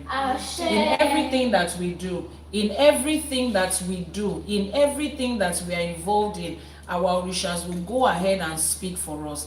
Our Orishas will go ahead and speak for us. They will defend us in every step of the way. Lashe Edumare. Every one of you that you are experiencing opposition because of jealousy and envy and all that on your journey, Lashe Edumare. The people that are there speaking negative about you, àwọn tó ń fẹnu àtẹ́wí tí yín, Ifá says iyọ̀ ló ní kó fẹnu yọ̀ wí tiwa. Lashe Edumare, gbogbo ẹni tó ń fẹnu àtẹ́wí tí yín wọ́n á padà lọ fẹnu yọ̀ wí tí yín ní Lashe Edumare. Where people have spoken negatively about you, they will go back themselves. Your Orishas will instruct them to go back themselves, to begin to speak about you with love, with joy, with success, with favor, and with grace. Lashe Edumare. No matter how many times evil is flying around, no matter how much they are distributing evil and negativity and bad energy and bad omen, bad occurrences, no matter how cheap they are selling it for pennies, Lashe Edumare, it will not come near you. It will not come near your home. Sickness will not be your experience. Ni dùbúlẹ̀ àìsàn fún ọmọ, ni dùbúlẹ̀ àìsàn fún wa. Lashe Edumare. Àìsàn ó kéré ni o, ó tóbi ni o, ó gbóògùn ni kò gbóògùn ni, ọmọ aráyé ò ní fi kankan náà ṣe wá. Lashe Edumare. No matter what form that sickness and disease come, whether it is curable or incurable, whether it is small, whether it is big, Lashe Edumare, it will not be our portion. We will not find it. Our children will not find it. Lashe Edumare. Everywhere that we turn to, our path is kept from wicked and unreasonable people. Lashe Edumare. As every new day comes bright and comes with new opportunities and new blessings, every new day that you wake up, àwọn alálẹ̀ ilẹ̀ will renew the blessings and the goodness of your life. Lashe Edumare. Every good thing that you desire, your Ori will make it manifest in every point. Lashe Edumare. We will not fall along the road. Ní ṣubú dànù, ní taṣọ àgbàmọ́lẹ̀ o. Ẹni tá a máa ṣẹ̀ tí ò ní dáríjì wá, Elédùmarè ọba láàánú ò ní jẹ́ ká pàdé wọn. Lashe Edumare. People that you will offend and will not forgive you, and we go about taking your business from place to place. Lashe Edumare, you will not meet them. Your path will not cross with them.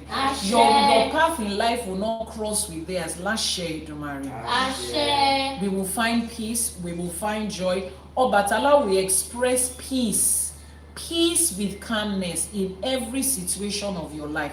For those of you that are experiencing fighting and trouble and toxicity in your relationship, if it is not meant for you, your Ori will direct you out of there.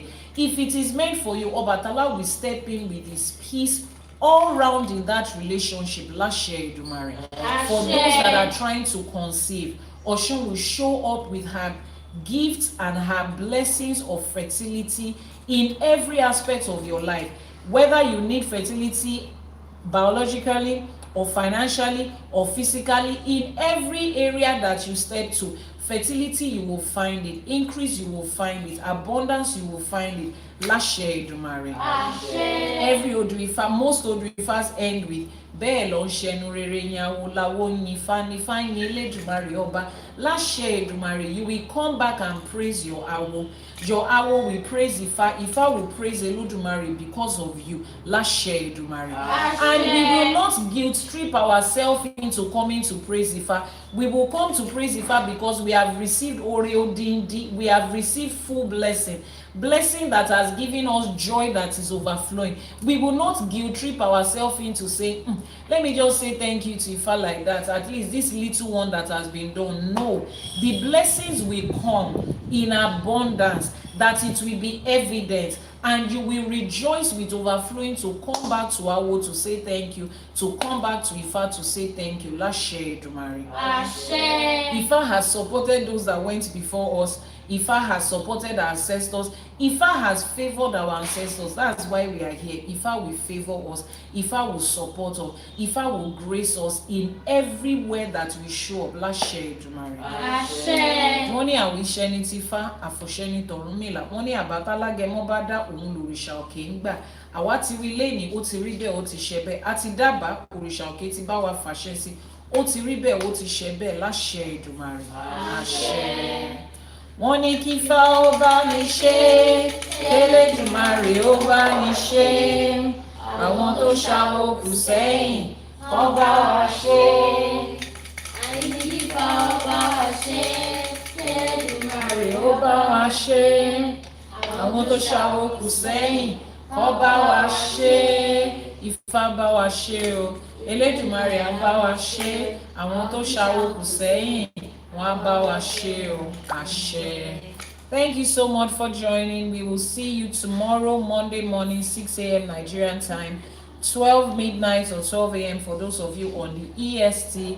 If you came in late, please catch a replay on our YouTube channel, Iyanifa Ewa TV. For those of you that have sent in messages, I will respond to your messages shortly. Iyanifa, thank you so much for contributing. Sumaya, thank you so much for coming up. Every other person in the comment section, liking, sharing, reposting, subscribing, following. Láṣẹ Èdùmàrè, Ifá gbé wa, ìṣẹ̀ṣe á gbé wa, àwọn alálẹ̀ ilẹ̀ yìí á gbé wa láṣẹ Èdùmàrè. Àṣẹ.